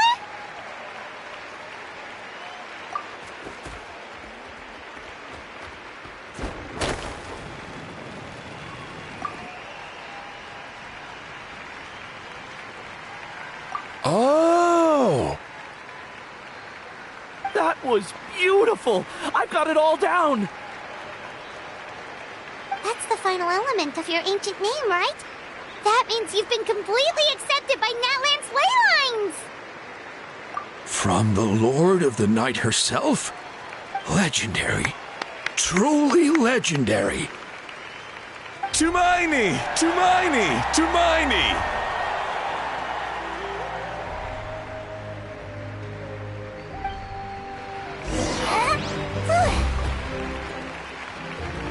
Wow, you're here too! And you brought a bunch of friends! Look, they're dancing! Huh? It's the great hero! Please, come dance with us! Oh! What do you think, Traveler? Should we join them? Alright! Paimon's always willing to try something new!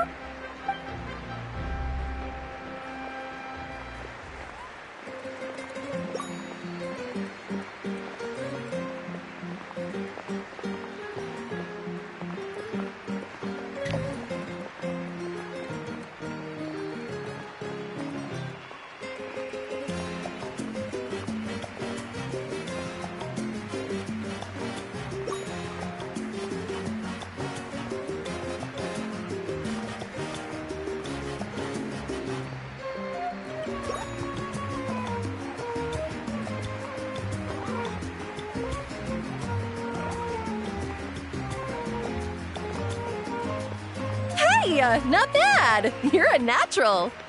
Let's hear it for our hero!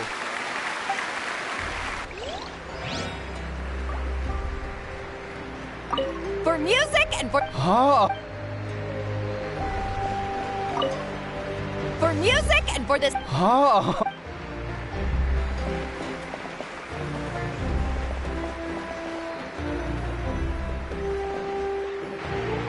We now arrive at the end of the Parade of Blessings. Let us offer the traveler our blessings one more time and give her a resounding round of applause. Woohoo!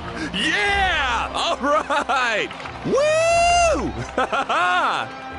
That's a hero's welcome if Paimon ever saw one, Traveler! You deserve it, of course, considering the risk you took. Traveler, Paimon! Finally, I was looking everywhere for you. Citlali! Why didn't you come to the parade? Never mind that. I have something important to tell you. Come with me. I went to revisit the revelations in my dreams as soon as you came back from battle. But I couldn't fall asleep just anywhere. I needed somewhere private. I didn't want anyone to overhear me sleep talk or watch me contort myself into some weird position. Anyway, that's not the important part. It's about Mawika's death. Her fate hasn't changed at all. What? Didn't you defeat the bad guy behind all this? Does that mean the war isn't over? No. The disaster is over, but my dreams never lie. That's why I came to find you. I need to know what I'm missing. Where is Mawika right now? Did she tell you what she's planning? She said she was going to restore the Night Kingdom. Compared to fighting the Abyss, that should be pretty easy, right? Easy? Not so much. We can't restore the ley lines without the Lord of the Night. And I'm not sure she has enough power to do it on her own. The Lord of the Night is weak right now. She told us that herself, remember? I'll admit, restoring the ley lines is simpler than reconstructing them entirely, but it's still true. If the Lord of the Night could restore the ley lines by herself, all Mavuika would need to do is tell her we won. Not even that. The Lord of the Night knows the ley lines better than anyone. I'm sure she knew of your victory before us all. Point being, this matter is far more complicated than the Archon made it out to be. We need to get to the bottom of this. Mawika has accepted her death, remember? For her to let someone else dictate her end, there can only be one possibility. She must think the outcome of her death is worth it. The moment Mawika used the Ruler of Death's power, death was demanded in return. Not necessarily as repayment for her aid, but as a rule. That means Mawika doesn't have to just sacrifice herself to the Ruler of Death. She can still use her death to get something in return. Then let's get going! Where do you think she went? Could it be where we found the source The Lord of the Night should now be able to appear anywhere in Natlan.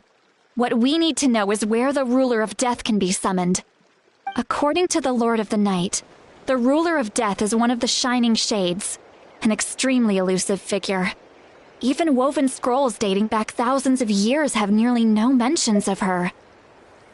Right! Xbalanque created the rules of Natlan by borrowing power from the Ruler of Death. That means he's met her before. Wait, do you think Xbalanque could have met the Ruler of Death in Cinder City? The one they call... Natlan? It's very likely. After all, Natlan was built on the site of a previous dragon city. It's known as the first city of the Pyro Archon. All right, then let's head over right away! It's not easy to get there, so follow me. I'll take you.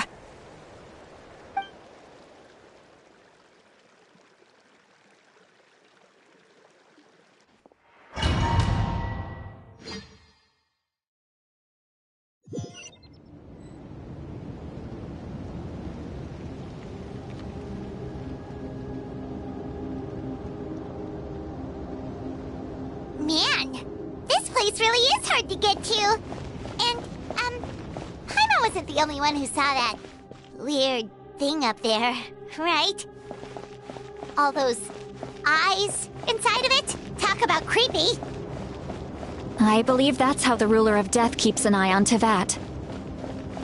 Quick, this way! We're almost there!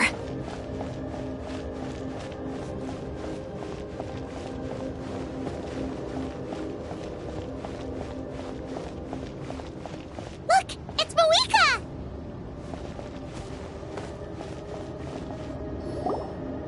I have grown weary of the endless wait.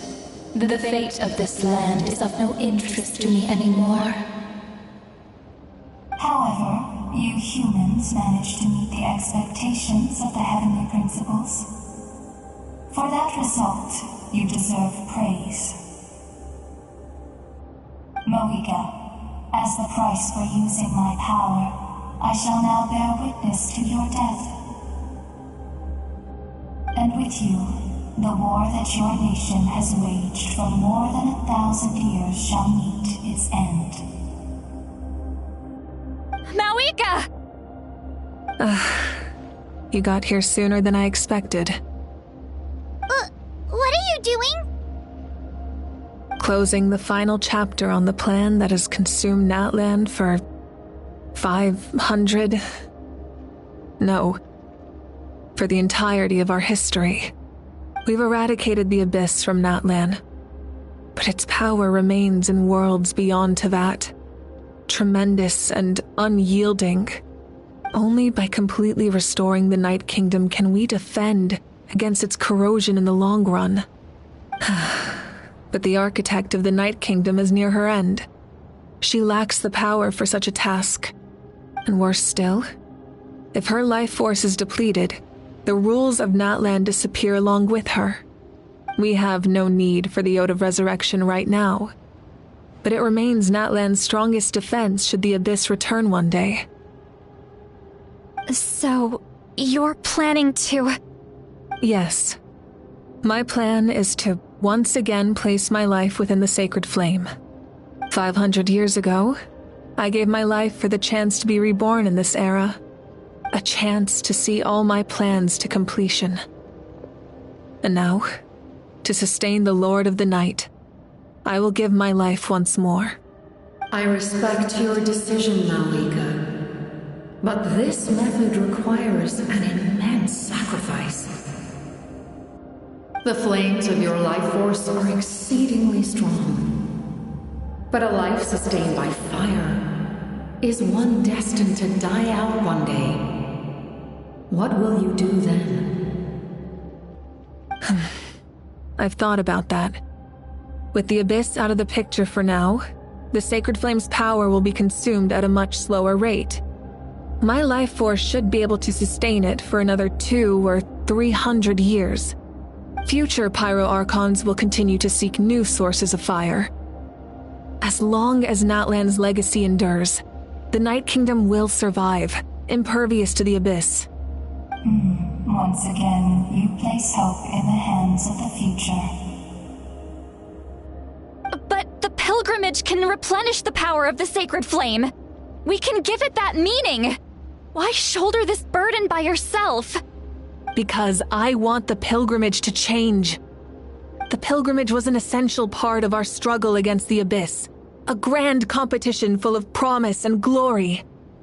But it also chained our people to an inescapable destiny. Fear and anxiety have been our constant companions. We knew what the consequences would be if we laid down our arms. Morality left us with no other choice. And so, Natlan became the nation of war. This is where Xbalanque defeated the dragons and granted our people the liberation of their flesh. And now, in the same place, I have the chance to grant them the liberation of their spirit. There will be no war, only competition, one fueled by our dreams for the future rather than a desperate struggle for survival. A new future deserves a new meaning, a chance to take a definitive step forward. Very noble indeed. But what does any of this have to do with you? You speak of duty, but not yourself. In my eyes, Mavuika, you are not inherently special. A child of Natlan among countless others. Yes, the situation is urgent, and the ley lines must be restored right away. But it is too heavy a burden for you to shoulder alone. That is where we differ, Lord of the Night. You see all humans as the same, but I understand what it means to be a leader. A leader is swift and decisive in the face of reality. Someone capable of making the right choice even when there are no good options on the table. Sacrificing the remainder of my life to help Natlan overcome this crisis. That is the right choice. After all, leadership is built on the trust of ordinary people. Without them, there is no Archon. The people look to their leader to make the world a better place and stand up for them when it counts. For that reason, I must see my duty through to the very end. But what about you, Mavuika? You still haven't talked about what you want. Is it that unimportant to you? It's not important, Citlali. There is nothing more important than protecting the future we built together.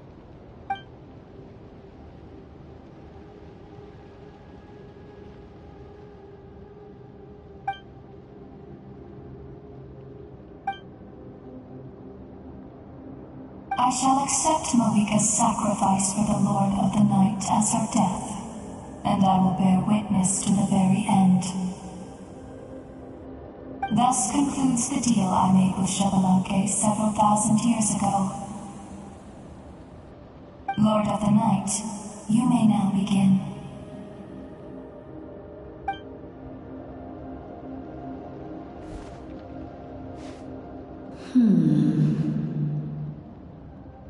What are you waiting for? There is another who wishes to take part in the ceremony. And I cannot disregard their intentions. I must wait for them to arrive. Another? I was to bear witness to a death, and now the situation is increasingly tenuous. If the life of this second individual fails to meet my requirements, I fear I may lose my patience. Rest assured, his life will hold equal value. I am the helper of humanity, and I must always place their demands first, no matter who the human may be. Cumbersome. But there is nothing to be done. Such is the duty of an angel. Wait, this feeling... We made it.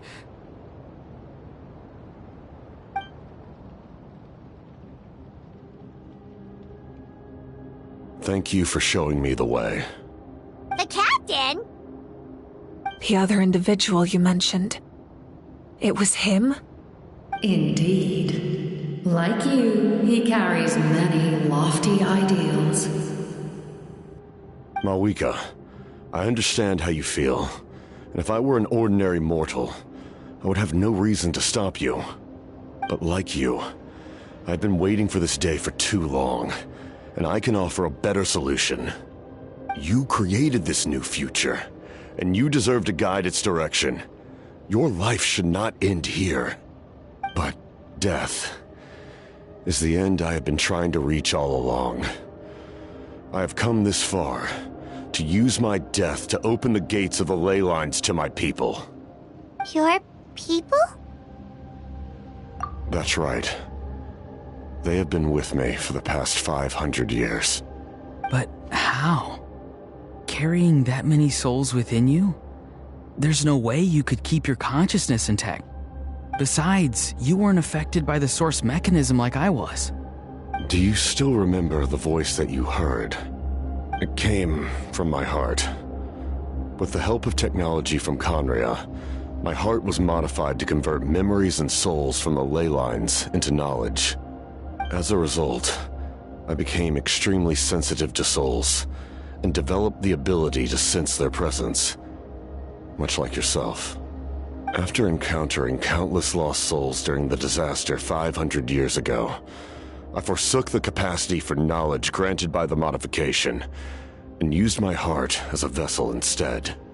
The lives of my comrades, as well as many Natlanese, have been stored here ever since. And you want to send them home? Yes. The ley lines will not accept them. But by merging my existence with the Lord of the Night, I can become master of the ley lines and change the rules entirely. He expressed this to me, and I agreed. The captain envisions a kinder and fairer set of rules for humanity. In addition, he aims to challenge the authority of the ruler of death. In a word, his goal is revenge. Revenge? After all, it's because of her that I bear the curse of immortality, the curse of absolute life. I now understand that which you seek. Then, bear witness to my resolve and hatred. The people of Conria committed grave sins, and for that, we were cursed to suffer endless physical torment, cursed to witness the demise of everything we held dear. But most of us were innocent. Most of us knew nothing of the Five Sinners' exploitation of abyssal power, myself included. If I sacrifice my life for the Lord of the Night, you get the death you desire. But at the same time, the curse of immortality would negate the very death you seek. Left unresolved, that paradox could uproot the natural order of this world. Even you, great ruler of death, lack the capacity to bear the consequences of that outcome. Your curse is now the tool with which I will overturn the oppression of the gods. This is my challenge to you. Forsake one of your rules. The choice is yours. Your new heart has limitless potential, and you have wielded it with bravery and honor. I grant you the title of Sentinel Knight. Like the four pillars of strength, you will continue to safeguard the glory of Conria. The glory of Conria. Our land, our dignity, and every comrade who fights alongside us. The Night Kingdom is almost destroyed. Our fallen soldiers, your comrades, they have nowhere to go. Huh? What are you doing? Are you taking all their souls with you? You're just an ordinary person. You can't bear that kind of burden. No hero should have to wander alone.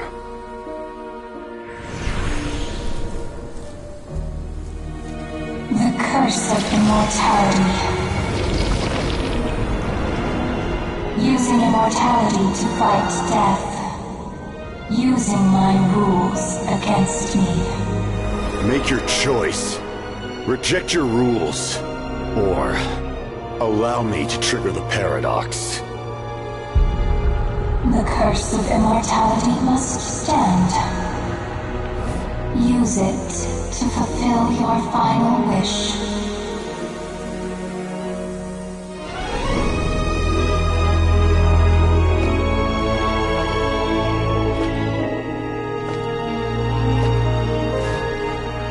Well fought, my lord.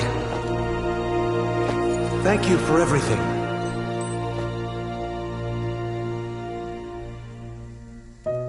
This time, let's go together. Yes. Let's go together.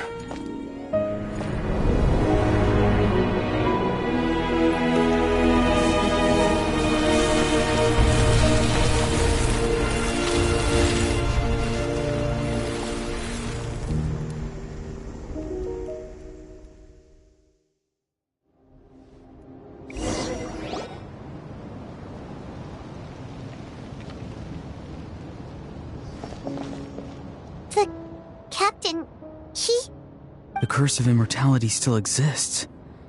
Does that mean the captain will never move from this place?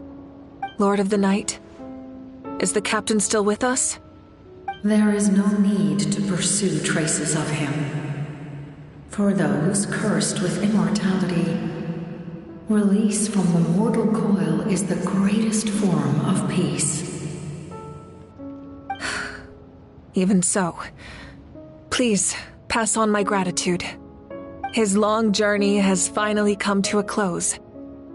I suppose this is a happy ending for him. I cannot imagine how much pain he endured over the past 500 years, or how much strength it took to never stray from his goal. There's something I've been trying to figure out. I don't think I ever saw him sleep. I tried to ask him about it on the way here, but he didn't answer. Just like always, he never talks about himself. It's probably due to the voices. When souls merge in a single being, their voices echo endlessly through the mind. Souls that retain memories of their death often scream and wail in despair. Considering the number of souls inside him, that effect would be even greater. So, over the past 500 years, he didn't sleep? At all?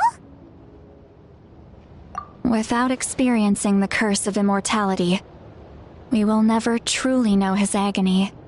But I can see why his hatred for the ruler of death was so strong. In the end, he used that immortality to his advantage, and granted the Lord of the Night eternal life by fusing his existence with hers. Well fought, Captain. You may wonder why the Night Kingdom, a land of souls, was unable to accept the souls adrift on the surface. The reason lies in the heavenly principle's modifications to the ley lines. The original purpose was to help counter the abyss, and so their stability was paramount. But at one point in time, Natlan's ley lines were decimated. Even after reconstruction, the rules needed for the Ode of Resurrection made it impossible to reconnect the ley lines to other nations. That unique quality is precisely what drew the captain to Natlan. Did he try the same thing in other nations? Yes, but all those attempts ended in failure. He fought to save Natlan not only to defeat the Abyss, but because this is the only land where the souls within him could find salvation. We met not long ago to talk about that very possibility, and I confirmed the feasibility of his plan. I, too, recognize the need to change the rules of the ley lines. Not only for the souls that wander this land, but for the outlanders that may perish here in the future. In the eyes of the heavenly principles, that kind of change is extremely risky, if not impermissible. But, as an angel, I have a duty to serve humanity. Such is my mandate. Thank you for everything. Citlali, when I gave you the Pilgrim's Chronicle, I said something rather pessimistic to you. Do you remember? How many years of life are enough? 10? 100? I thought it made no difference. But now, I have the chance to live forever. I am immensely grateful to humanity for this gift, and I am deeply sorry I thought so little of it in the past. You don't need to thank us. You bear a heavy responsibility. Heavy? No. That responsibility is the purpose of my existence. Farewell, humans. Creators of miracles. A new era awaits you. Looks like she returned to the Night Kingdom. So, this was the captain's goal all along. He fought to the end for all those souls and challenged the rules of the world in the process. He was an outstanding warrior.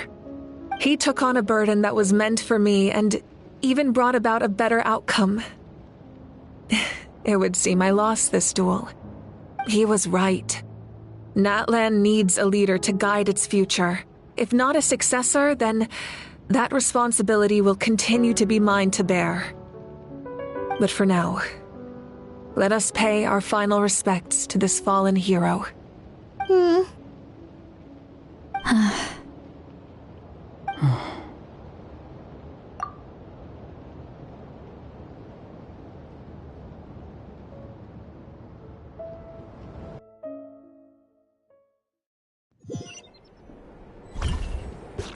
To my sister, Hine.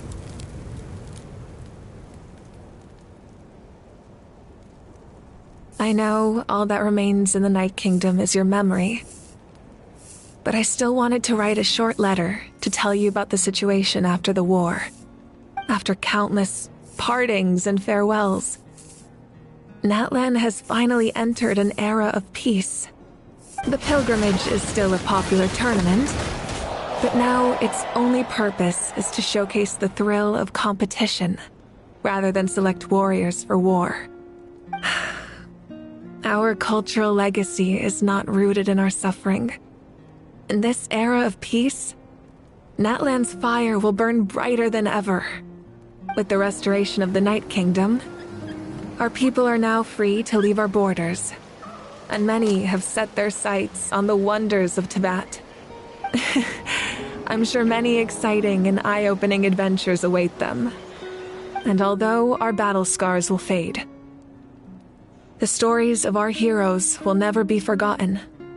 When a new you returns to this land one day, I know you'll recognize the significance of this war and all we lost. The land we love has not been destroyed, but grows stronger by the day. I will forever be grateful that I got to see you again.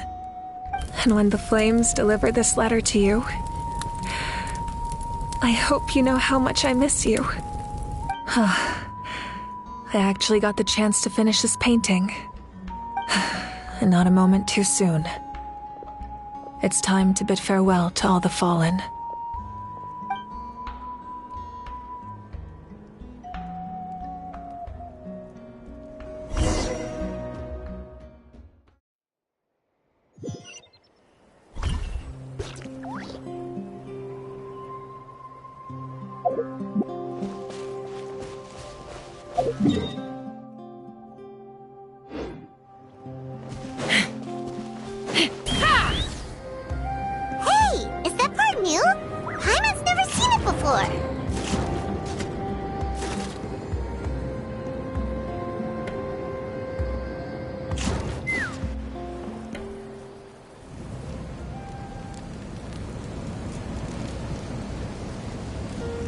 We are gathered here today to bid farewell to all who lost their lives in this war. This struggle has caused us profound pain and brought us face to face with loneliness and loss. But through it all, our bravery and resolve never wavered, and we never lost sight of victory. Even the tiniest of sparks can unite to become a blazing fire. They lit our way forward and showed us the path to victory. When our homeland is revived and life blooms again, they will return to us with the first rain of spring. It is just as our poem describes. We are the inheritors of memory and legend. Those who grew alongside sun and wind. Those who forged our own destiny and future. That is Natlan's fire, the lifeblood of our nation. The fallen are never truly lost to us. We will be reunited one day. And as we create new legends and write new poems in honor of our beloved homeland, they will always be with us. Their deeds immortalized in our memory, and their names immortalized in stone. This epic will be remembered in the actions of every valiant warrior and brave Saurian, all equally important and indispensable. I would also like to take the time to recognize a Fatui Harbinger, who sacrificed his life for our cause. He was a warrior from Conria, who helped defend our nation 500 years ago, a man who used his own heart as refuge for the souls of the fallen. For the chance to offer them a final resting place, he chose to fight with us once again. In the end, he fulfilled his wish and returned the souls to the ley lines. By turning his curse into a weapon, he defeated his fated foe and protected me in the process. We have had our differences in the past, and I cannot say his character is representative of all in his organization. But on this occasion, we honor him as one of our own. In Natlan, all heroes are worthy of celebration.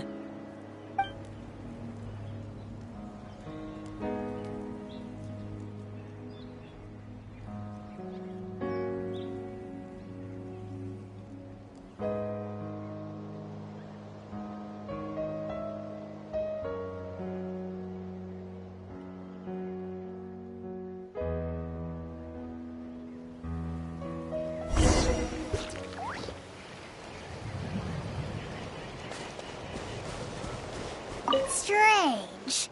Why does no one praise the deeds of the almighty Dragon Lord, Kahula? Does no one care about my heroism? A great hero such as myself, forced to remain nameless. Ignorant fools. Well, a compliment. After all these years, it's about time you knew your place, lowly servant. Hey! Why are you glaring at me?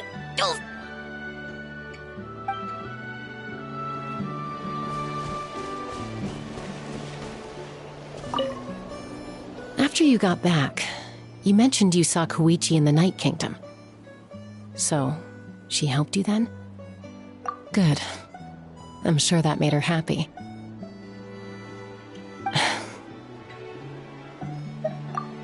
It's all right. I don't think she's going to come see me. She's probably sick of nagging her older sister. Still, thank you for telling me. Natlan has a bright future because of you. And I have a chance to make up for my regrets.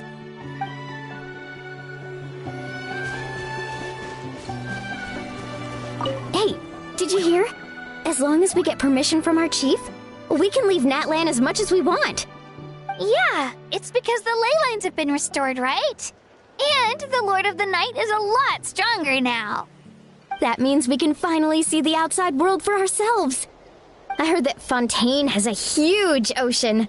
That is totally my vibe. I can't wait to go see it. I want to go to Liyue. The mountains are supposed to be super tall.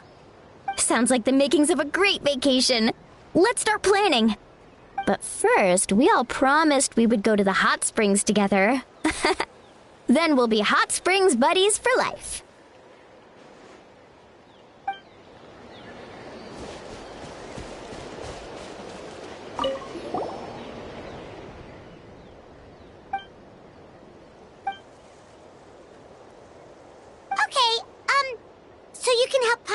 stronger, right? If something like this happens again, Paimon wants to fight by the Traveler's side.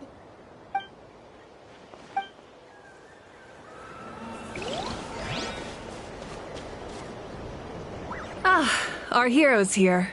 Is there something you want to discuss? The forces of the Abyss have always sought to corrode Teyvat. The ley lines were created by the Heavenly Principles, and it's only with their protection that Teyvat is able to nurture all forms of life. If the Abyss had free reign, this world would become a living hell. We saw that for ourselves. Any attempt by humanity to harness the power of the Abyss is met with swift punishment. The Heavenly Principles and the Shades show no mercy in that regard. That unyielding approach is also the source of great sorrow and hatred. The situation goes beyond a simple discussion of right versus wrong. Perhaps the truth will reveal itself during your future adventures. Oh, isn't it obvious? The Ode of Resurrection didn't take effect at all.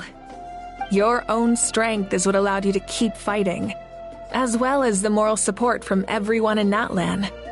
Still, moral support is also an important, if underappreciated, effect of the Ode of Resurrection. The captain's subordinates sent us a letter he left behind. After our duel at the stadium, he asked Tsaritsa to remove him from the responsibility of obtaining the Gnosis, and his request was granted. The captain respected the outcome of that match and refused to violate his principles. But since this is the final Gnosis, I doubt that Tsaritsa will let the situation stand. Perhaps a replacement Harbinger will be sent here soon. I'll make sure to be prepared.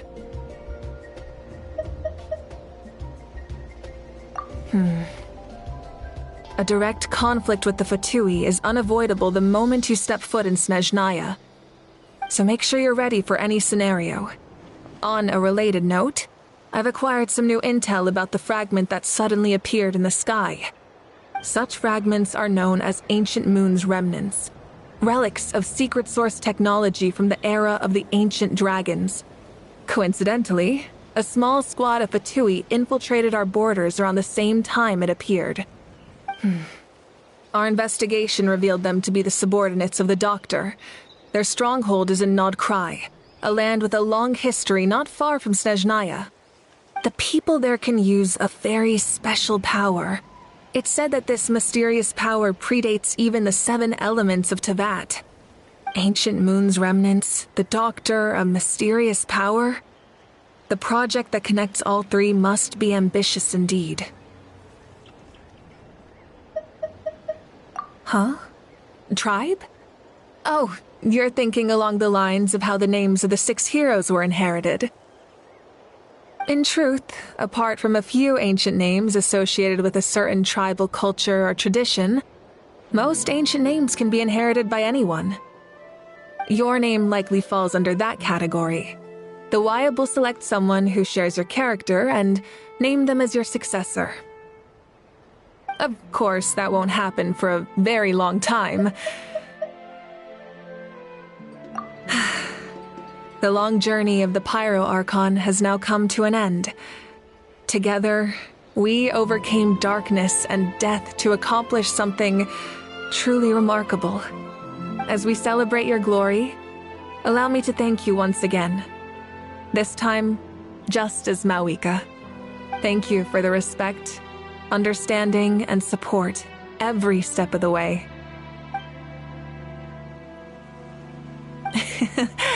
An honor we share.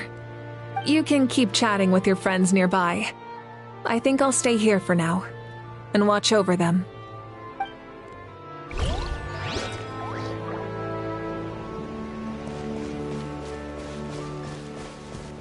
My teacher once said the weight of fate is decided by the one who has to bear it.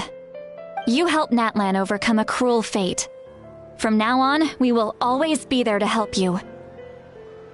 Now, we just need to see where your fate, no, our fate, leads us.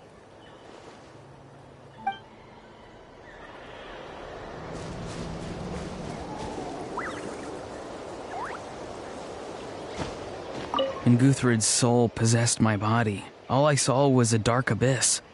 The captain carried countless souls within him.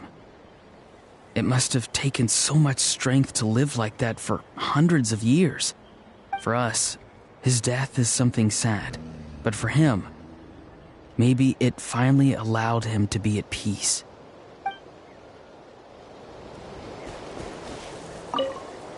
My lord, you will forever serve as an example for all your soldiers.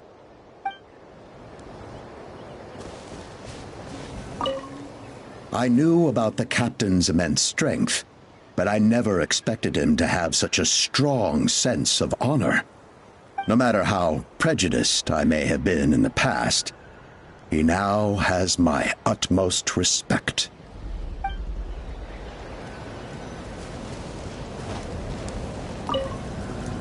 The stories of heroes will continue to be passed down from generation to generation. If Natlan faces a crisis again, I'm sure people will look to our story as a source of hope. We've earned our place in history. That's pretty surreal, don't you think?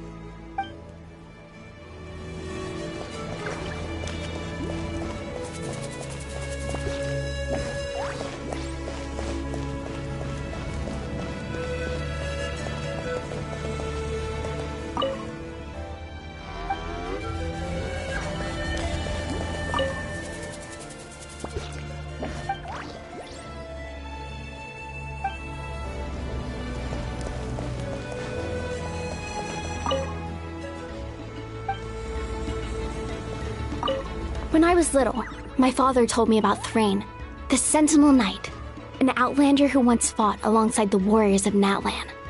He was brave, fearless, and deeply respected by his men. I always wished I could go back in time and see him in action. I never thought that, in my lifetime, another outlander would fight to save this land, or that I would get the chance to fight by their side. I will treasure this honor for the rest of my life.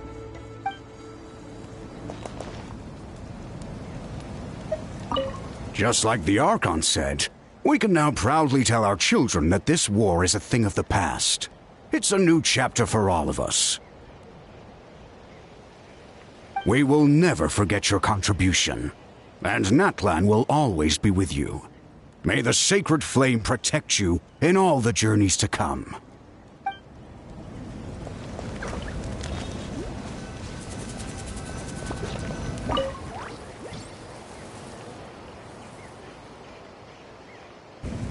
What are you thinking about, Traveler? Oh, the battle, right? Even though we won in the end, it cost a lot to get to this point, huh?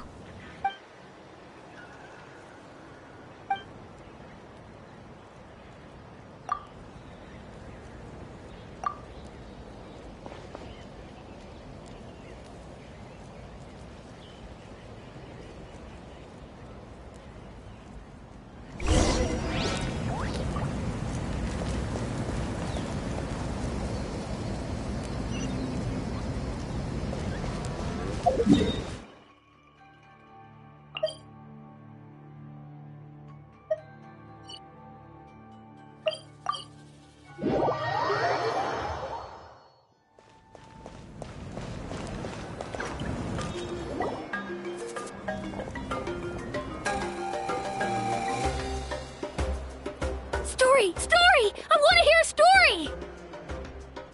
Come on! Tell us! Tell us! Well, you kids don't miss a beat, do you?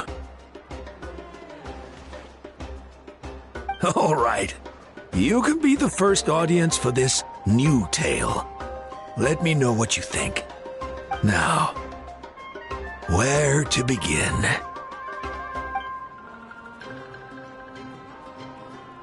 Want to stop and listen to the story? Sounds pretty fun! This is a story of the great heroes of our time. There are three great heroes at the center of this tale. The first is an outlander known as the Traveler, a warrior of great strength, completely immune to the power of the Abyss. More importantly, The traveler is kind and brave. Someone who treasures those around her. You could call her a natural-born hero. Yeah, she's super strong! Tell us more! Hey, just let him finish the story!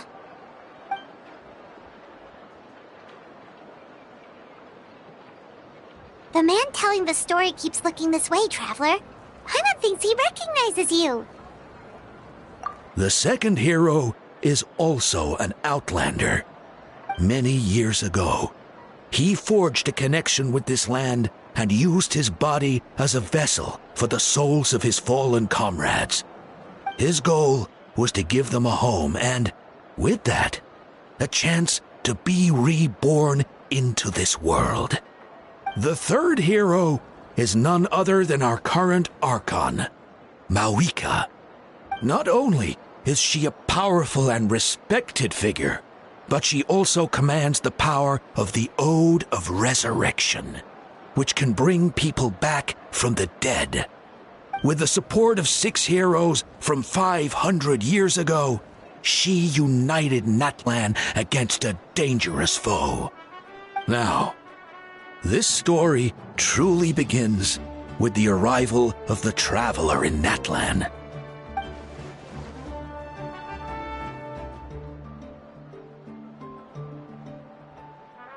Under her guidance, Kachina performed exceptionally well in the pilgrimage and earned her chance at the Night Warden Wars.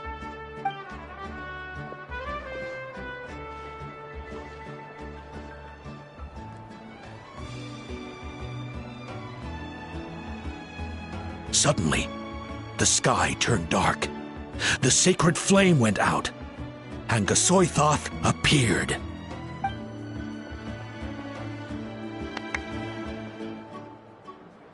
Everyone gathered at the stadium and sang the Ode of Resurrection together to send their support to the furthest corner of the Night Kingdom. Hermione became known by all, and everyone began reciting the words that defined its message. In the beginning, there was darkness, until someone set themselves aflame.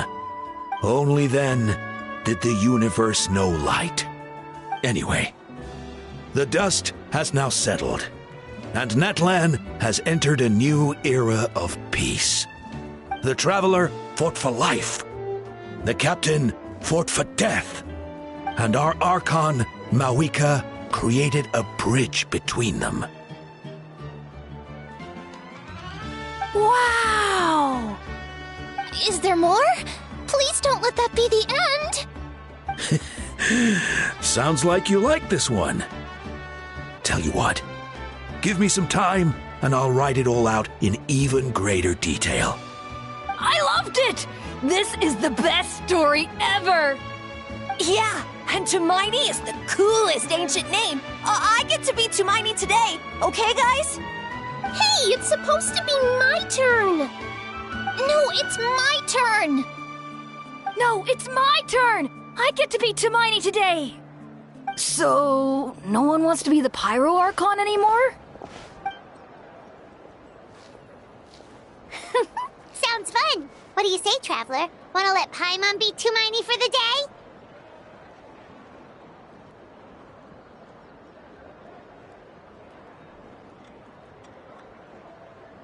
Alrighty then!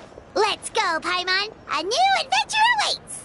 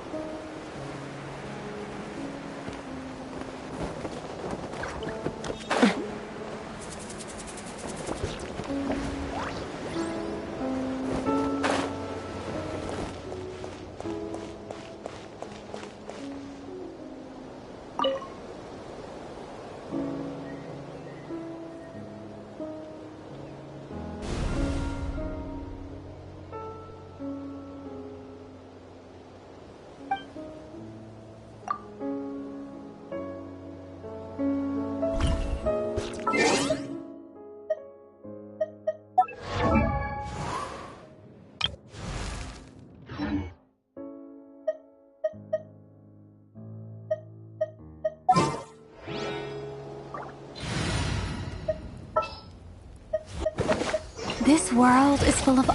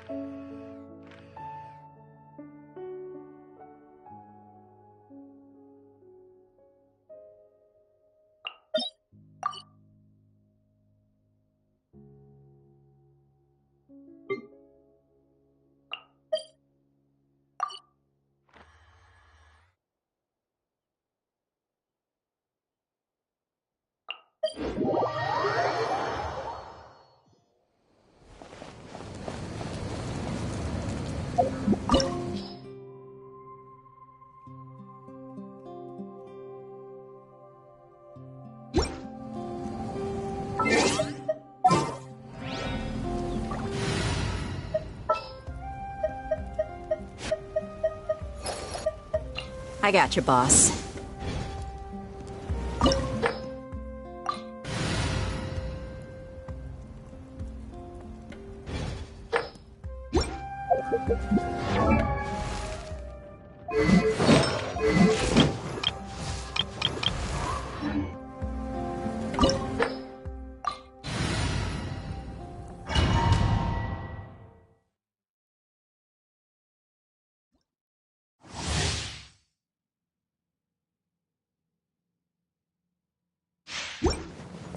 This world will be reduced to You ain't messing around! Buckle up! Farewell! Let's fly! Locked on! Open fire! Open fire! Locked on! Knock him down. Go! You're free now! You asked for it.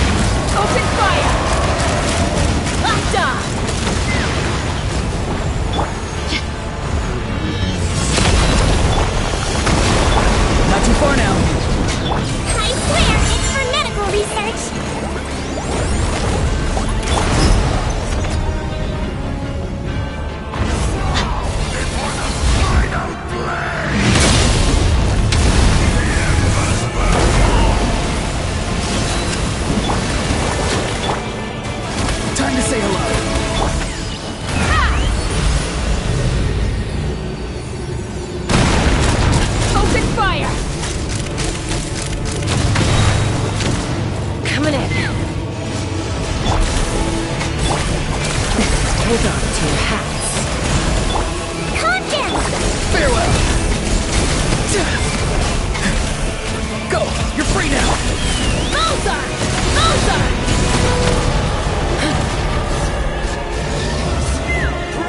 Knock them down.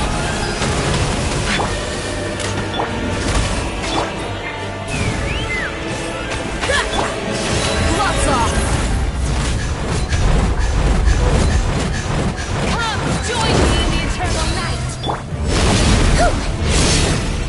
Don't slip and fall!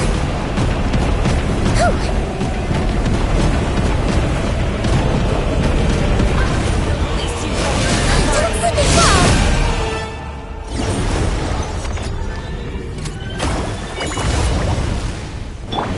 Tell me what you see! Don't be nervous! Just relax! Locked on! Light of the abyss! Incinerate day and night! Now I'm mad! Let's get it off!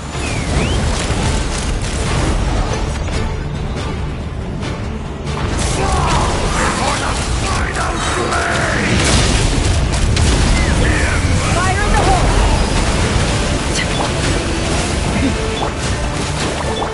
Go! You're free now! Be free!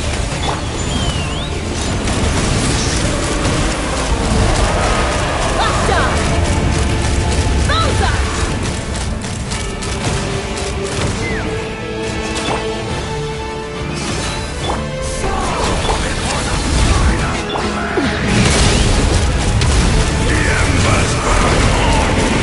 Locked on! Locked on! Hear the voice.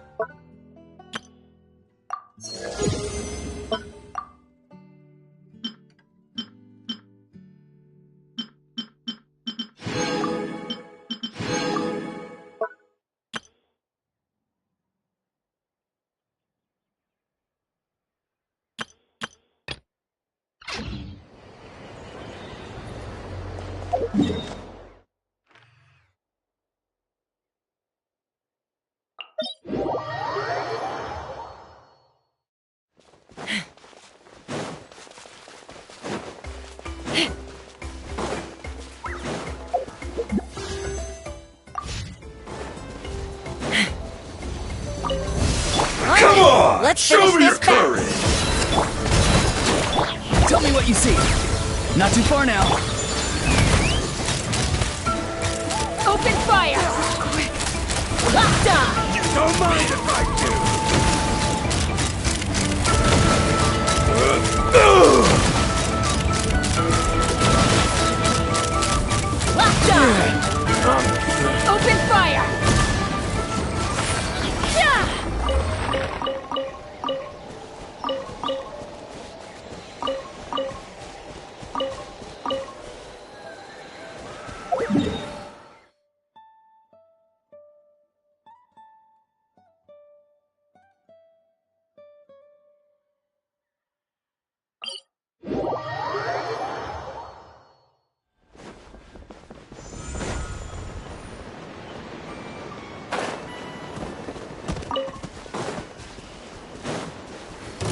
right, let's finish this back.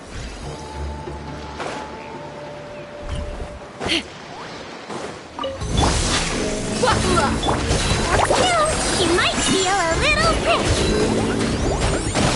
Time to say hello. Hold on to your hats. You're dead meat.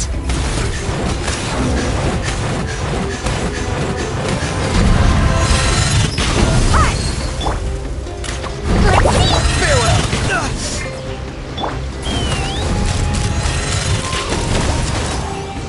Open fire.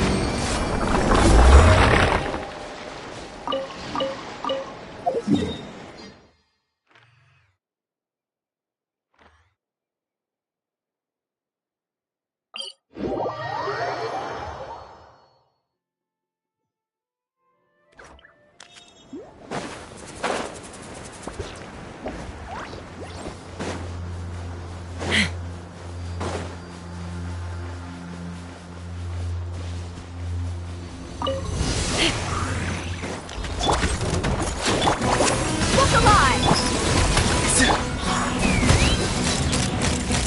Locked on!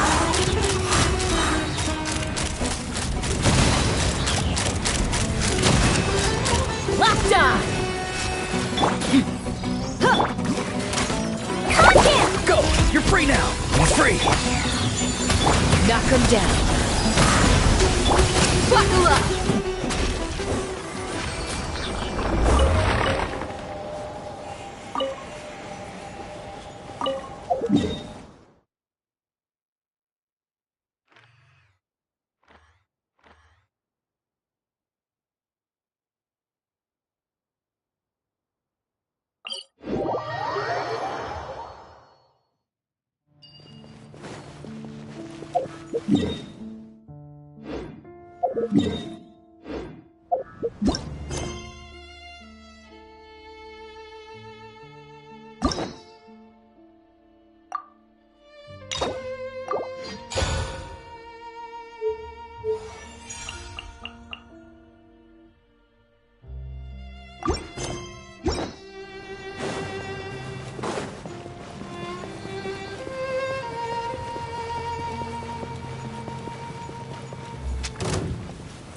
Yeah!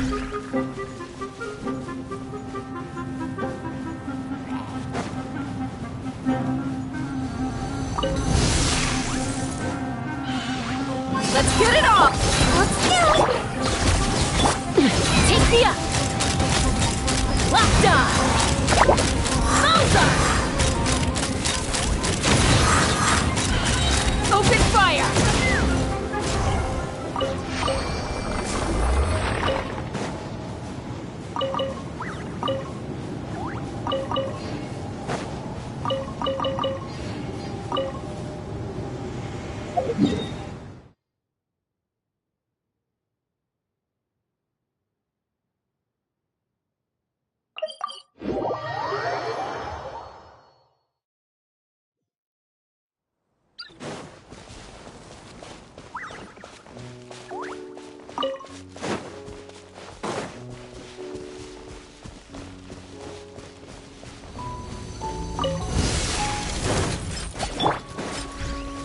Buckle up! Wibbly wop! Not too far now. Tell me what you see. Fire in the hole! Let's run!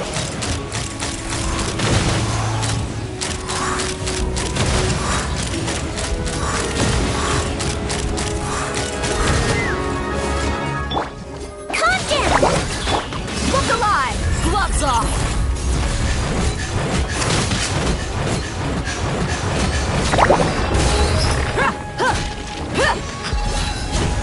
Farewell.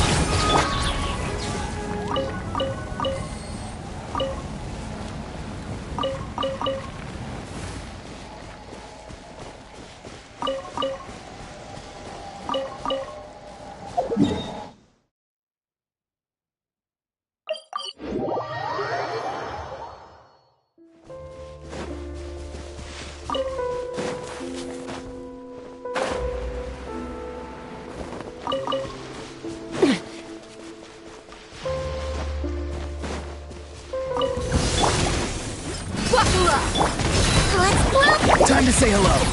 Not too far now. Don't be nervous. Just relax. Hold on to your hats. Take me up.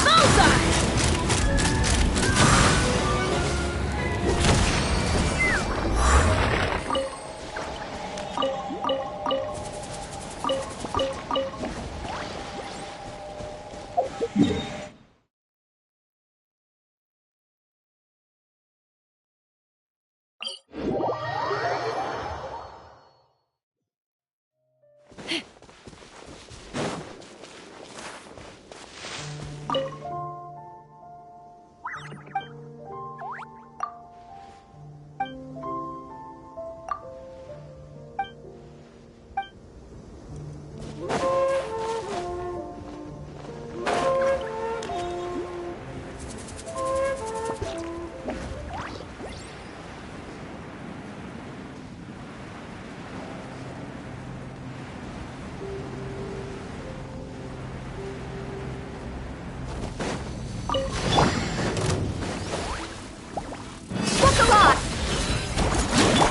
Farewell. Go. You're free now. Let's fly.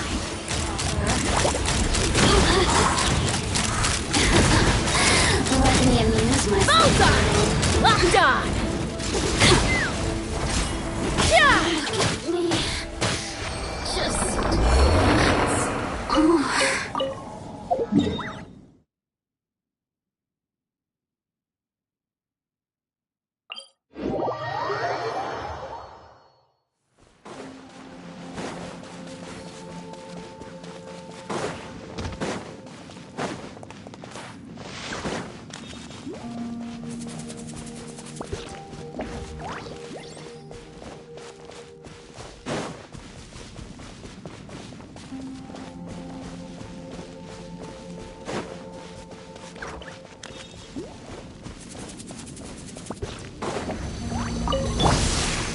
Let's get it off!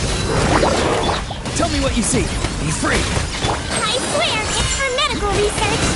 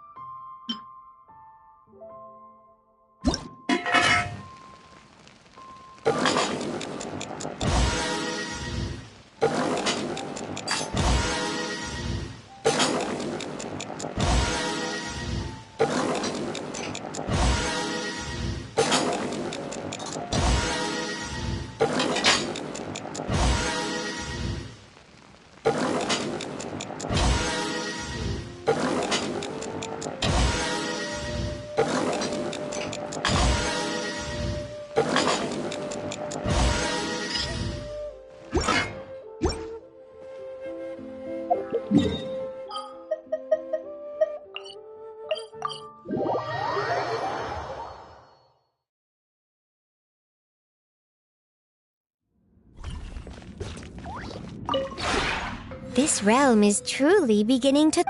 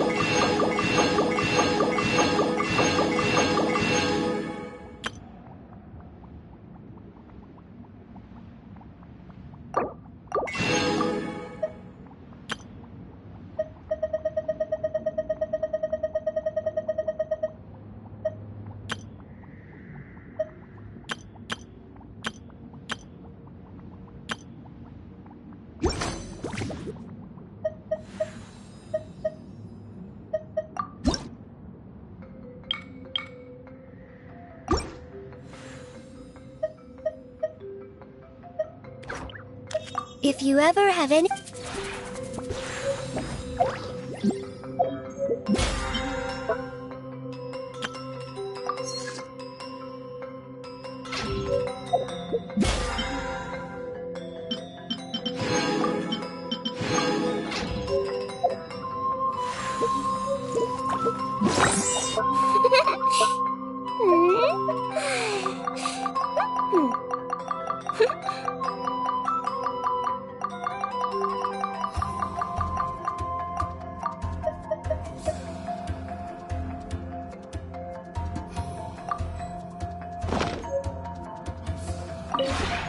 This realm is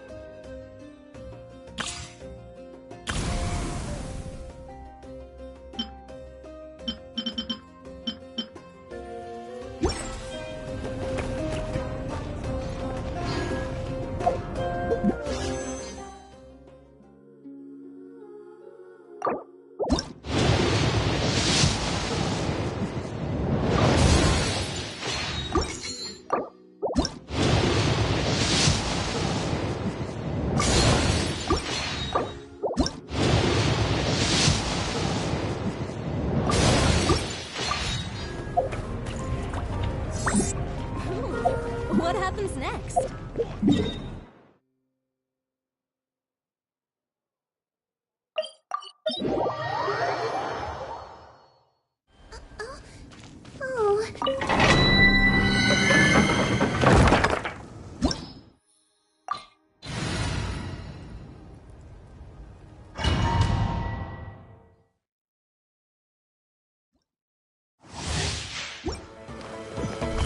slip and fall!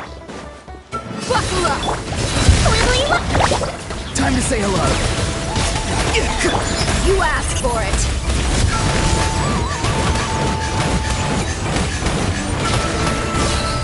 Fire in the hole! Take me up! Open fire! Bullseye! Open fire! Locked on! Farewell.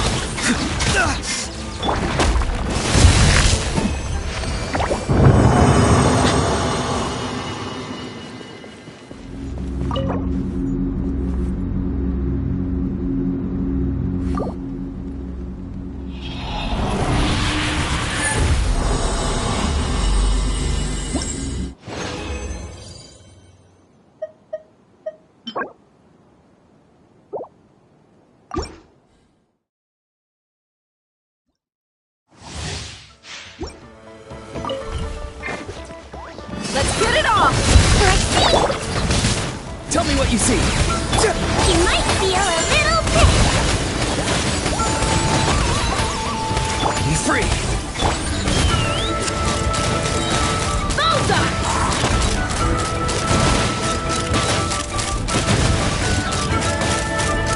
Hold on to your hats. Buckle up! Calm down! Not too far now. Gloves off!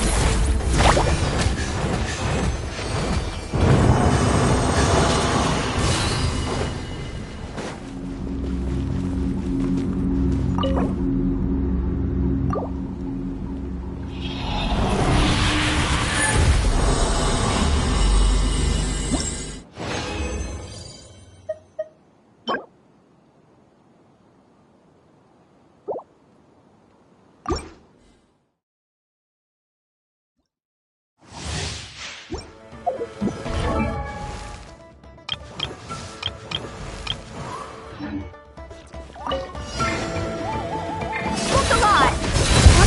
Be free. Go. You're free now. Let's fly! Bullseye! Open fire! Bullseye! Open fire! Locked on! Knock them down. Let's get it off! Calm down! Time to say hello. Farewell. I swear, it's for medical research!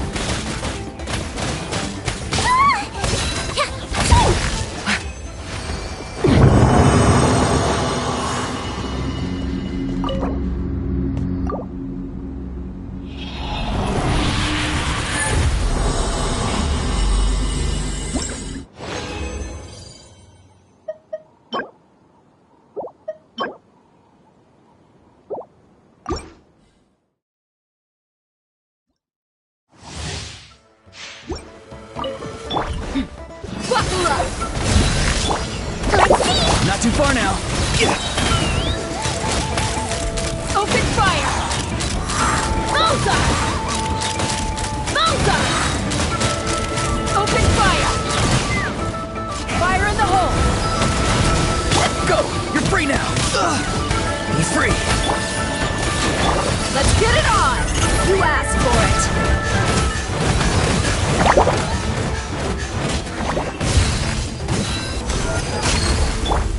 Take me up!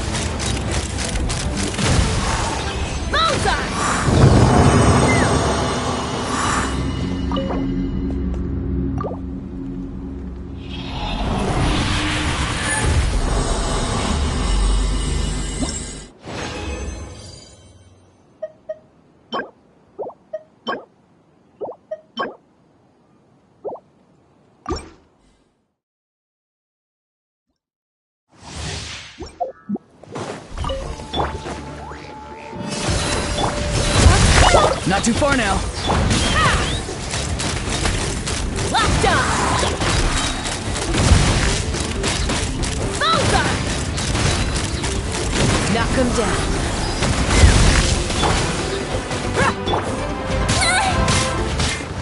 Tell me what you see. Something's wrong. Don't be nervous. Just relax. Buckle up! Take me up! Giddy up!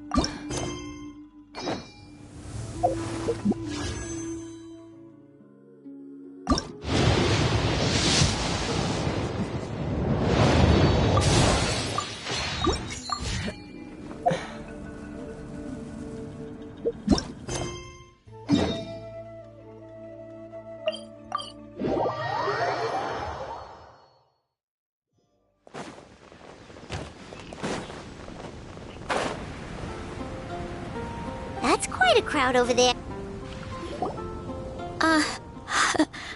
Hi everyone. I'm Sansa, and I'm working on becoming a bard. Thanks for coming out today, and I guess I'll start the song now. All goes quiet on Star Snatch Cliff. High in the trees, all is... Oh wait, sorry, that's not right. High in the trees, no whiff of the wind, no sign of the birds, no flapping of wings. Then it goes... Pause! Pause for a moment, and... Oh gosh, this is so embarrassing. I'm making a complete mess of this. I didn't get tongue-tied at all on the 42nd time, or the 90th time. So why can't I get it right now? The 42nd and 90th time? Yep. I rehearsed this 100 times to try and perfect my performance. So, this is my 101st time playing this song, but my first time performing it live. I really thought it would go well this time, but nope, I blew it again. Though not for lack of practice, surely. I guess I need to figure out what I was doing right on my 42nd and 90th attempts and keep practicing. Right! That amount of practice should have been more than enough. If it still isn't working, maybe it's more a question of how you've been practicing. Actually, the Traveler here has loads of experience with performing music. Why don't you tell us what your method is? Maybe we can give you some suggestions. And, Paimon can give you pro tips from an audience perspective, as a highly seasoned and professional audience person. Aw, that's so kind of you. I'm touched that you're willing to help me. Give me a second. Let me just check my notes. Or, actually, why don't I just give you my notes so you can read them for yourself? Notes about what? Just things I jot down after each practice. Stuff to watch out for, areas to improve on, etc. Oh, but you can ignore the second half. That's just my random thoughts on other people's performances and trying out different instruments.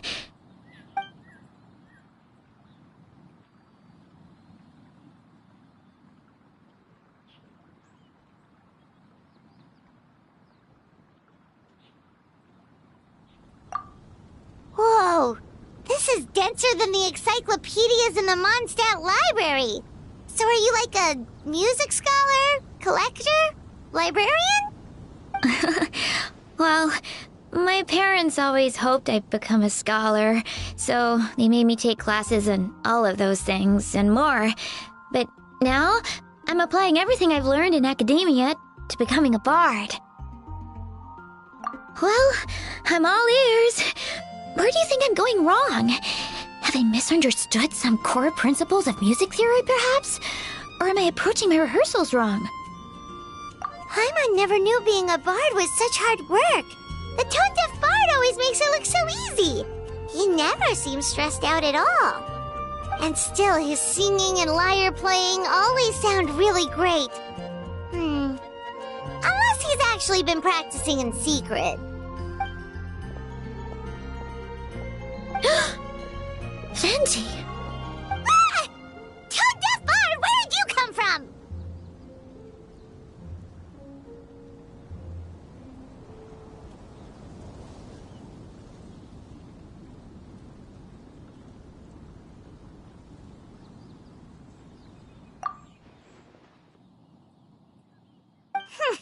Well, Paimon sure hasn't missed that attitude.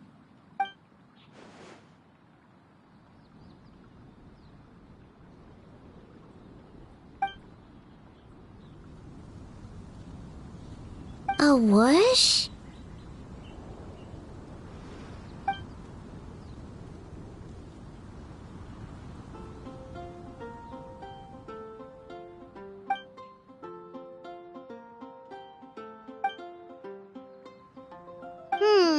So it must have been a cat that stole the leaf, right? And with your allergies, you can't exactly go chasing it down. I can help too, Venti.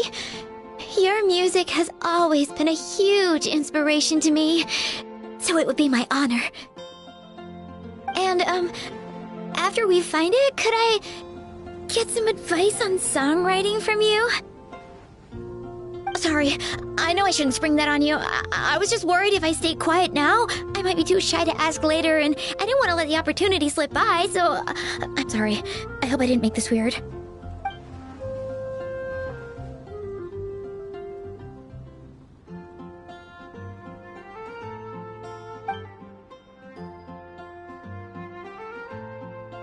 Wow, really? Okay, I'll just grab my... Wait, where's my notebook? Oh, it's right here. Sorry, give me a second.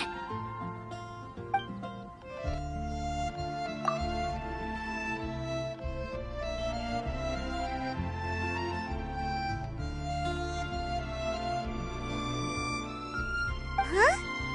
But then, why did her performance go so badly despite all the effort she put in? There's gotta be a reason for it. I guess I just lack that natural talent. Maybe I'm not meant to be a bard, huh? Let me think. Maybe it was a sense of yearning.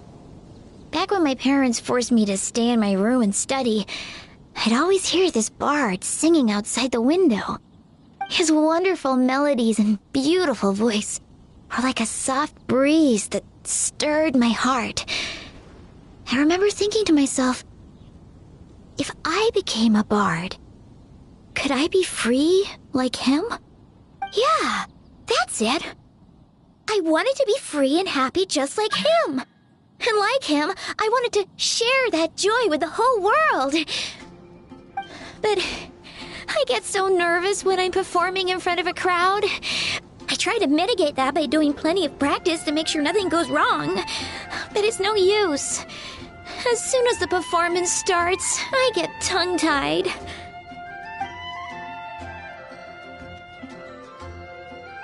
What? But I can't even get my words out.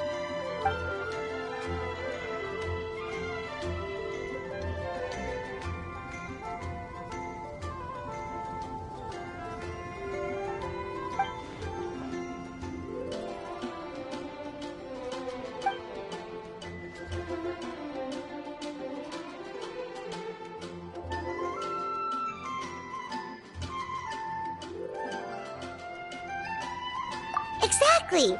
If you really want to share freedom and joy with the world, first you need to be the freest and happiest person of them all. So, I've got to be my freest, happiest self in order to share that with others. Yeah! That makes a lot of sense! Oh, thank you all so much. I'll be sure to take that to heart.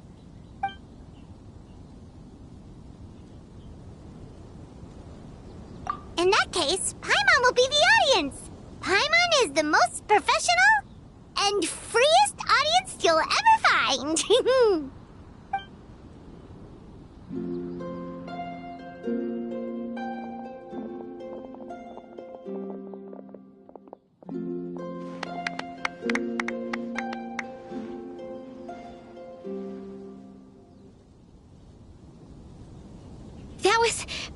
That was my first ever successful performance in front of a crowd. For once, I didn't stumble over my words. Oh, I'm so happy. Once the music started, it felt like I became one with the wind. I could roam freely, and nothing could stop me. The audience definitely felt it too. Look, even that cat came to check out the show. Wait, a cat?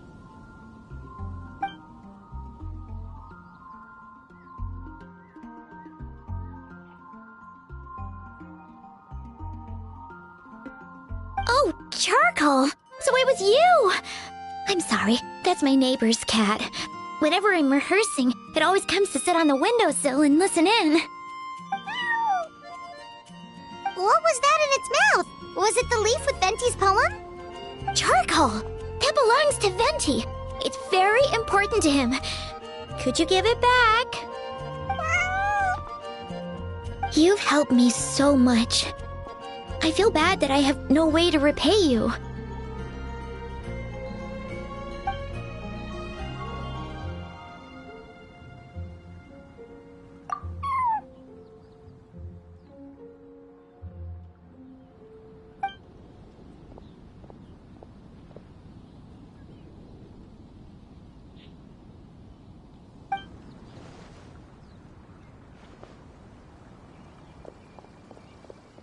Gone like the wind.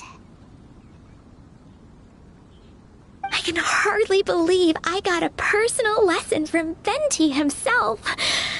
I must find time to thank him properly. Oh, and of course, I owe you two a huge thank you as well. I can't offer much, but why don't you take this songbook? It's from back when I was studying. I noted down all kinds of tunes from many parts of the world. Maybe you'll find it useful. Oh, and as well as tunes, I also collected all kinds of instruments. You're welcome to try them out anytime you want. It'll be great to have another musician to trade tips with. Awesome! We'll definitely take you up on that.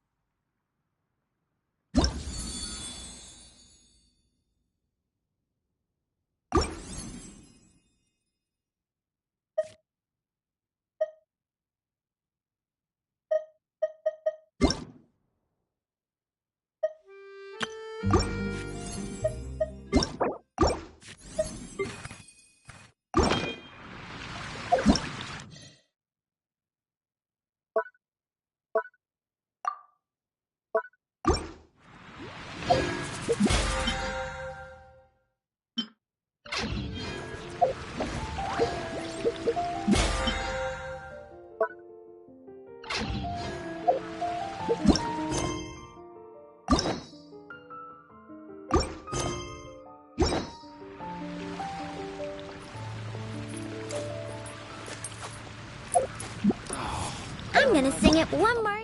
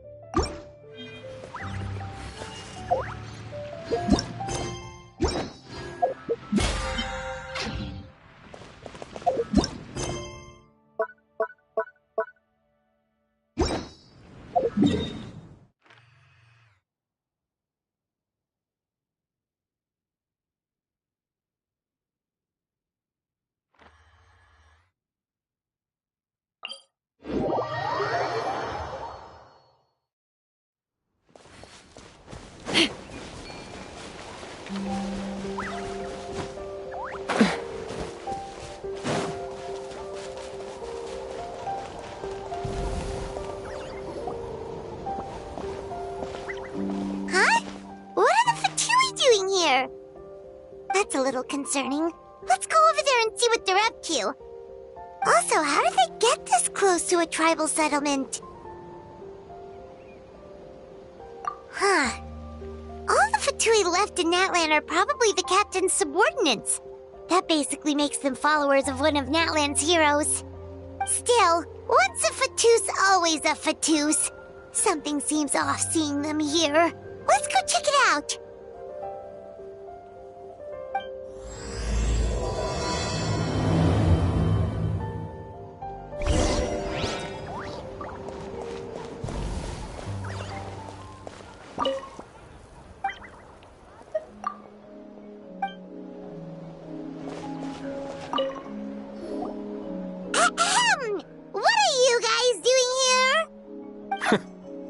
Following orders. If you have a problem, take it up with our employer. Hey, what's with the attitude? Can the Fatui even work for a private employer? This is Grudok. I hired him to be my bodyguard in Natlin. As you can see, he's not the sociable type. I'm sorry for any offense. My original plan was to hire someone from the local tribes, but a priest recommended Grudok and his squad. I was told they were capable fighters and had the time to spare, so they fit the bill.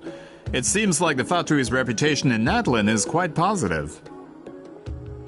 So that's what happened.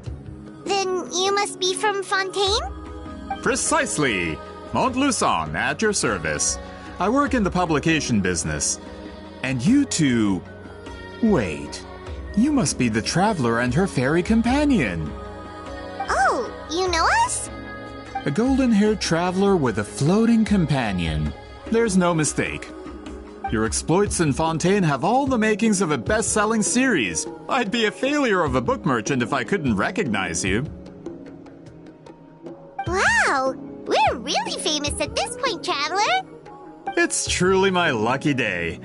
I know this is sudden, but I was actually looking for you two. You see, I have a favor to ask. So, you chased us all the way to Natlan? That's a little creepy. You'll be generously rewarded, I promise you. Well, at least he got straight to the point. Should we hear what he has to say?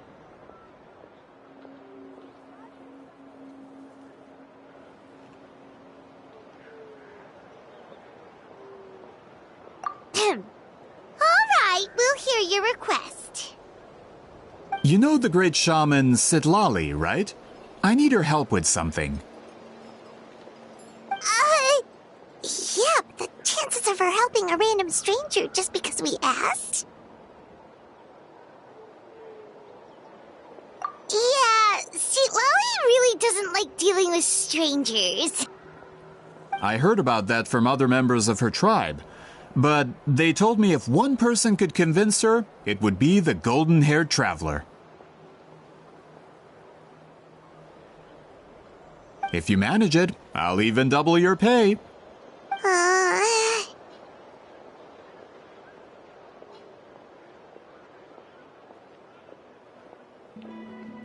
Oh yeah, we should definitely get to the bottom of that first. It's kind of a long story, and there's tribal history involved, so you should hear it from an expert. Alie, if you could. Of course. I don't often have an eager audience for this kind of thing. Nice to meet you. The name's Alie. I'm a researcher from the Fontaine Research Institute. Unlike most researchers, I have a keen interest in ancient ruins. That's why I was invited to join Monsieur Montluçon's team. Have you heard of the legend of the great shaman Huitzilin? Yes, according to local records, she was a color mystic who lived over 200 years ago, and the most adept in her tribe at using that particular technique. Out of all of her exploits, her most celebrated is the Battle of Seven Colors. According to legend, the battle was triggered by an abyss invasion, one of the most brutal in Natlan's history, even from a greater historical perspective. Amazingly, Natlan was able to turn the tide despite being at an extreme disadvantage. The key to victory was none other than a color Huitzilin created on the battlefield. The color was extraordinary, illusory in appearance while also seeming to possess physical form. Legend has it that Huitzilin used the color to construct a magnificent maze on the battlefield and trap all the enemies inside. This allowed her allies to launch a counterattack and ultimately secure victory. Anyway, that's the gist of it. We don't want to take up too much of your time. That story is the reason I came to Natlin. I often publish books about the history of other nations. They always end up faring well on the market. When I heard this story for the first time, I wanted to include it in my next collection, but... Historical records about Natlin aren't very detailed. We haven't been able to determine where the battle took place, or find any definitive evidence that it occurred at all. Even within the Masters of the Nightwind, people dispute the legitimacy of the story. Some believe it to be a myth. If that were the case, the story would not be fit for publication. But if you're just including it in a story collection, why does it matter if it never happened? Well, you see, the slogan for the collection is Restoring the Truth of History. Naturally, I need it to be factual. That's why I'm here. The Masters of the Nightwind are said to have a tradition of recording past events, so I wanted to consult their records. But I was refused access to the Obsidian Altar. Application after application, and all I received were a few ordinary woven scrolls with nothing to offer. Honestly, I'm just trying to promote their history, and they make such a fuss. According to my research, their scrolls are considered sacred relics in addition to historical records. Naturally, outsiders are rarely granted access. Not to mention, the scrolls we did get to review actually contain a huge amount of information. I just need more time, and I could... We've been over this, Alier. There's no need to waste time on those scrolls when we have a better way. Citlali, you mean? Exactly. You're well aware, I'm sure, that Citlali has been alive for more than 200 years. That means she lived during the era of the Battle of Seven Colors. If she agrees to be my consultant, then no other historical records are necessary. Oh, that's what you want. So, what do you say? I'll quadruple the pay if it helps sweeten the deal. Well, it's not that we don't want to help you.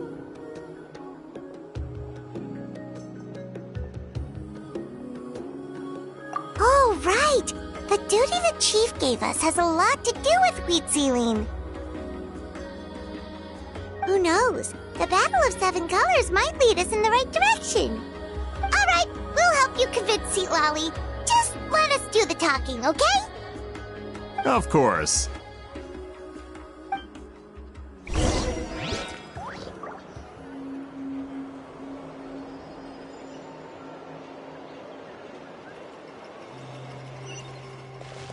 Don't worry, I'm sure they'll show up soon.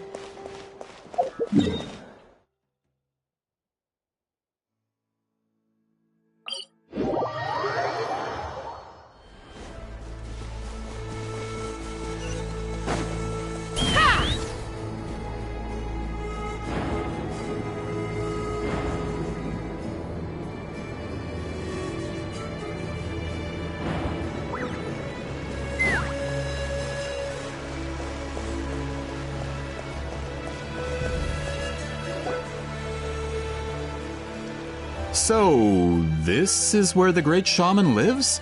A bit far from civilization, isn't it? I hope the person who pointed us in this direction wasn't mistaken. For someone like Citlali, it actually makes a lot of sense. Is this graffiti her work too? I wonder if it's a cultural practice. If I could just copy it down, We're here for a reason, Alier. As agreed, you two can do the talking, and we'll wait for you here. Okay, we'll go knock on the door. Hopefully she's not hungover.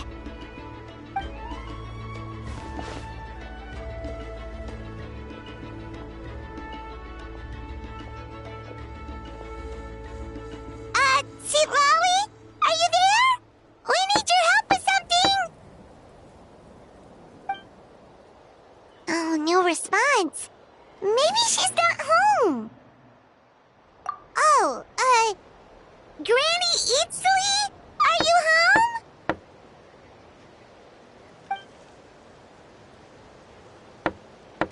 home? Hey, kid! If you're here to challenge me, book an appointment first.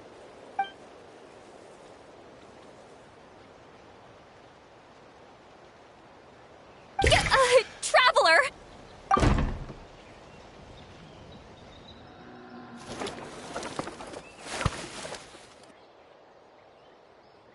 Looks like we came at a bad time.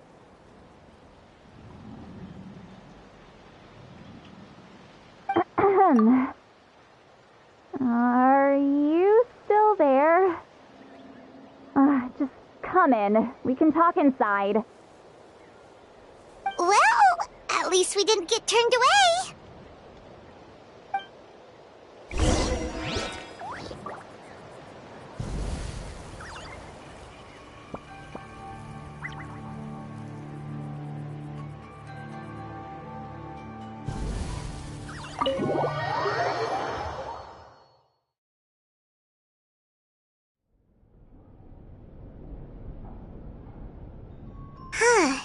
So this is where Citlali lives. I, didn't have time to fully clean up the place. Complain if you want. Menial housework means nothing to a great shaman like myself. Besides, in light novels, people who keep everything neat and tidy are always too boring to be the protagonists. Also, I'm not a hermit. I'm just above superficial rules of societal etiquette.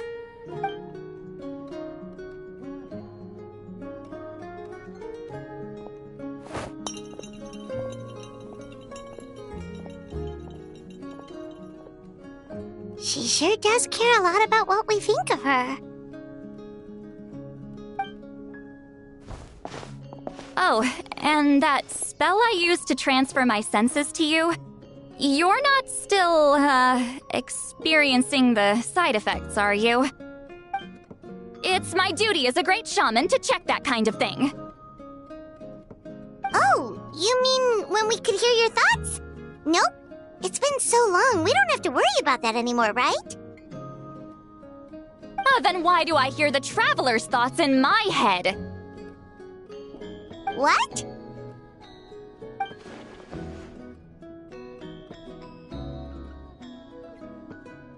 I can still hear you, you know. Don't bother, I'll find a way to fix it.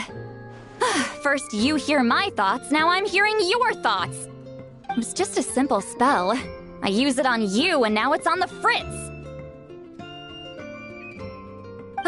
Forget it. Just tell me why you're here.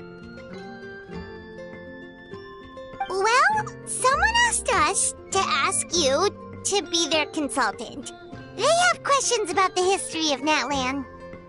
So they asked the hero of Natlan to put in a good word?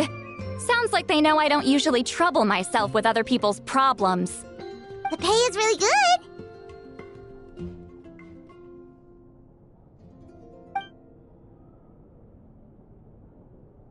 Doesn't matter, I'm busy.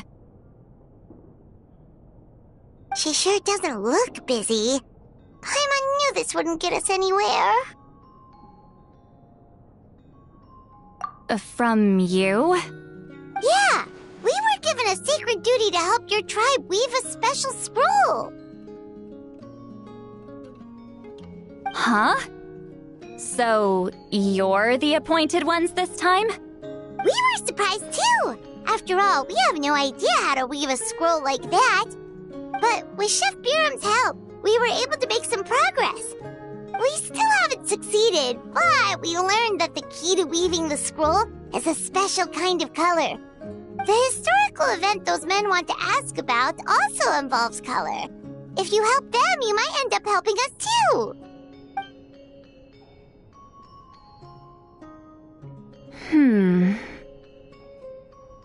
She's giving us that face again. Did Paimon not explain things clearly? I can't decide whether this twist is completely out of the blue or if it was foreshadowed all along. Does that mean you won't help us? I need to think about it.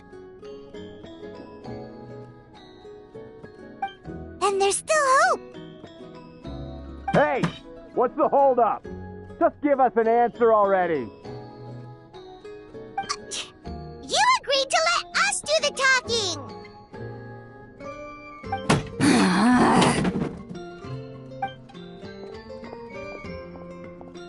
Citlali!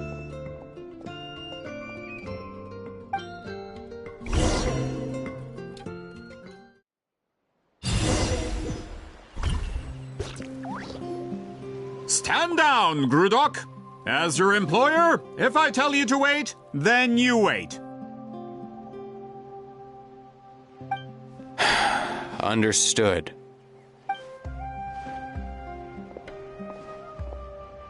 You're the great shaman who's been alive for centuries? But you're so...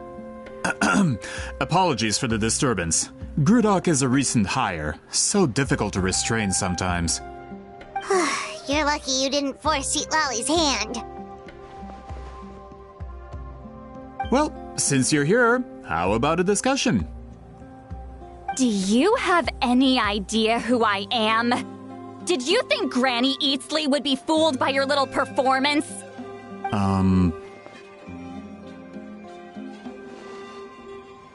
I have no intention of speaking to you.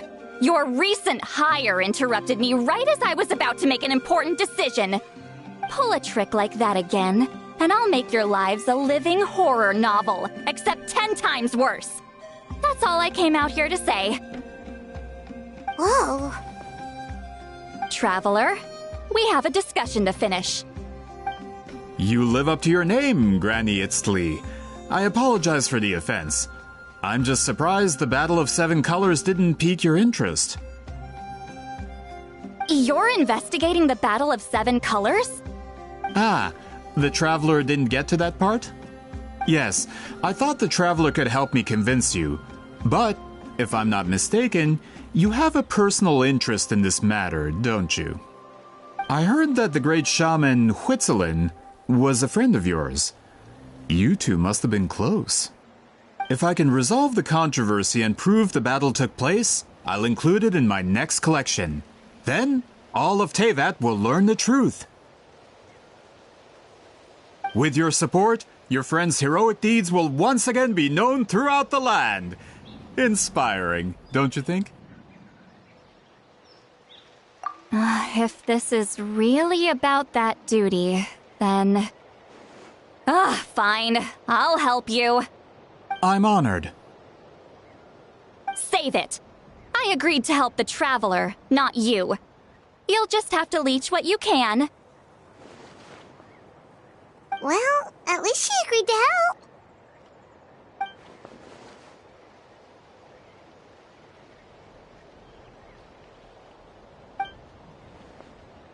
Who are you calling heartless? Not a problem. I always planned to work with the Traveler. So, did you directly experience any events of the battle? Do you have any idea where it took place? Can you think of any relics we could use to prove it? Talk at me, why don't you? Fine. No, no, and no.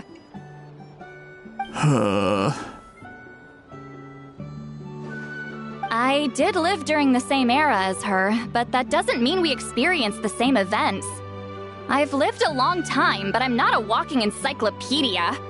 You decide the angle of your investigation, and I'll provide answers if I'm familiar with the subject. All right. Even if you didn't witness the battle yourself, you still lived through that era. Your insights are very valuable. Alier, you had an idea about where to start, yes? Oh, well, my plan was to consult the members of the tribe in charge of recording history. Then, let's start there. Traveler, what do you say to officially working together? After all, it appears I can only get Miss Citlali's help through you.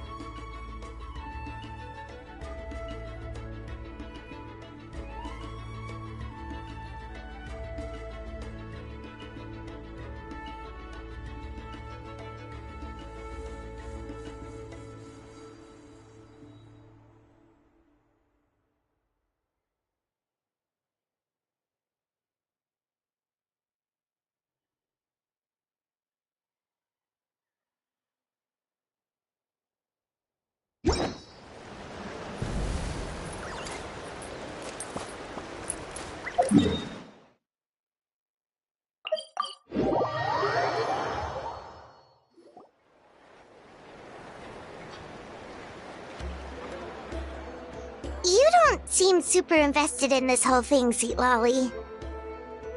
The Battle of Seven Colors is something I've only ever heard about. I know as much as anyone else in my tribe. But how? Weren't you alive when it happened? I wasn't there when it took place, and she never told me about it. That's how. But Molo-san said the two of you were close friends. The battle was legendary.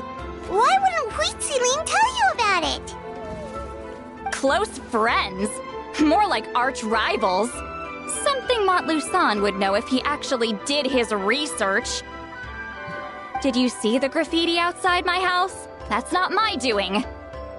All students from Huitziling's School of Shamanism must pass an extremely difficult trial before graduation, defeating me in battle. Those graffiti drawings are how they challenge me. Of course, none of them ever succeeded.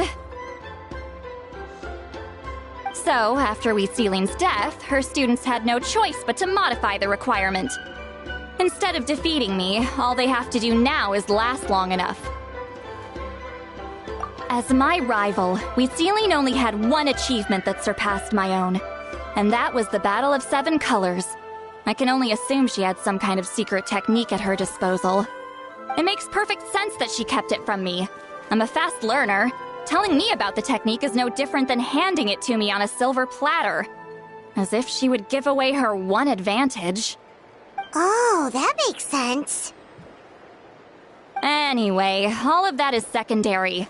Like I said, I'm only here to help you fulfill your duty. Don't misunderstand. This duty is important for my tribe, too. A great shaman should do her part to see it done. Excuse you? I fail to see what housekeeping has to do with my duty as a shaman.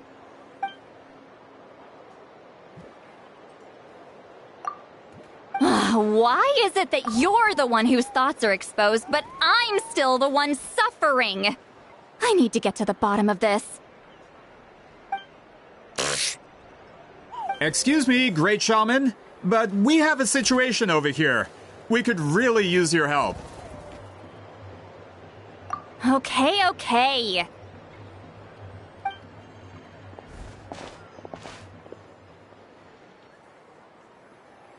Of course the Battle of 7 Colors happened. The woven scroll proves it. Huitziling used a mysterious color to construct a maze and trap the enemies inside. That's just your interpretation. There's more than one way to understand that scroll. Besides, constructing a maze out of color is ridiculous. Huitziling was one of the most powerful shamans of her time. She definitely could have pulled it off. That's the biggest problem. She had students. Why not pass it down? A technique that powerful?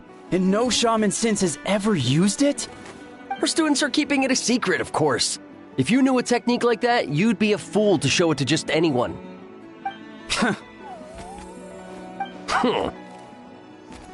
Oh, I didn't mean to cause an argument. I just wanted to ask, is there anything we can use to prove the battle took place? Of course it took place. Why would you need to prove it? You'll have to excuse him. Some people in our tribe insist on clinging to outdated views of history. I'd give up now if I were you. It only gets more ridiculous from here. Please don't fight. Wow, so the battle really is controversial. Am I the outdated one? Kids these days can't find anything better to argue about? These arguments are precisely why I hesitate to include this story in my collection. Neither side was able to offer anything useful. What should we do?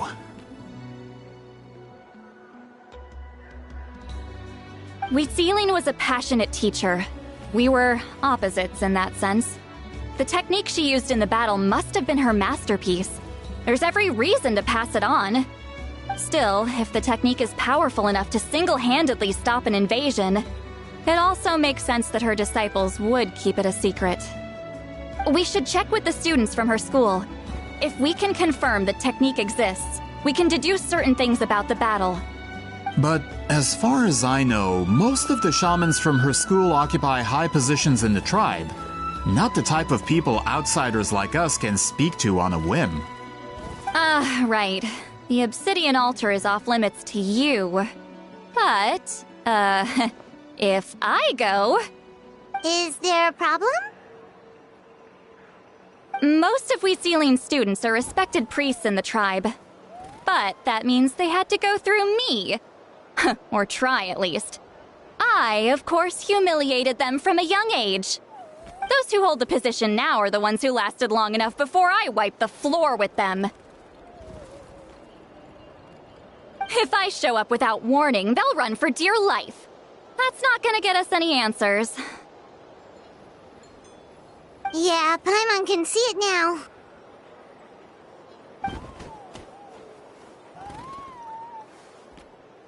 Hey, don't jump to conclusions. That was just a metaphor.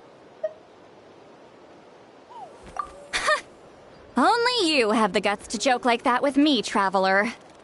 Fine, I said I'd help, so I'll help. But don't blame me if it goes wrong. Alright,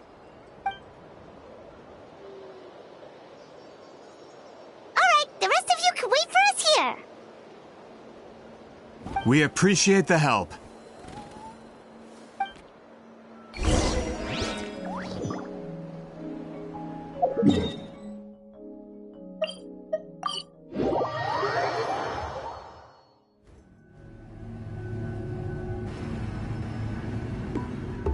Oh, are you in the middle of a ceremony?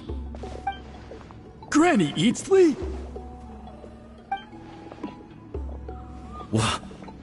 What is she doing here? Did some coward not show up after challenging her to a fight? Or is she here to officially take over the tribe? Whoa. It's like they really do see her as some kind of tyrant. No matter what, we'll defend our dignity as priests to the end! You talk a big game for someone who lost to me the most out of the entire priesthood. What? All I want is to ask some questions. So, you're here to interrogate us? Someone didn't sit pretty for their beating? Is that it? You want their name, don't you? We should just run! Yeah, with the hero of Natlan here, Granny Eatsley will be on her best behavior. Sure, whatever you say. Oh, it's the Traveler and her companion! That does make me feel better. How can we help you? We wanted to ask about the technique you inherited from Huitziling. Huh. So you can eradicate our school once and for all? Disciples of our school have challenged her year after year, just as our master instructed. Sounds like she's finally had enough. Well, you're not wrong. If we want to protect our legacy, one of us needs to run! Not this again. Just how much did you traumatize them, Citlali?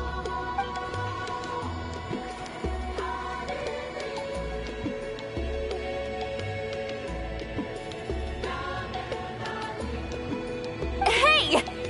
You can't just say whatever you want just because it's in your head. I'm Granny Eatsley. A mere mention of my name and kids burst into tears. Love and respect? No one has the guts for that. You know what? Forget about your duty. We really need to fix this mind-reading situation. Sorry to disappoint, but if you're here to question whether we're qualified to inherit our master's legacy, we're not going down without a fight. We're not getting anywhere. What should we do, Traveler?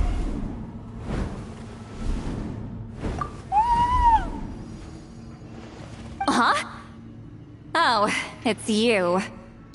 Elder Tlapo! Oh, we must have disturbed your meditation. Our deepest apologies. Please forgive us.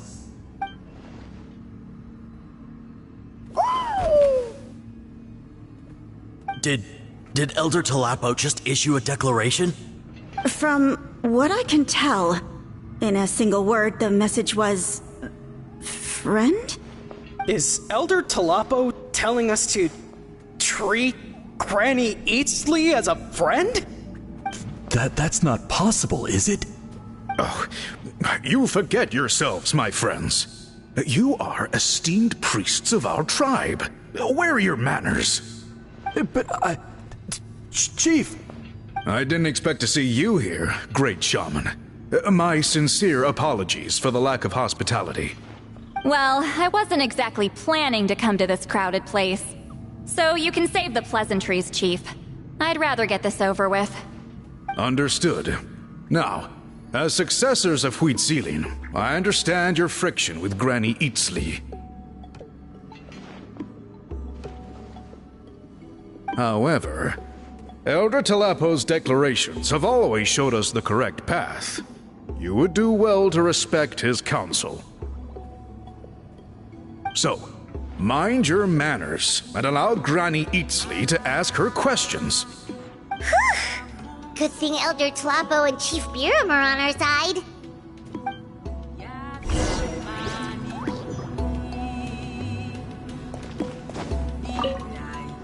Why does Granny Itzli want to question us all of a sudden?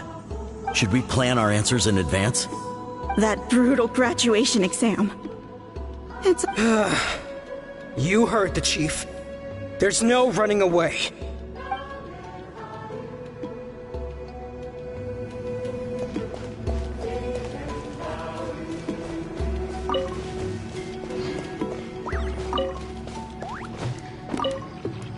If you run into any more problems, I'm always willing to help.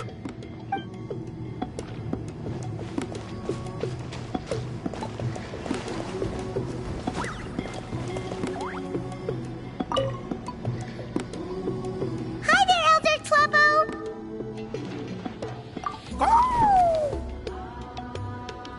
Hey, he seems pretty happy to see us. He's the one who put you in charge of the scroll, right?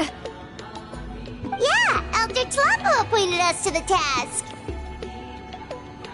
Elder Talapo, huh? He's still Claw to me.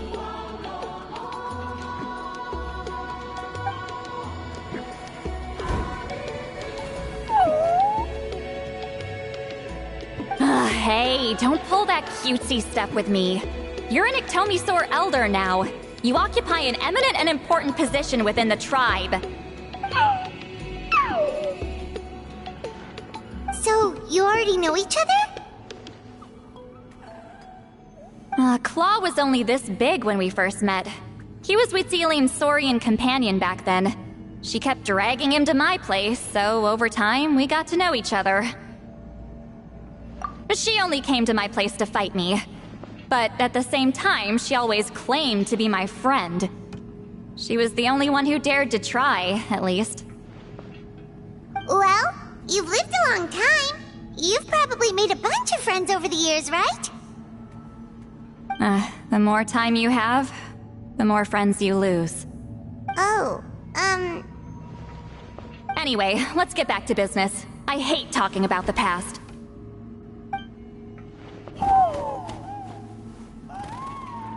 Oh, 200 years and you still haven't given up, Claw?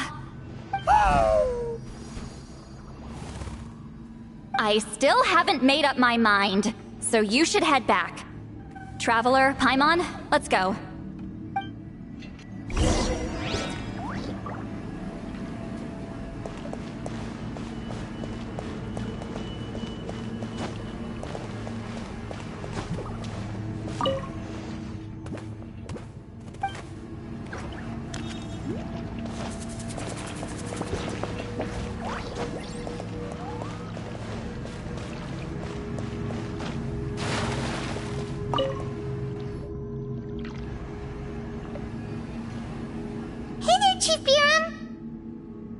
Oh, wait. We haven't reached out since the last time we failed the task, huh?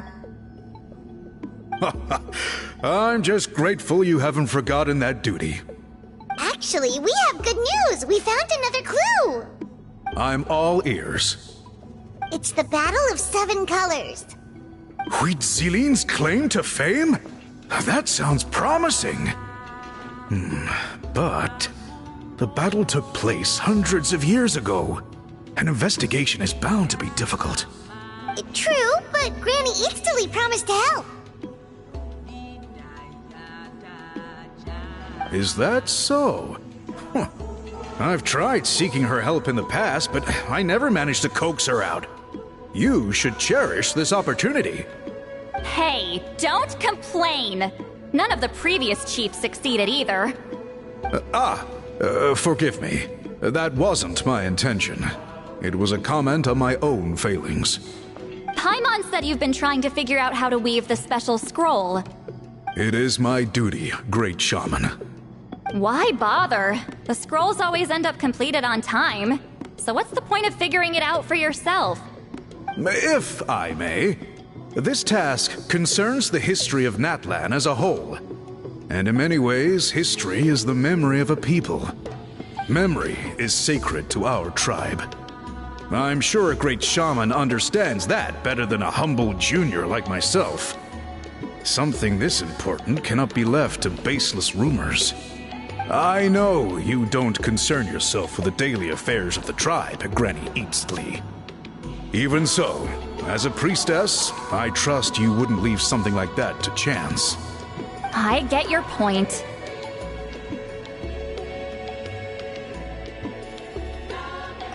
Of course, the one time I wish you could read my mind, it doesn't work.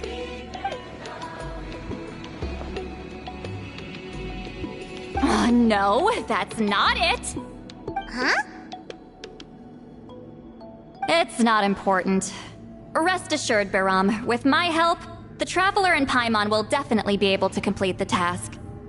Haha. You have my thanks then.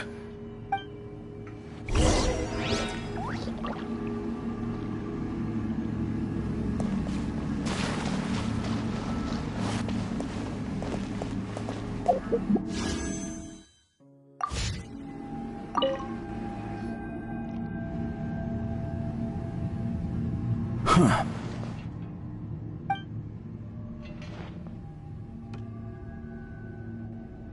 So are you here to test whether we're qualified to inherit Master Wheatselian's legacy? You've already been tested, haven't you? Well, frankly speaking, I don't think any of you are qualified. But that's not why I'm here. All you need to do is be good and answer my questions. Fine. Ask away. You've heard of the Battle of Seven Colors, right? Of course. It's our master's claim to fame. An immortal legend inscribed in the very history of our tribe. Then I'm sure you know there are those who question whether it actually occurred. I did hear people arguing about that the other day. It's disgraceful. How can they question something like that? It doesn't surprise me. Natlan has had more tourism lately. A lot of people have started getting strange ideas after interacting with Outlanders. After all, everyone who took part in the battle has returned to the ley lines. Without witnesses, it's hard to refute detractors. Well, it just so happens the questions I want to ask are directly related to the legitimacy of this battle. Listen, we know you were rivals, but do you really have to question her legacy? You think she's like you? Someone who can't survive a little scrutiny? No, of course not. Then let me finish. During the battle, Wheatselian most likely used a technique powerful enough to turn the tides of war. I'm sure she was very proud of it. Proud enough to pass it on to her disciples. So, which one of you inherited that technique?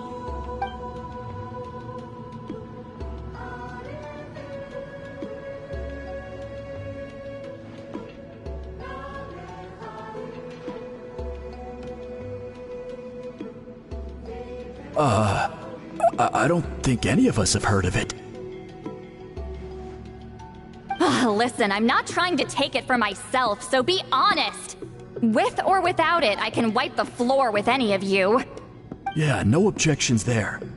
But I'm telling the truth. None of us have ever heard of that technique. What's wrong with her? Why would she let it go extinct? Master's body of work is massive. No one student could hope to learn all her techniques. Mastering just a few already takes a lot of effort. Master had no choice but to recruit many students, split up what she knew into different portions, and pass it down through various individuals. So even though we see ourselves as representatives of Wheatselian's school of shamanism, what we know isn't the sum of her legacy. Actually, I know of a shaman family that inherited some of Master's techniques. The family fell on hard times and lost the right to the priesthood. Still could be worth a shot. But if they inherited Huitzilin's secret technique, shouldn't the family be thriving? Well, it's the only thing I can think of. All right. Give me their address. I'll mark it out on your map. To be honest, I'm not optimistic about the future of this investigation. That's because the request came from you. You don't know the power of your own words, do you?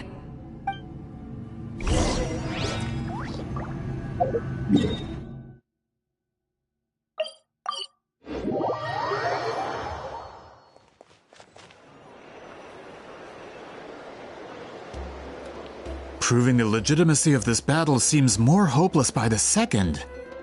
Nothing we can do about that. Well, even if our investigation ultimately proves the legend to be false, that's still a worthwhile result. Although I'm here for business purposes, I have a personal interest in this as well. I'm drawn to matters of historical truth. That's exactly why I chose to follow you, Monsieur Montluçon. Listen, I'm just updating you on the situation, not asking for your opinion. I don't really care whether you continue your investigation.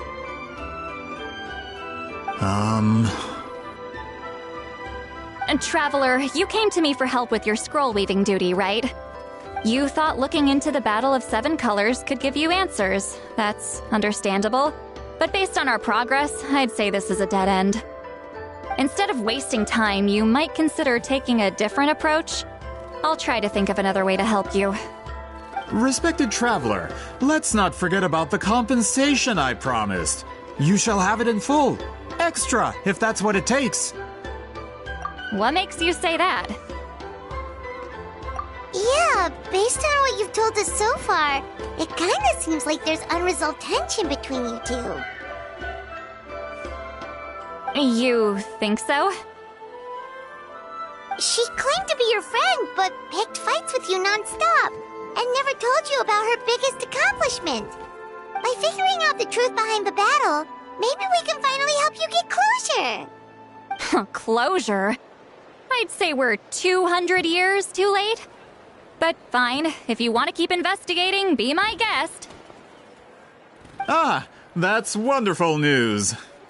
Alright, let's go visit the Shaman family.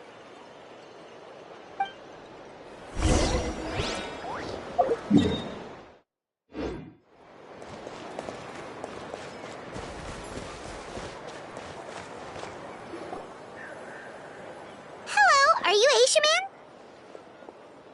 Yep, that's me. Huh? Granny Eastly? Get up. In a crowded market like this, the only person who should be trying to hide is me. My apologies.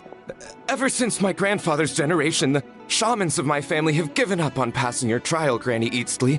Have we offended you in some other capacity? Man, this is generational trauma at this point. Whenever I misbehaved as a kid, Grandpa would tell me about the thrashing he received from Granny Eastly. I still get nightmares about it sometimes.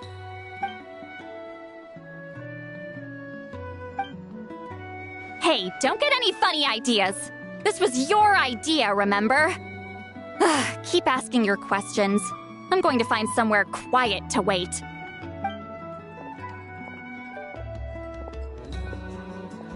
Okay, so your family studied under Huitzilin, right? Yes, although that pretty much ended with my grandfather's generation, unfortunately. The techniques my family learned from Huitzilin didn't have much practical use in terms of tribal affairs, so during my grandfather's time, we quit the priesthood. Turns out, shaman techniques aren't that useful outside the priesthood either. So over time, we abandoned them altogether. Of course, it's possible that we were just too foolish to understand the true power of those teachings. After all, Huitzilin was a genius. None of her students have been able to fully reproduce her talent. Do you know which techniques were passed on to your family? I'm not sure. As a kid, I remember hearing my grandfather talk about them, but it's not like I can use them myself. Just think about it for a sec. Do you remember anything about a technique that can decide the outcome of a battle? Decide the outcome of a battle? No, I don't remember anything like that. Besides, my family wasn't really known for our talent. If a technique like that exists, I doubt Huitzilian would pass it on to us. You might have better luck asking one of the priests. They're descendants of Huitzilian's most gifted students. Well, looks like we're back where we started. Still no definitive evidence the Battle of Seven Colors took place. Alier, do you think we have enough to draw a conclusion? All we have are non-witness accounts. We could put together an interview, but that's not going to hold up in academic circles. Then we have to keep going. Oh, you're investigating the Battle of Seven Colors? Yeah, you know about it? Not a lot, but there's something special about my family. In addition to shaman techniques, Huitzilian stories were passed down to us as well. Say what you want about my ancestors' dedication to shamanism, but they definitely paid attention to those stories. And of course, the Battle of Seven Colors is the most exciting story of them all. We don't need another story. We need something concrete. Does no one in your tribe understand that? I'm not sure if this is helpful, but the story passed down in my family is a little different from the one told in the tribe. Really?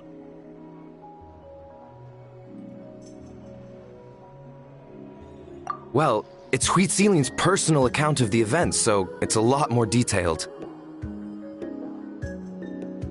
For example, in the version I heard, the battle took place in a location known as Chico Mostuk Cave. That means you can tell us where to find it. Have you ever been to this place? Unfortunately not. I studied maps of Natlan before we left, Monsieur Montluçon. I don't remember ever seeing such a name. Could your ancestors be mistaken, Mr. Eshemin? It's unlikely. My family may have let the shamanism side of things fall by the wayside, but we're serious about these stories. In the words of my grandfather, some things deserve to be passed down more than secret arts. If Huitzilian's version of events differs so much from the general understanding, that makes it even more likely the battle is completely made up. Yeah, that's disappointing. Oh, hold on. You mentioned the Chico Mostuk cave? Oh, yes? Can I clear something up for you? It's been more than 200 years. Huh. I never thought I'd hear that name again. What do you mean?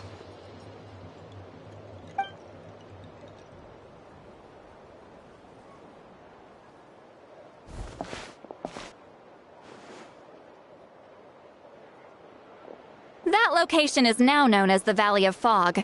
The Chico Mostuk cave is what it was called 200 years ago. Precisely when Huitzilian was alive. That means, Monsieur Montluçon, we can confirm the original site of the battle. Once we get there, the evidence we need should be at our fingertips. Just when we thought all hope was lost. I never doubted you, great shaman. Allow me to present you with a gift as thanks. Save it. Flattery won't get you anywhere with me. Wait, Mr. Montluçon works in publishing. You're a huge fan of light novels, right, Citlali? Maybe he could get you some that are out of print. Really? Out of print, huh? Sure. Do you have any in mind? Well, if we're talking collectibles, then the first edition of Shogun Almighty reborn as Raiden with unlimited power is a must. It's the first major hit of the isekai genre. Several editions have gone to print, but copies of the first edition are exceedingly rare and valuable. I see. There's also its sister work, Pretty Please Kitsune Guji. It was Yae Publishing House's attempt at gauging the new market trends. It's opened the door to a new genre after readers grew tired of isekais. The sales speak for themselves. Actually, Yai Publishing House released a limited edition not too long ago, but it's almost impossible to get. Anyway, I'll take those two. Sorry, I'm not sure I caught all that. What were the titles again? Reborn as Kitsune Guji? These two titles are among the most successful and well-known works in the entire industry. You're telling me, as someone who works in publishing, you've never heard of them? I'm a merchant from Fontaine, after all. Regarding this particular genre from Inazuma, I'm afraid I lack your level of expertise. Amateur.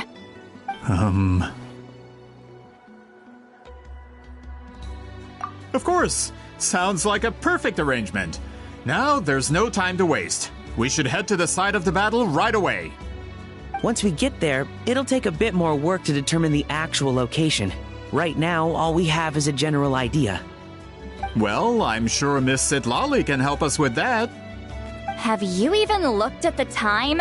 It's already evening, and I have important plans tonight. You expect me to work through the night? Well, what do you think, traveler? Okay, we'll find a place to rest for the night.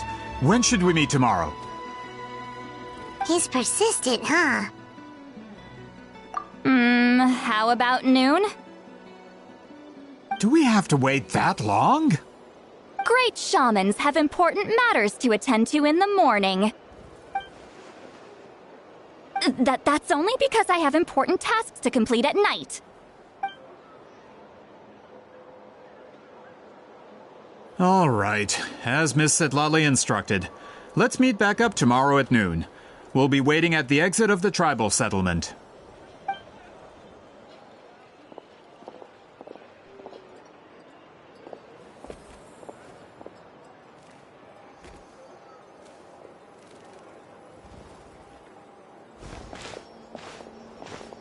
Sorry.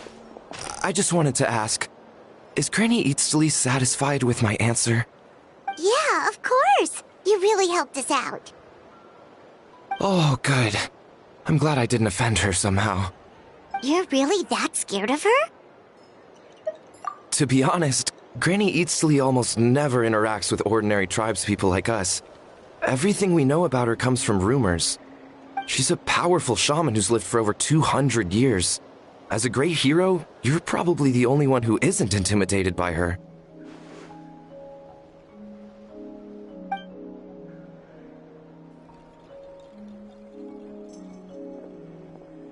Well, thanks for today, Citlali. That's quite considerate of you. All right, let's grab a few drinks. Just like last time. Wait, didn't you say you had important plans tonight? What did you think I meant? Does that mean you've gone drinking every night for the past 200 years? Now Paimon's worried about your health. No, I've had enough socializing for one day. I know somewhere quiet. We can just buy some drinks and head over.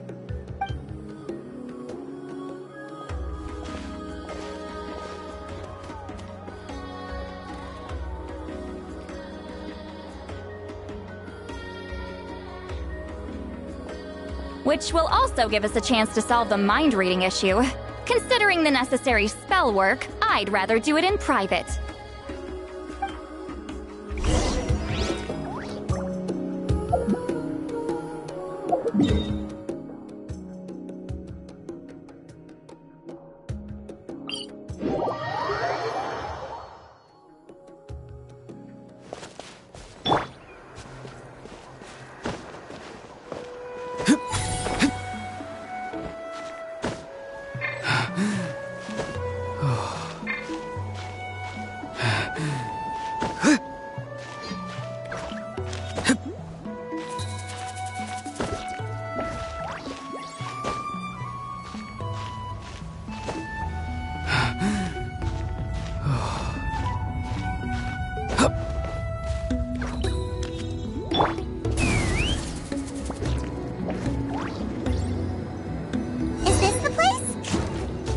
No, further up. Further up?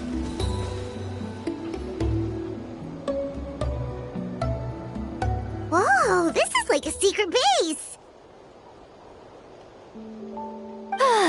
Sometimes I want the fresh air, but not the company. So I come here.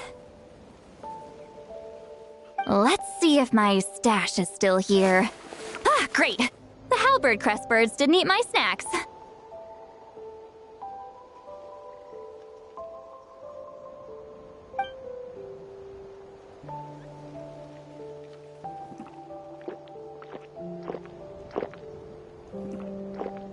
Now for the mind reading issue. Give me your hand. It might take a little longer, actually. I just need to share my senses, make a clean break.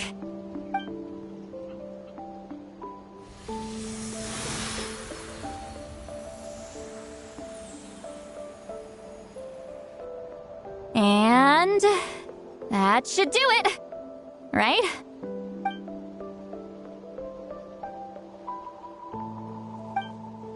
You're not wrong. Hold on. Why do I still hear you in my head? Oh, did I not separate our senses completely? Maybe using my palm isn't enough? Close your eyes.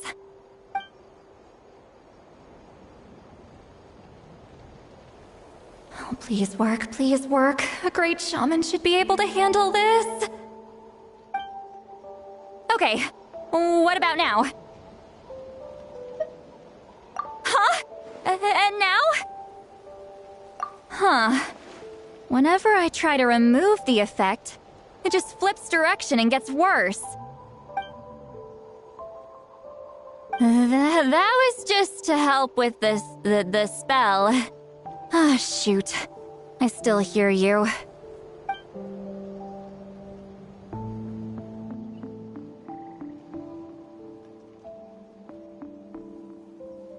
For a human soul, to lose the boundaries of the mind is to drown in the sea of consciousness without a concept of self. Wait, that sounds bad. I read that in a light novel. When it comes to the real world, I think it's pretty accurate. Is Citlali drunk? She's not making much sense. Anyway, we'll just have to leave it for now. Hearing the traveler's thoughts isn't that bad, right? You should just tease her. That's what Paimon would do.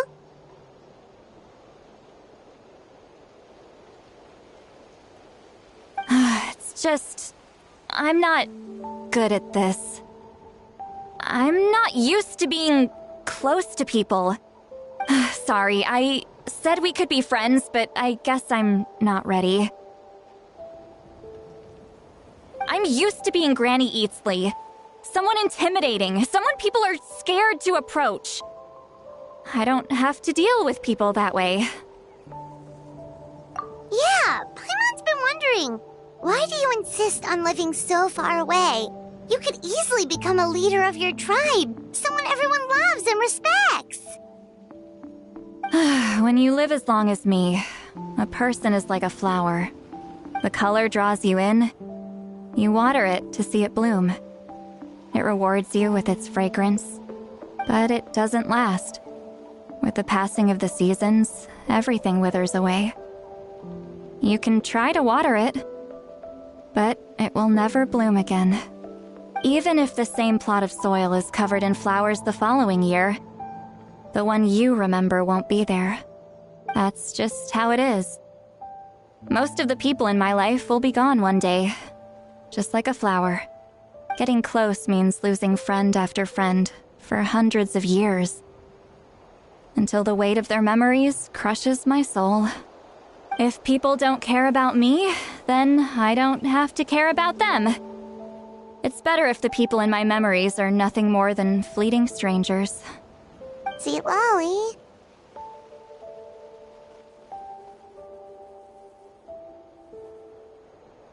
You won't live as long as me, so you don't have to worry about that.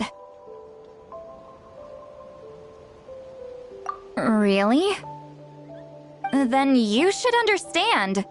Nearly everyone you know will be gone one day.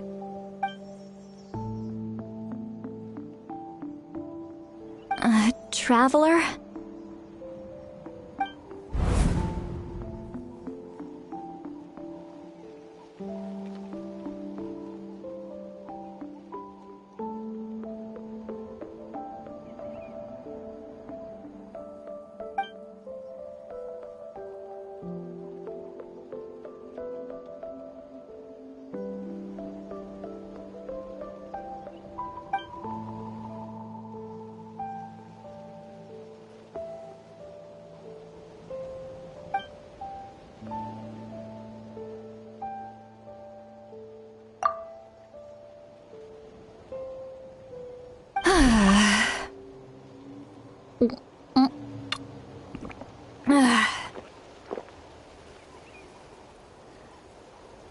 Is something wrong? Stupid mind-reading side effect won't go away. It's not like I want to hear you complain about me all the time. Okay, she's definitely drunk. Citlali, maybe take it easy? At this rate, you might sleep past noon tomorrow. I'm not drunk. I remember everything the traveler said. Just gotta think of a response. I'll think of something. Uh-oh, not this again. Is she asleep? I'm fine. Can get home by myself. Is she talking in her sleep or talking to us? She seems kind of out of it. Bye. Gonna walk back alone. Need some time to think. All right.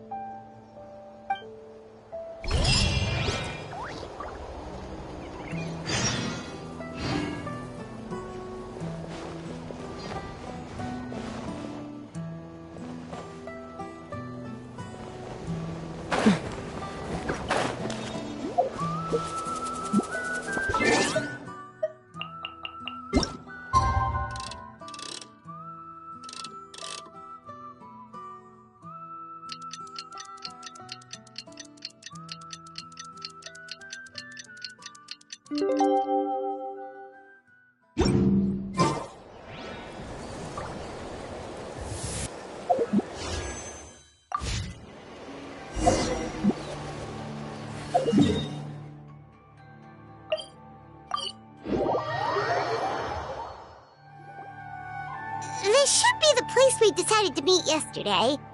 Who knows if Citlali will show up on time? She drank so much last night, she might not even be up yet. Ahem. Citlali! No need to sound so surprised. Drinking is just a way to pass the time. I mastered the art of moderation long ago. Last night doesn't count. It was a minor slip-up, that's all. Anyway, I gave everything a lot of thought, and I think you're right about something.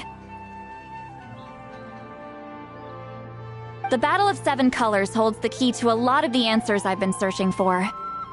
So that's why you're here so early. Traveler, great shaman. Sorry to keep you waiting. Shall we head out?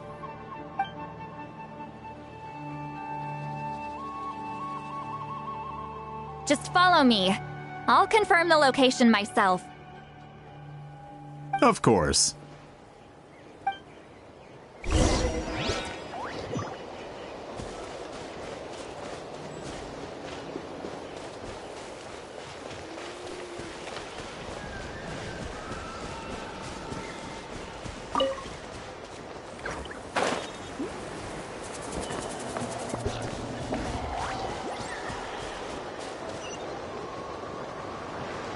Couldn't transcend. This should be it.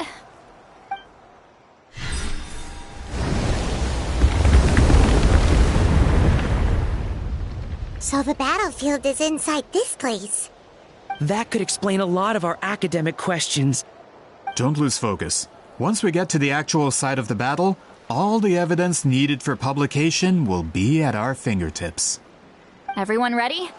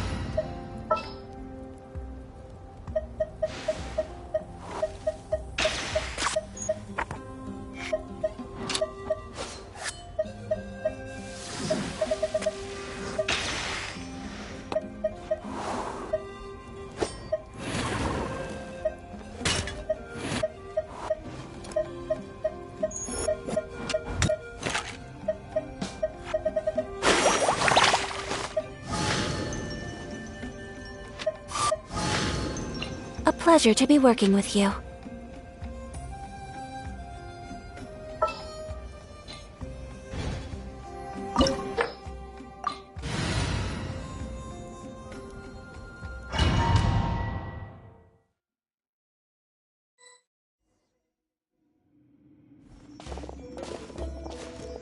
So the Abyss invaded through a cave like this?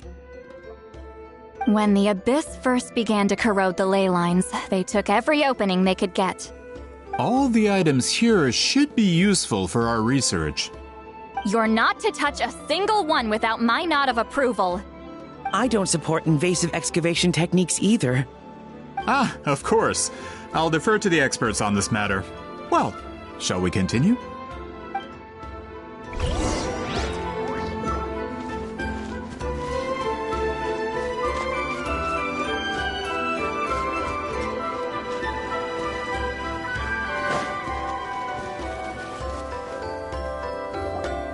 There are weapons here from every tribe in Natlan. The battle must have encompassed the entire nation. Sounds like we're getting closer to what the legend describes. But all we can really say is that a battle took place here. There's still no evidence of any colors or some elaborate maze. Wow, you're really invested in the Battle of Seven Colors. Well, it's the reason I came to Natlan in the first place. Grudok, send some of your men to search the area. We might miss something all grouped together like this. I'd like to cover all our bases. All the bases. You got it. Don't jump to conclusions. Of course this isn't the site of the actual battle. We have to keep going.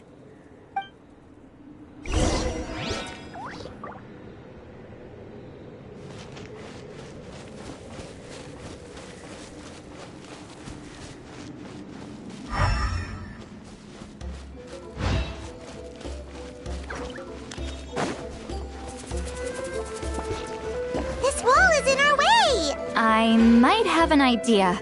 Traveler, try removing that sphere.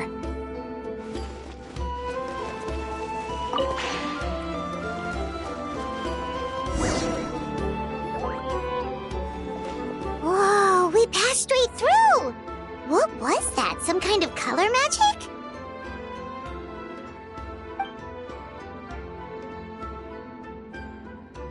It's very close to the technique Citlali might have used.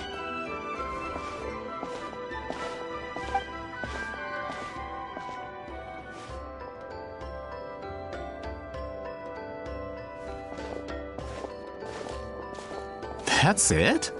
Doesn't quite compare to the scale described in the legend. Still, what a terrific archaeological find! Enough chit-chat. We should keep going. The deeper we go, the more we'll find.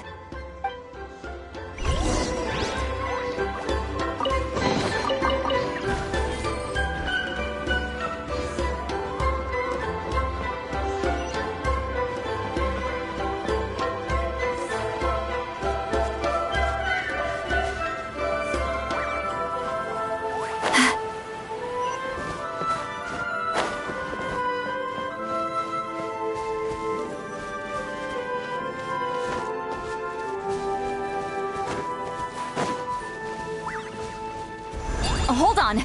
If we step here, we might fall through. You mean there are traps in here? Remember how we were able to pass through the wall just now? It must have been because, on our person, we were carrying the same color as the wall. Let's put the spear down and see what happens.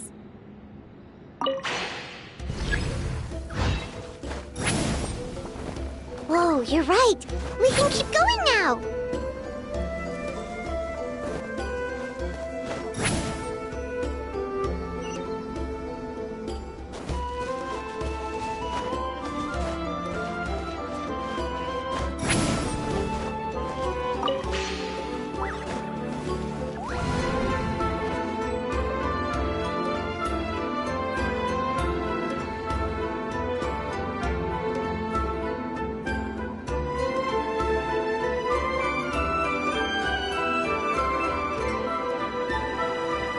Wait, what was that? What is this place? Look! A maze made of colors. It's real. I can't believe it. Hold on. The quality of this space. This isn't reality. It's a realm of memory. Huh? No. This is a space constructed using memories as a medium. The principle is similar, but the two are not the same. Correct? Wheatsealing? What?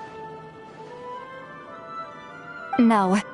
It's just a trace of her consciousness left behind after creating this space. Friends, this is my question to you. What is our strongest weapon against the Abyss? In my opinion, it's memory. After all, is it not after losing the capacity for memory, love, and compassion that our enemies fell to the Abyss? That is why, with our memories, we possess a power the Abyss cannot hope to match. I have discovered the perfect medium for us to wield that weapon.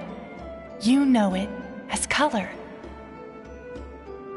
The more cherished the memory, the more vivid its color. As memories disappear, their color fades first. That is why color is the best vehicle to wield the power of memory. Guided by vibrant colors, your capacity for memory is what will allow you to navigate this maze. Without that capacity, enemies will fail to cross the barrier in front of them and be trapped here for eternity. So, be brave, my friends, and march forward! Any ideas, Citlali? Sounds like she left a tutorial. Not surprising. She always did have to handhold her talentless students. Follow me.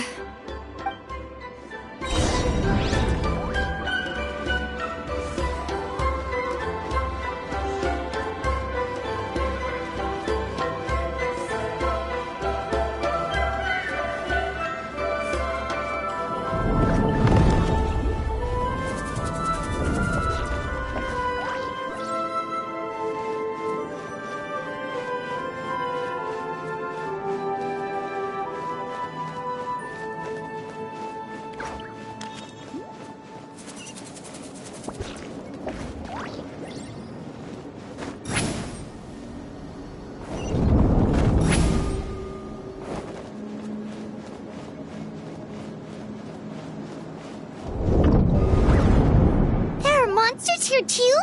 Abyss creatures. Likely trapped here for some time. Looks like a few monsters made it out of the battle all those years ago.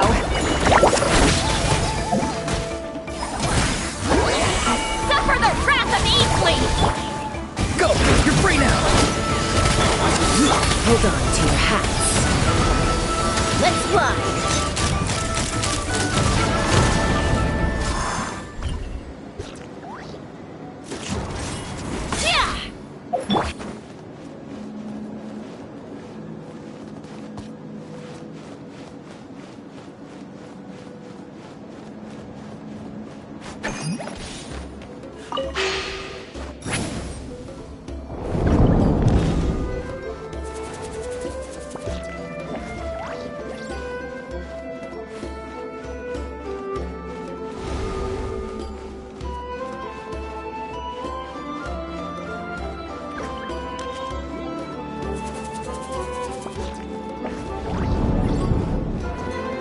What's with these color-changing blocks? You and Citlali fell through all of a sudden. You scared Paimon half to death. Must be one of the mechanics of the maze. I'm guessing the purpose is to help allies navigate this place.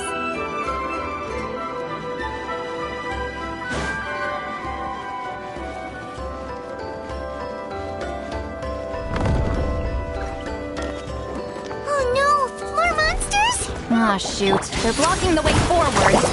Let's get rid of them.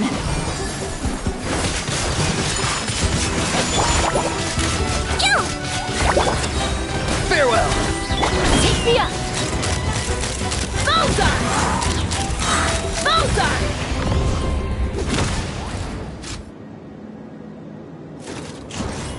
Yeah!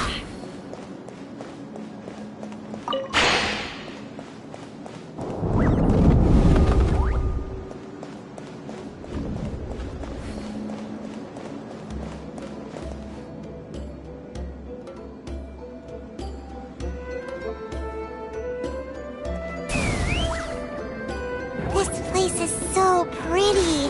If not for those monsters, Paimon would have never guessed this was a battlefield. The showmanship's not bad. Is this a bridge made of colors? Don't sound so surprised. We just need to cross and we should reach the end.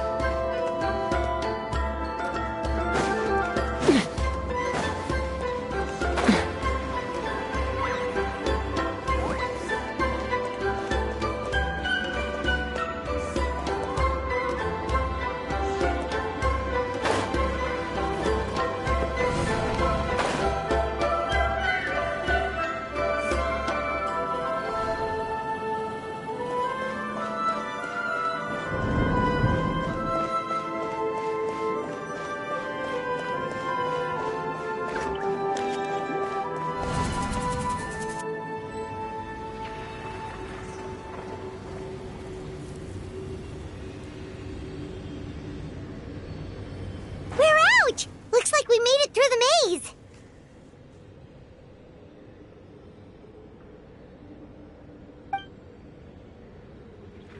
Hold on. This is... Whoa, so pretty! The thing inside the sphere looks exactly like the maze! It's like a miniature blueprint made from a special dye. That color. The dye was modified using a secret technique to harness the power of memories and create mazes like the one we just witnessed. Without that power, it's just a normal dye. But the color it produces is still quite rare. I would say this is the most direct evidence that the Battle of Seven Colors actually took place. The expert has spoken!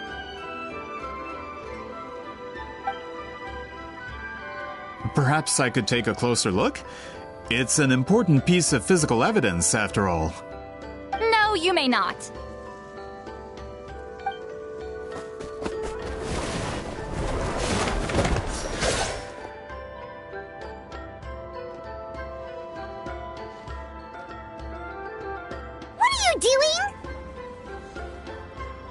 Ah, you noticed my signal.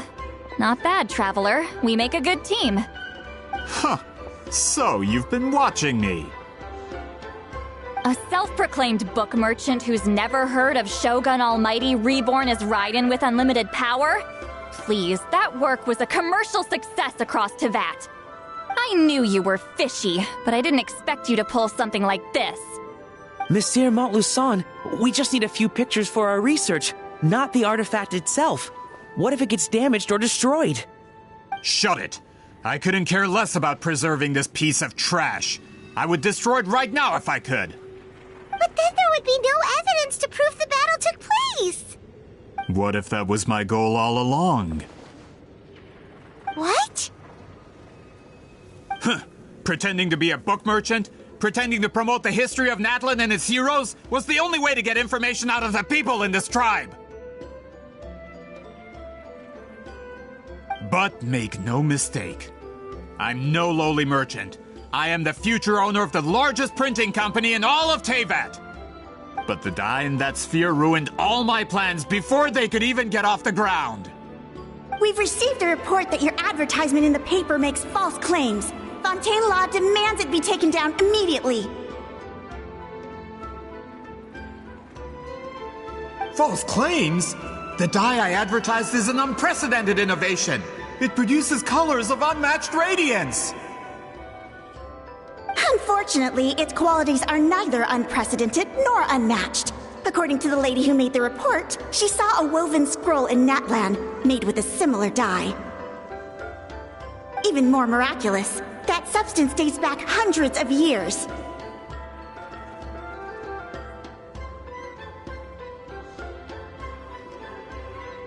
How? Creating this dye is the culmination of my entire life's work. You're telling me I'm hundreds of years too late? Calm down, sir. Sorry, it's just... I know this product will be a hit. The economic boost to Fontaine will be huge. We just need to advertise it as written. Fontaine's publishing industry is one of the best in the world. All we need to do is publish something in the paper, and all of Teyvat will think it was our invention first. We don't need to worry about more reports. Fontaine is far more advanced than Natlan. No one will believe such an innovative product could come from a place like that. That goes against all of Fontaine's advertisement regulations. We can't do that. What if I give you a portion of the profits?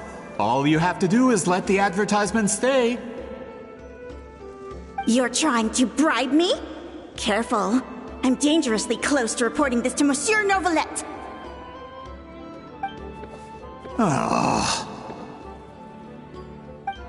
I knew if I was just allowed to market my product, it would be a hit. A bestseller even. I would be a giant in the printing industry.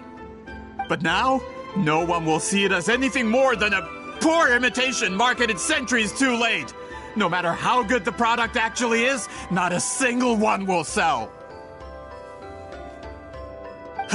I will never accept that someone from this backwards, ignorant nation could come up with that dye. Not 200 years before me! Even when the truth is right in front of you? Ha! Truth is in the eye of the beholder. I'm already in the printing industry. I can go into publishing, no problem. All I have to do is destroy this sphere, write a detailed report about my findings, and publish it around the world. Then, the so-called truth becomes your word against mine. Once my report is accepted as fact, no one can accuse me of making false claims. That's awful! What happened to restoring the truth of history? That plan hasn't changed. I will continue to spread my truth for all of Teyvat to see. Ah, you mean a hero of Natlan who's not actually from Natlan? And a great shaman who, according to rumor, abandoned her tribe long ago? From a practical perspective, there's no reason for either of you to stand against me. Shows what you know. Oh, since you like rumors so much, have you heard the one about what happens to people who get on my bad side? Ah, the wrath of Granny Itzli. Like I said, our interests aren't at odds. I knew from the beginning that you would accept my invitation, considering Huitzilin was your rival. You've lived longer than her, you're far stronger than her, and yet she has always been more revered than you. Now that can change.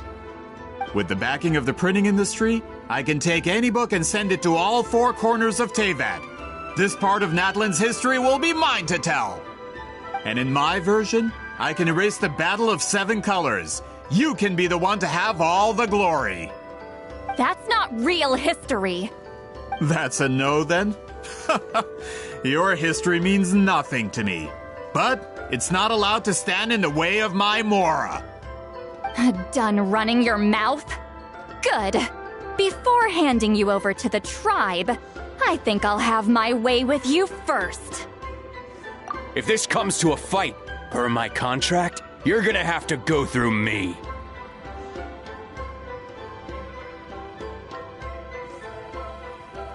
That's right.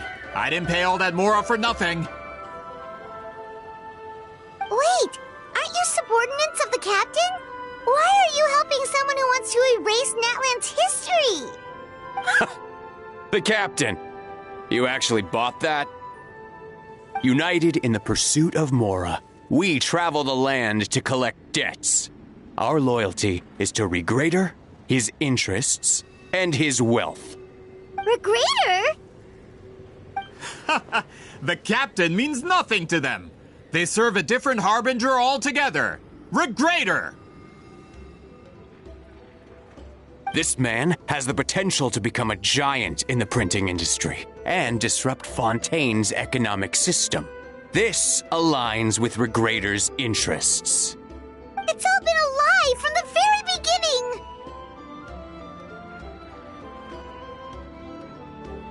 I don't care who you serve. When it comes to punishment, I don't discriminate.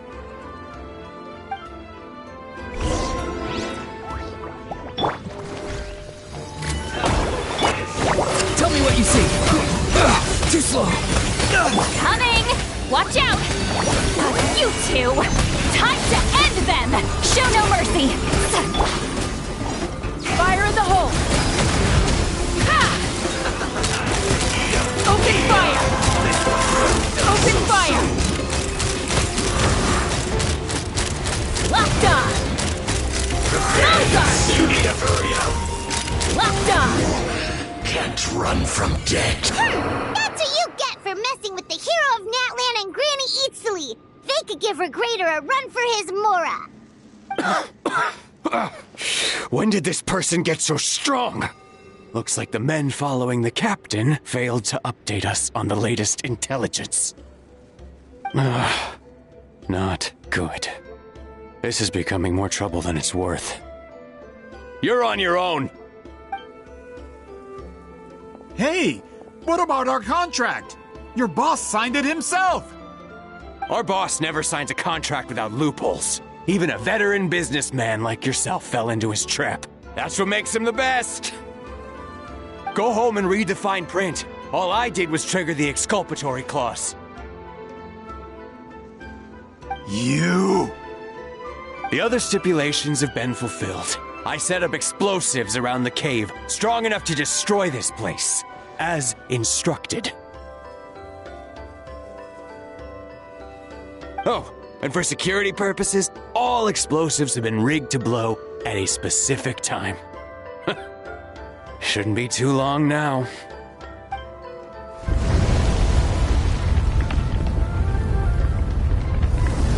What? This whole place is gonna collapse?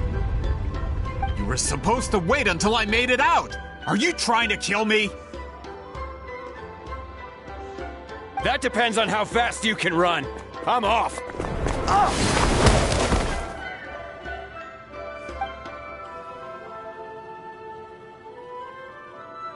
You think you can just waltz out of here? Traveler, stop them, and then we'll make a break for it. If I'm caught, I implicate my boss. Time for the backup plan. Wait, don't!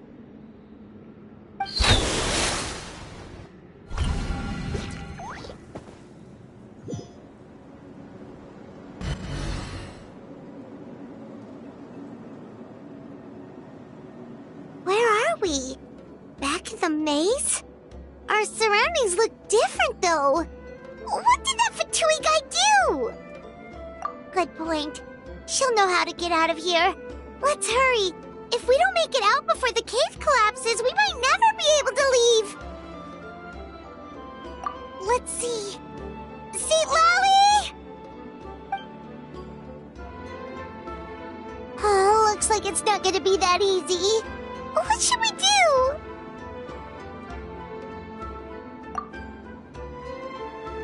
The special color? The one you saw in that woven scroll? Why would it appear around here? You're right. Lead the way, traveler.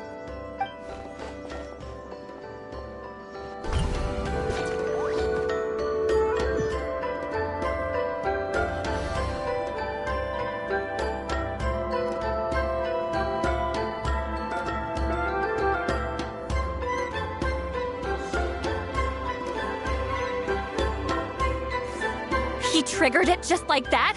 If the technique isn't activated correctly... Instead of a realm of memory, the subjects in question will be trapped in a temporary space like this. If you cannot escape in time, it's mutually assured destruction. But I can't fault someone for using it as a last resort. I knew it! Someone of your skill wouldn't leave behind memory fragments just to parrot instructions. You must have the capacity for conscious thought. I appreciate the compliment. It's been a long time, my friend. This is no time for a reunion. The cave outside is about to collapse. I know time flows differently in this place, but that still doesn't leave us much time. Can you help me get out? You misunderstand, Citlali. I'm nothing more than a fragment of memory. There's not much I can do. What do you mean? This space can be manipulated, right? The exit of your maze. I remember its structure. If I create an exit here, I can leave. You just need to tell me how to manipulate this space. The maze you saw earlier was constructed using the memories of many warriors of Natlan. When people leave deep impressions on each other, their memories form connections. These connections are particularly strong between comrades in arms. That is how I created my maze. The connections between the memories were my needle and thread, and the special color was my fabric. But if that color is crudely combined with an isolated memory, one without connections, you get a place like this.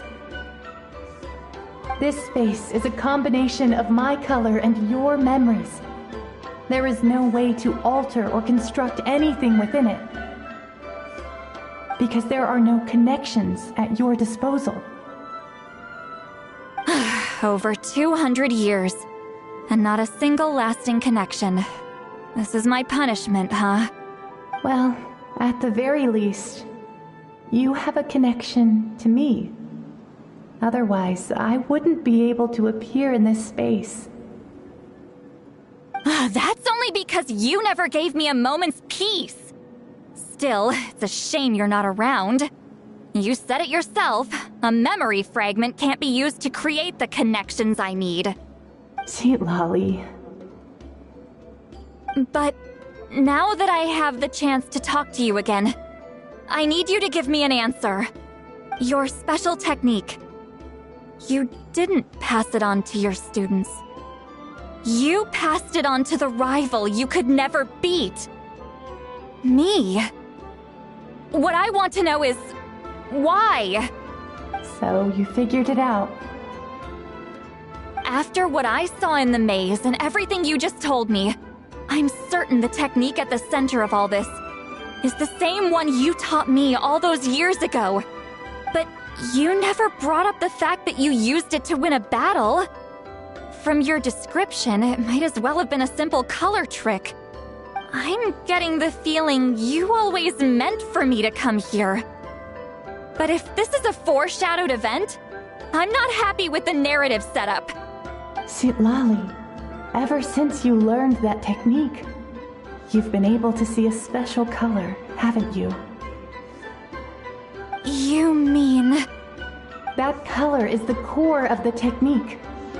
But it isn't my invention. It's something I discovered in the work of our ancestors.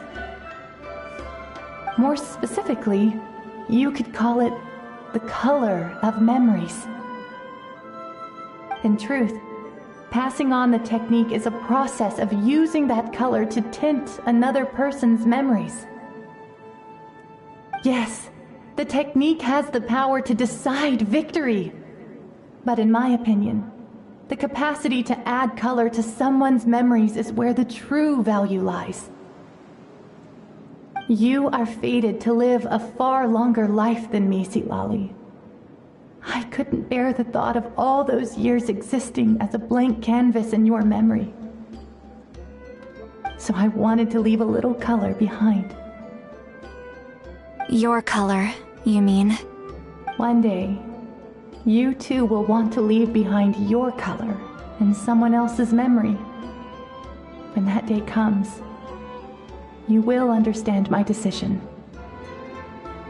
I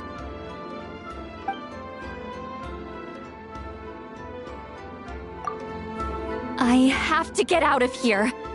That's the only way to rescue them.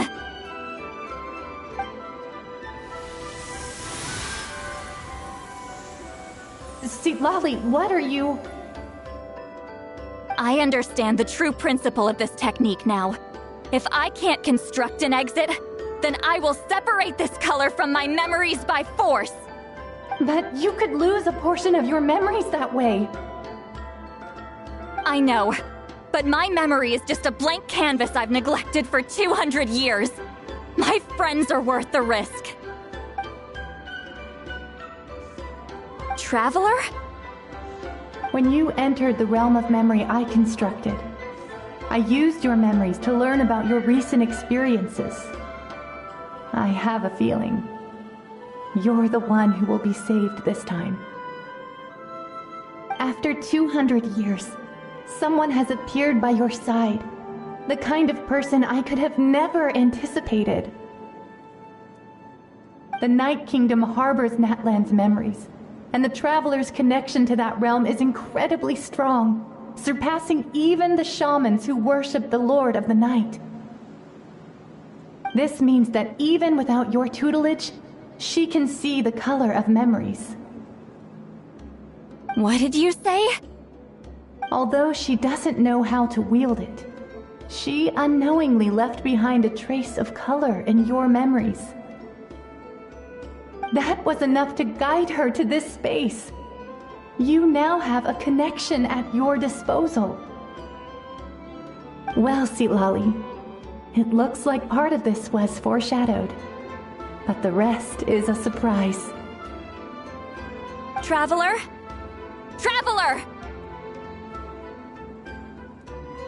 That's Citlali's voice! She's just up ahead! This is goodbye, my friend. Your memories over the past 200 years are much more than a blank canvas. Cherish them. Huitziline. Citlali! Paimon! Traveler!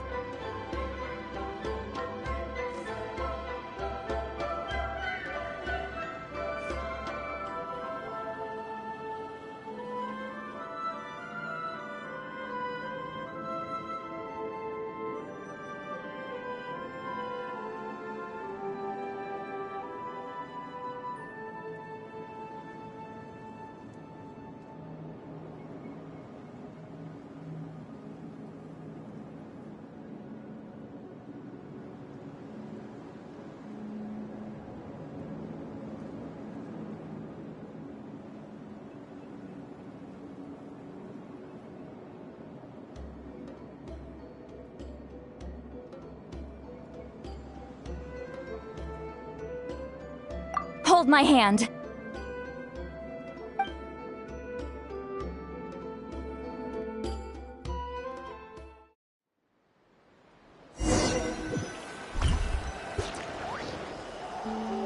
Did we teleport out? Man, that place was so... Woo! We made it out just in time!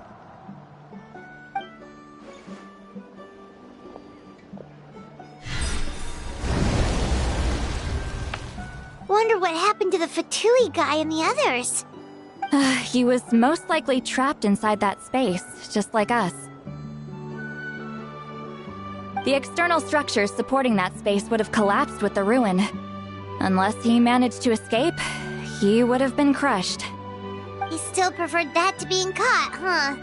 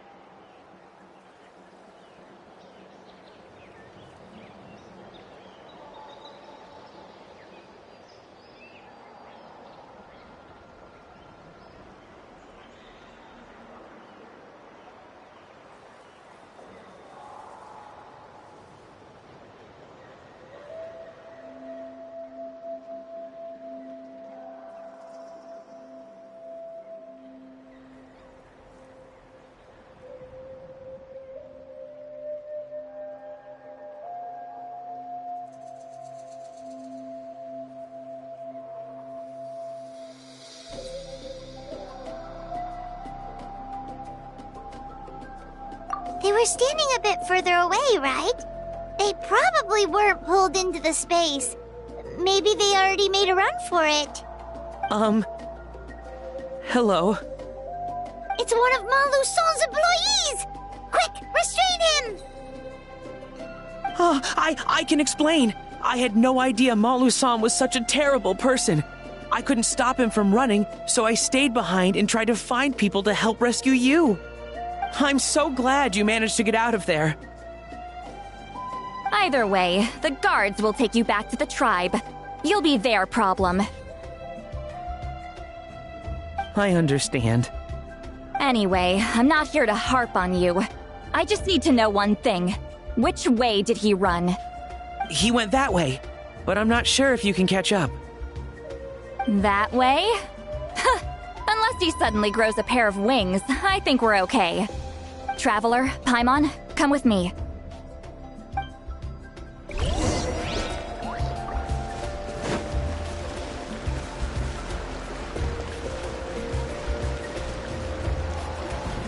Hey, it's Elder Tlapo and a group of Victomisaurs! They caught Malu-san!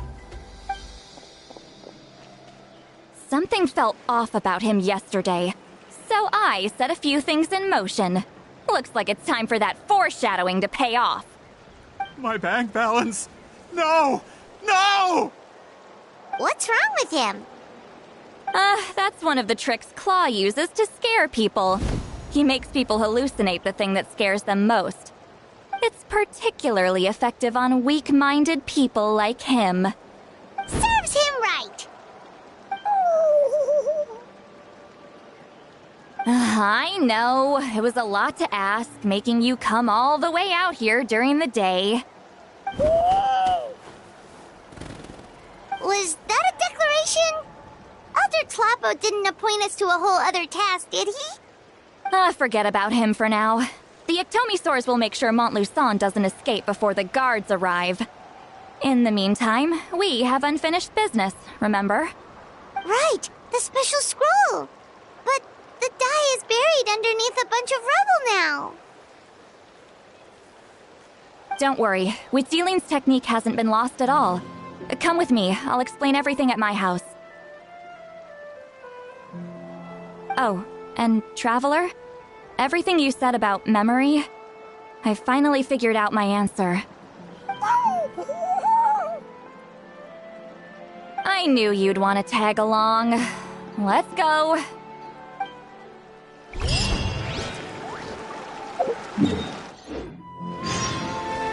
My bank.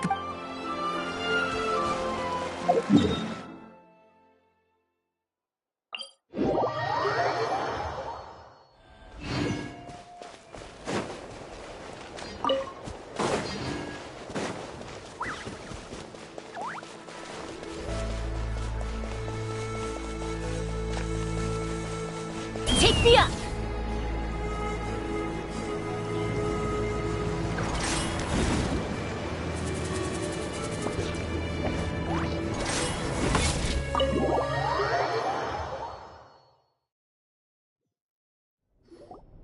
Now, when it comes to weaving the scroll itself, you don't actually need to lift a finger. But if we're going to pass on Huitzilin's technique, your participation is critical. What are you saying, Citlali? Follow me.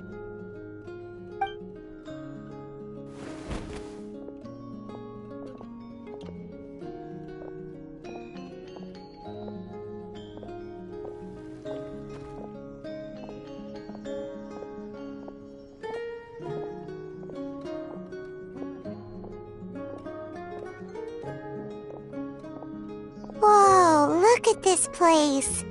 Do you weave scrolls too? Scrolls. Scrolls? I thought you were going to show me your masterpiece. That I am, old friend. The technique I'm about to show you directly relates to woven scrolls. Fine. What is it? Something that can turn the tide of war or prevent a great disaster? You probably want to challenge me, right? I know you don't have the strength for a real fight, so I'll let you beat me with words. Old friend, my life is nearing its end. I'm afraid I don't have time for another match. Hey. Don't worry. I trust in the belief of our tribe that death is not the end, but the beginning of a new existence in the Night Kingdom, where everything is made of memories. So, do you know why our ancestors insisted on using colorful, woven scrolls to record our history? Because history is the memory of a people. We give our scrolls an orange hue, so the dead can still feel the warmth of the setting sun. We decorate them with kernels of grain fruit, so the dead can still enjoy the abundance of our harvests. I know that, but something this important? Why entrust it to me and not one of your students? As your friend, I admit, I'm being a bit selfish. I don't have long, Citlali. Oh, I'm not sure I can truly explain my decision. But I know you will understand one day. For now, will you accept my final request? Just this once. I understand now, v5.3. Just like you said I would. Claw, help me move this outside. I'm going to color it.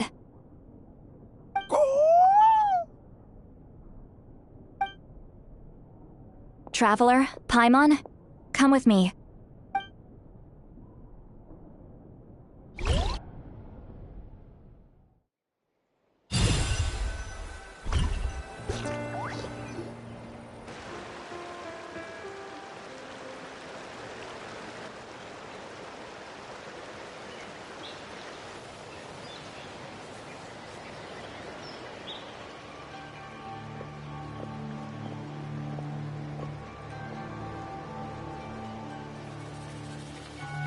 We are like birds, soaring through the horizons of time. I linger between brushes of memory, seeking the color of my final journey.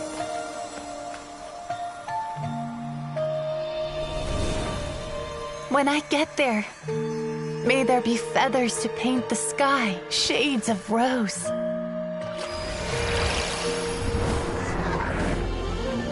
And fields of green to beckon adventurous souls. And azure oceans with which to sail into the unknown. And volcanoes too, where, despite the danger, hidden treasure waits to be found. And graffiti art, of course. Without that color, just imagine the dullness of night. Anything else? In the end, I hope everyone remembers my color too.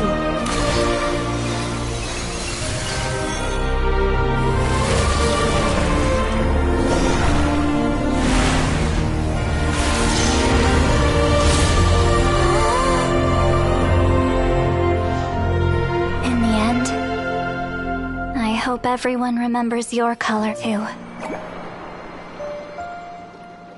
All in all, it was just a technique for coloring a scroll. The task I'm entrusting to you is much more than that. Farewell, my friend.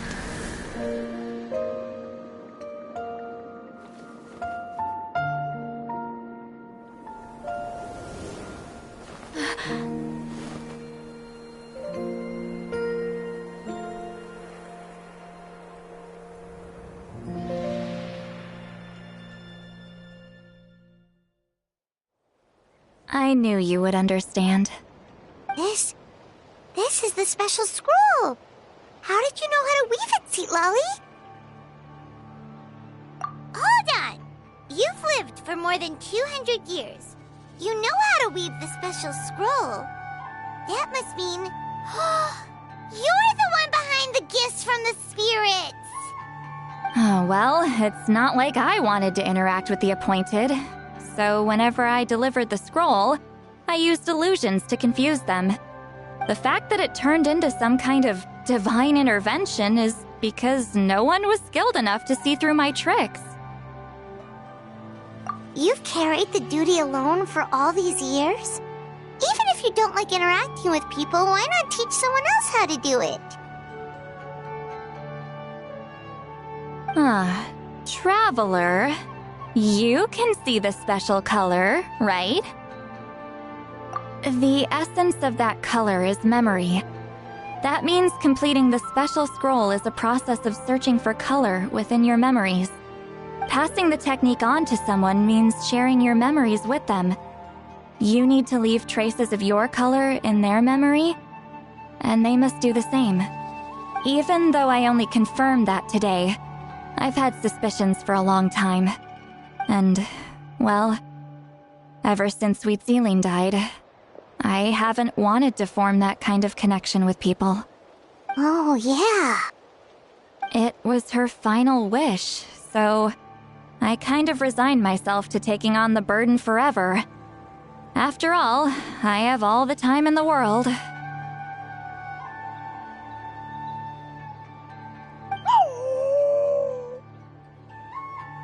But Claw never stopped appointing new candidates to weave the scroll, despite knowing I knew exactly what he was doing. And yeah, if I ever did share my memories with someone, I guess that person would be a friend.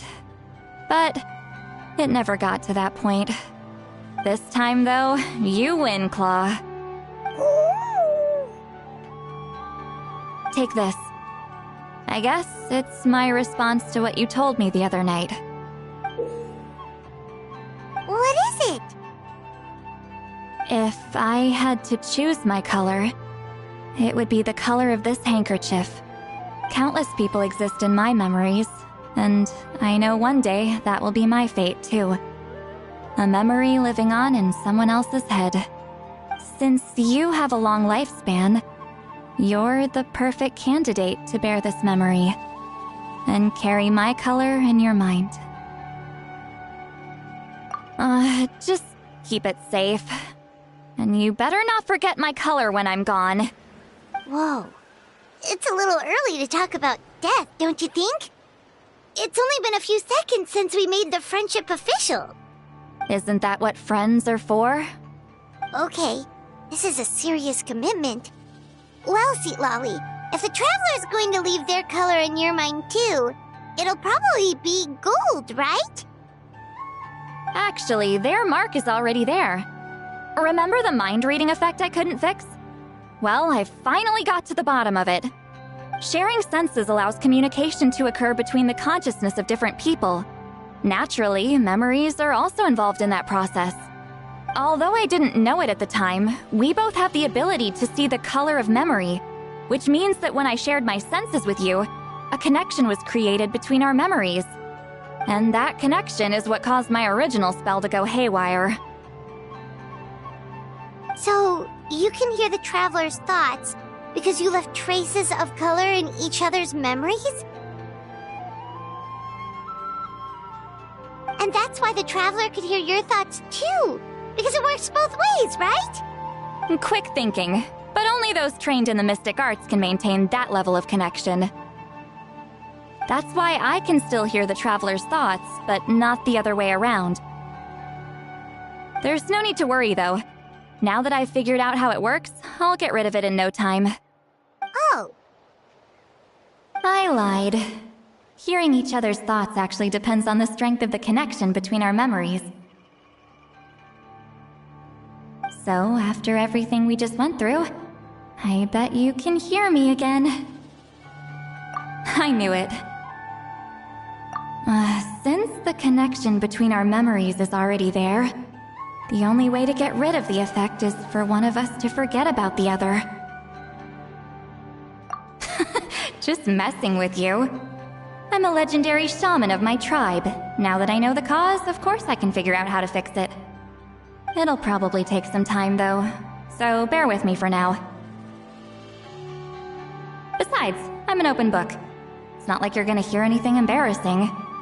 Oh, unless I've had a few drinks. A shame? I mean, if you ever miss this whole telepathy mess, I could always share my senses with you again. No promises, though. Some thoughts are better kept to yourself.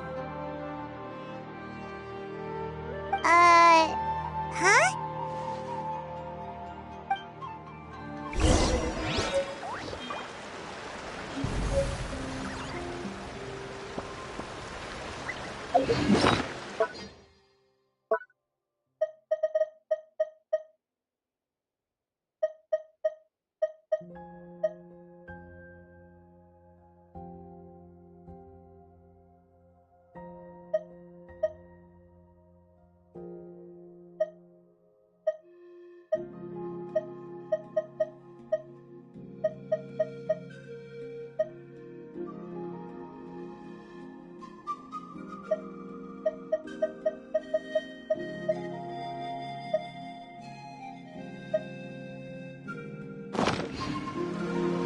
When you lose your way, gaining some...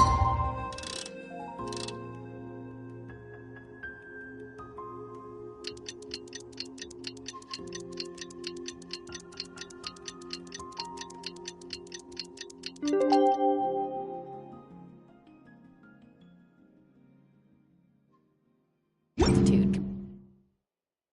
Gaining some perspective.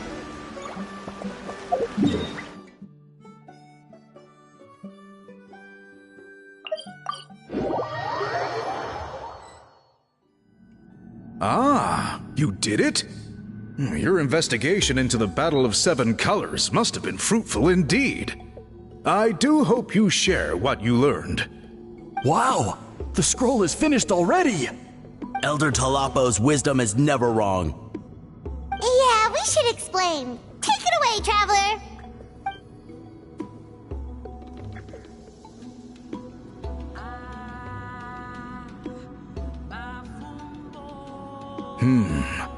I see. You don't look surprised at all. It makes perfect sense.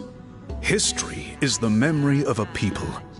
If we want to depict it, a dye derived from people's memories is, of course, the best choice. Now, it's just a matter of preserving this secret technique. From your description, it sounds like learning the technique requires the previous holder to share their memories. Well, yeah. In that case, I must work with our priests to reinvent the technique based on the principles you described. After all, memories are precious things, meant to be shared with those closest to us. I cannot take that choice away from you, Traveler. You completed your task admirably. Finding a way to carry on that legacy is now our duty. All right, we'll leave that to you. And please pass along my thanks to Granny Citlali. We interrogated the Fontanian merchant she apprehended, and it turns out he is the reason some among our tribe started to question our history. He hired people to spread misinformation about the Battle of Seven Colors. The recent friction within the tribe is entirely his doing. We now have a record of his crimes, and will begin working with Fontaine authorities in a few days. So he was behind the controversy in the first place.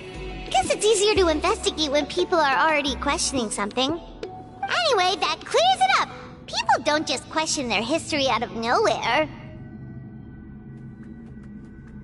Until we meet again.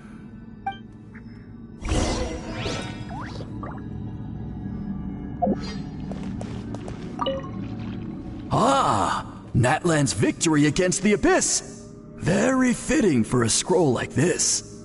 I wonder how long until Elder Talapo chooses the next appointed. Speaking of Elder Talapo, I heard he went missing yesterday. Do you know what happened? Elder Talapo works in mysterious ways. The meaning of his departure will become clear in time, but for now, we cannot hope to fathom it.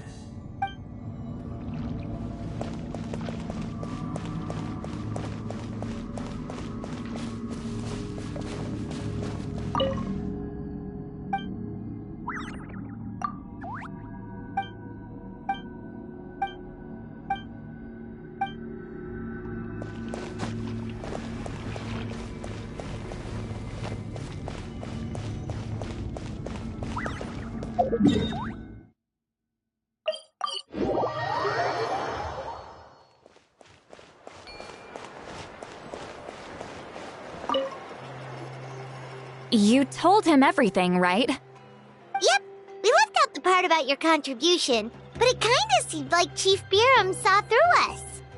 You could have just said it was a gift from the spirits. I guess he is different from the previous chiefs. But if he figures out it was me all these years, I'm in for a world of trouble. There you are! I've been looking everywhere for you.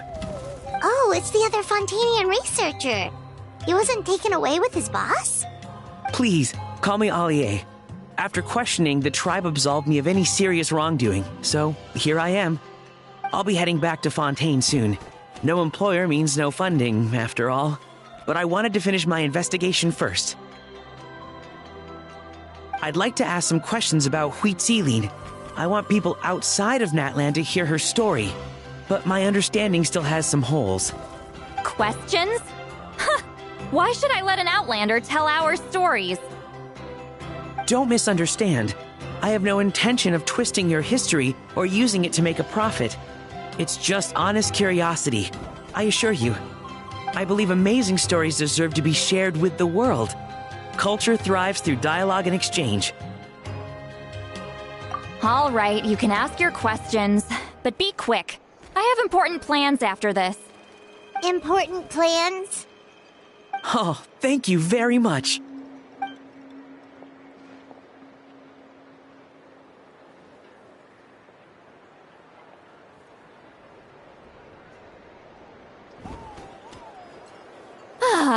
Another day, another drained social battery.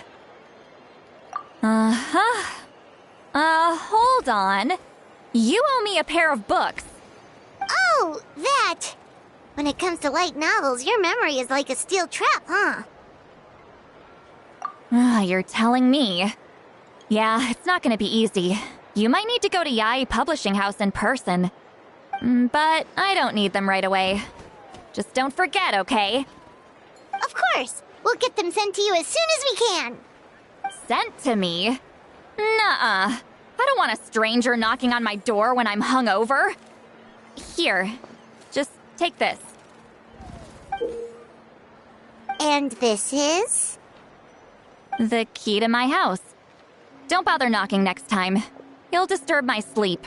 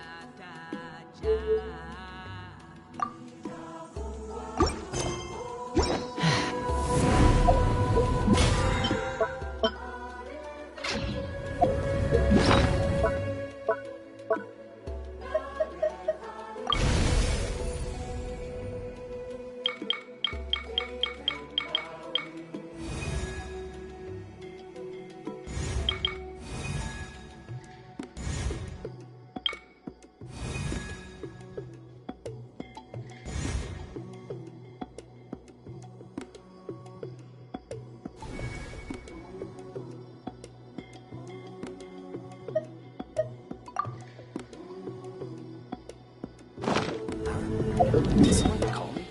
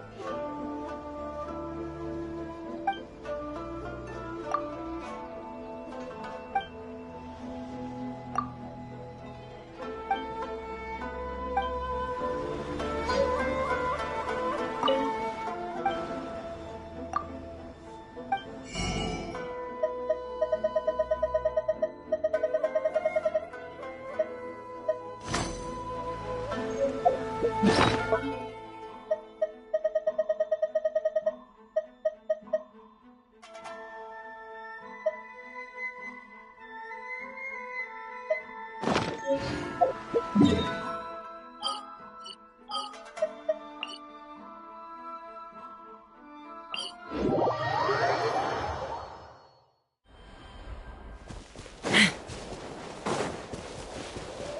fly!